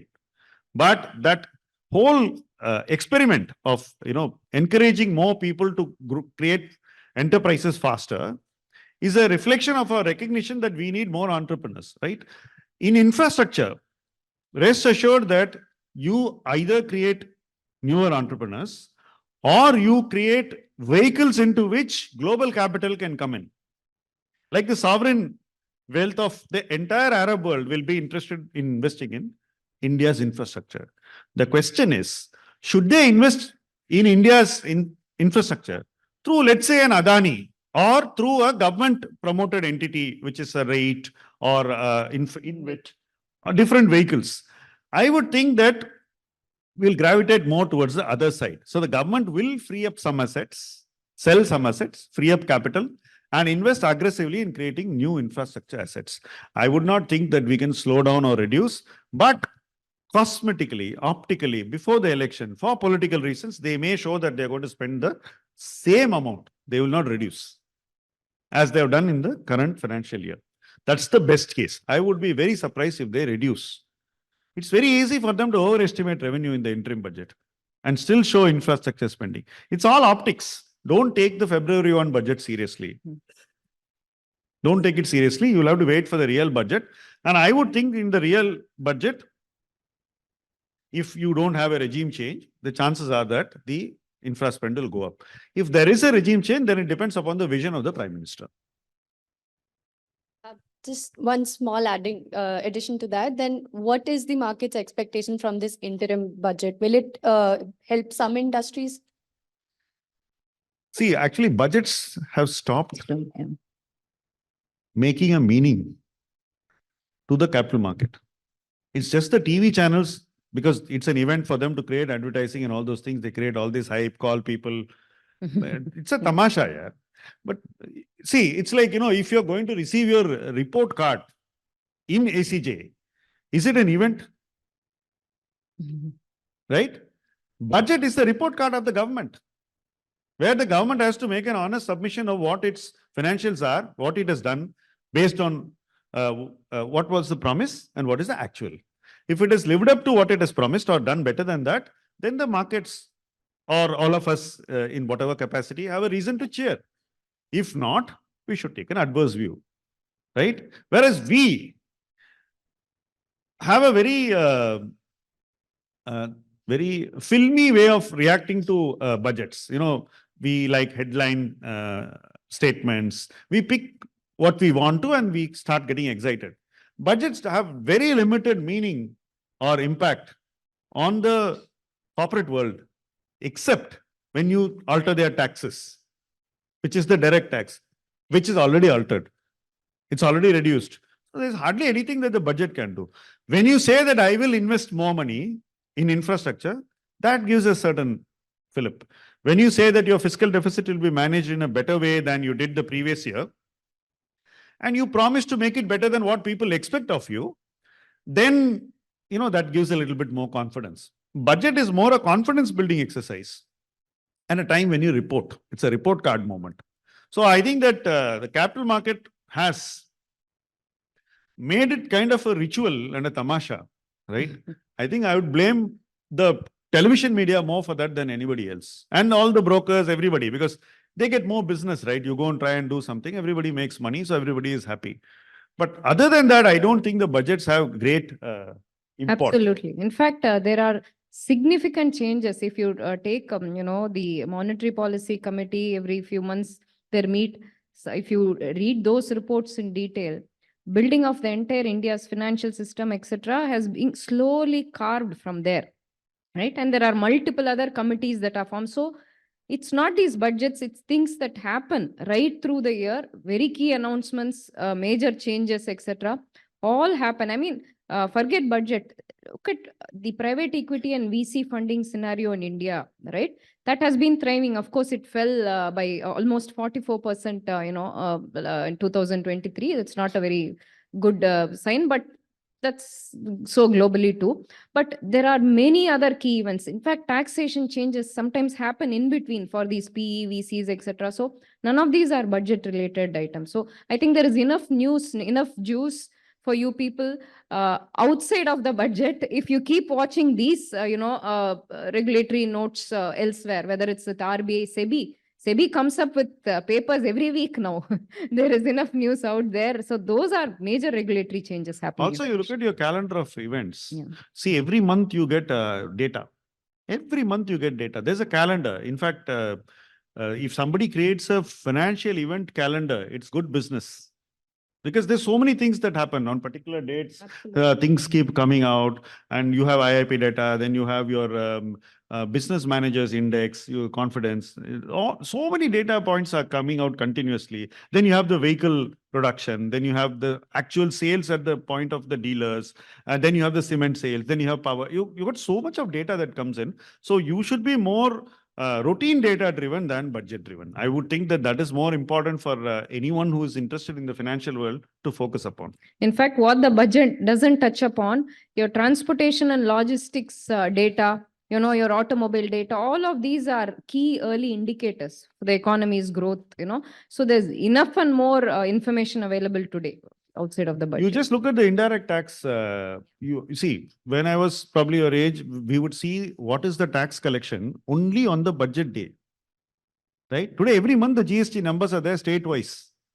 Every month, there's a disclosure. So you don't have to wait for the budget to decide whether the government is able to mobilize enough taxes. And the same applies to the direct taxes also. You have regular updates. Today, you see, on 1st of January, they give a report as to what is collected till 31st. Direct taxes, income tax. So you are really up to date most of the time. So the budget has lost its charm in all these things because you are already up to date with information right up to the previous month. So what you're going to get filled in is what the budget says is how much will happen in the rest of the year. It's just for that rest of those probably 1 and 2 months. That's what it says.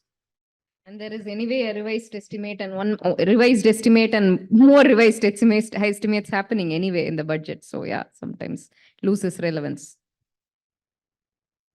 Hello, my name is Preeti. I'm also from the Business and Finance Journalism course. So the US recently allowed Bitcoin ETF to list and trade on its stock market. What does it mean for the Indian investor community? So as far as Indians are concerned, unless it is you hold dollar money, okay, somewhere in the US or elsewhere, and you will be able to invest. It really doesn't make a direct, I mean, investing opportunity, doesn't give you a direct investing opportunity. India last year, or even the year before, has come down heavily on, this activity, especially from a taxation perspective, because the government knows Indian investors are most sensitive to taxes, right? But what it does to those who hold other, coins, perhaps not Bitcoin. And please remember, everywhere in the world where ETFs are created, eventually, because price arbitrage goes down. If you take gold, the price arbitrage, etc., I mean, significantly comes down. The ability of that asset to, become more efficient happens when there is ETF built in. So even building of Bitcoins per se may not be a big positive for Bitcoins, but there are these thousands of other, hundreds of other coins out there which are still not traded, which don't have an ETF. These will go up, right? So if you're still stuck with many of these other coins, you might see an increase in the value of those coins. So to that extent, that is at an individual level, that's the impact. In India, I don't think we have taken any major decision. However, we have some fund of funds that can participate in these global ETFs. The scheme information document of these mutual funds, if they can be modified to include this class, then you will be able to participate. But whether SEBI will allow it, we'll have to wait and watch. See, there is one problem with Bitcoin for Indians. Assume you make profit. Then you're taxed at the full rate, which is 40%, roughly 59%. Assume you made a loss. You cannot adjust it against your income, against any other head. There is no set-off of taxes. taxes. No set-off. So when you have such a very strong, I would say even a draconian clause, there is a strong disincentive to invest in Bitcoin in India. Because most people lose in Bitcoin. So far, there are more losers than winners. I have not seen anyone who has really won. Maybe people made money with NFTs here, some of them. We don't know. So, right. I have a whole bunch of teammates who have invested in cryptos, in NFTs. So, they give me eloquent classes on these. So I understand. But yeah, in India, regulatorily, nothing really. But like I said, in case this is possible through the mutual fund route, we already have a couple of mutual funds, who can participate. So we'll have to see whether the ETF route will, be added. Right, Hello, move. here. I'm Avirup. I'm from the Integrated Multimedia Journalism course. So my question is that with how easy it has become for new investors to get into the IPOs through their application platforms online, so how would the new investors like safeguard against inflated IPOs, say with inflated subscriber numbers? And beyond the 2021 SEBI regulations, has there been any new updates that SEBI is planning to do more crackdowns on these inflated IPOs? See, I think that they will probably look closer at the documents which are filed by these companies. I think the number of approvals may come down a bit. That is certain. It's very easy to invest. See, the whole thing is you made it so easy. You shortened the cycle time of an IPO. You put the money, 4th day your allotment is over. 7th day the stock list. The cycle time has come down. It's supposed to make life simpler for people who are investors. But the outcome is actually the opposite, because it has created more speculators instead of enabling investors.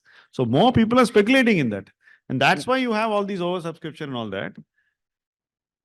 I don't know how SEBI can stop this, because you can't stop people from subscribing. See, this is again a market risk. SEBI can only put in a broad framework for things to happen in an orderly way, but it cannot stop people from being too greedy. See, there is something called a gray market, what they call as a gray market premium.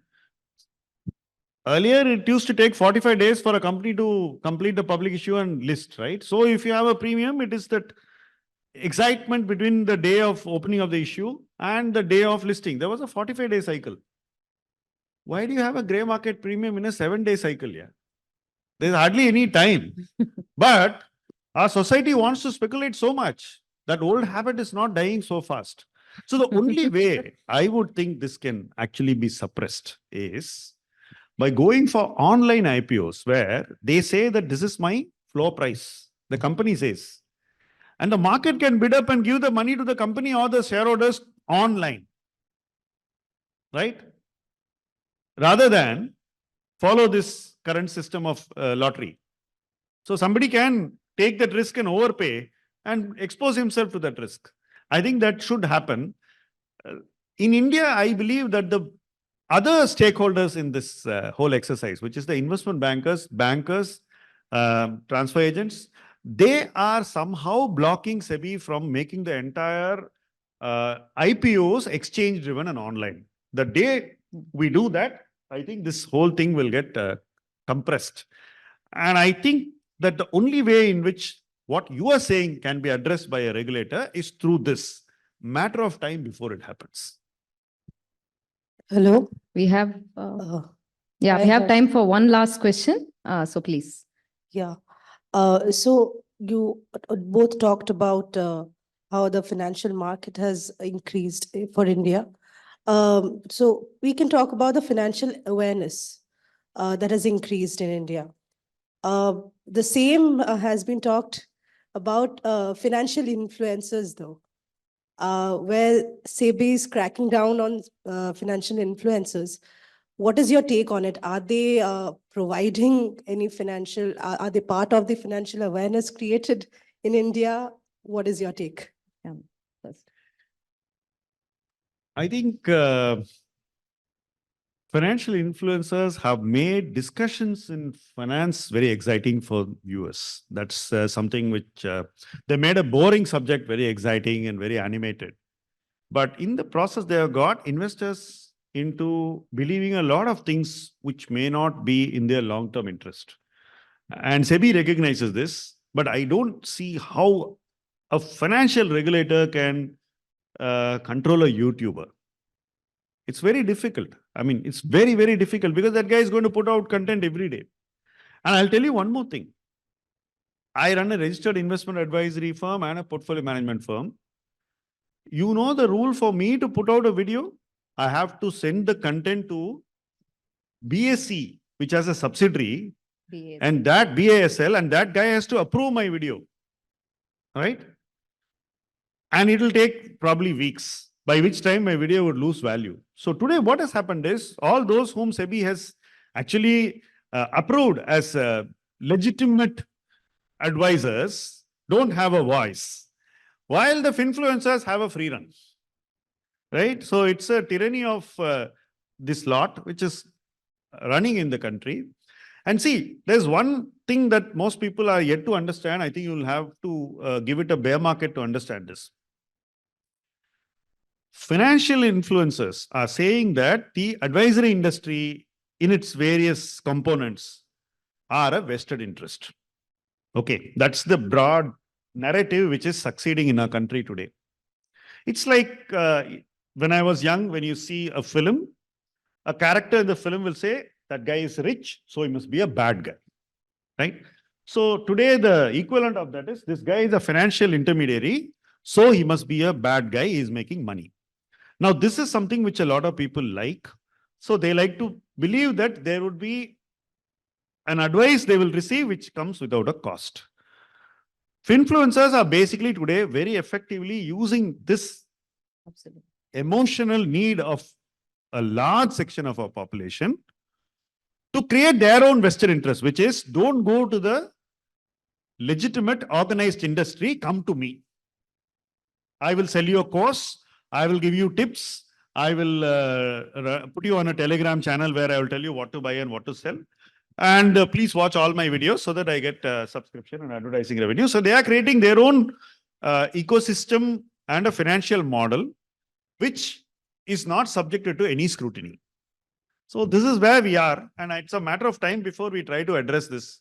But I still think we would not be able to effectively address this. I think you have to empower the formal advisory community far more and create a counterbalance rather than think of how you will suppress what the others are doing. Yeah. Because you have suppressed the formal regulated entities so much that they don't have a voice.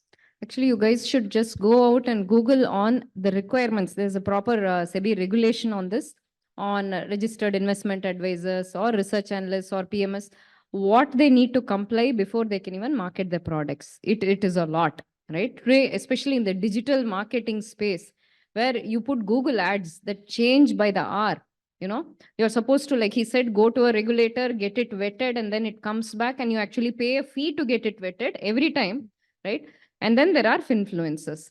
The problem is that, unfortunately, this concept and this entire crop of finfluencers have come since COVID 2020, largely. There have been a few before that, but a large crop. And people who haven't really seen the various phases of the market and how brutal the market can get, whether it is in equity or debt.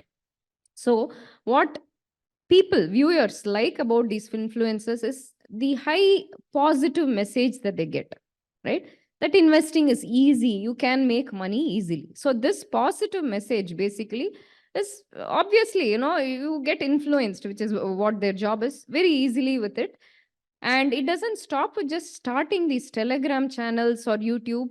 Where it has gotten toxic is collecting money. And that is where SEBI stepped in. Until that point, SEBI was silent. They have started giving their bank accounts, make a UPI transfer. If you go and look at the papers that SEBI has, the judgments that it has passed, you will actually come across very, very, dubious ways in which this has been done, right? So our view, yes, I mean, as a financial community in the regulated entity, this has definitely brought in much more awareness. Just as mutual fund SEBI campaign has brought in a lot of awareness, financial influencers have brought in a lot of awareness, but unfortunately, they make the whole investing seem like the easiest of things. If wishes were horses, I don't need to finish it.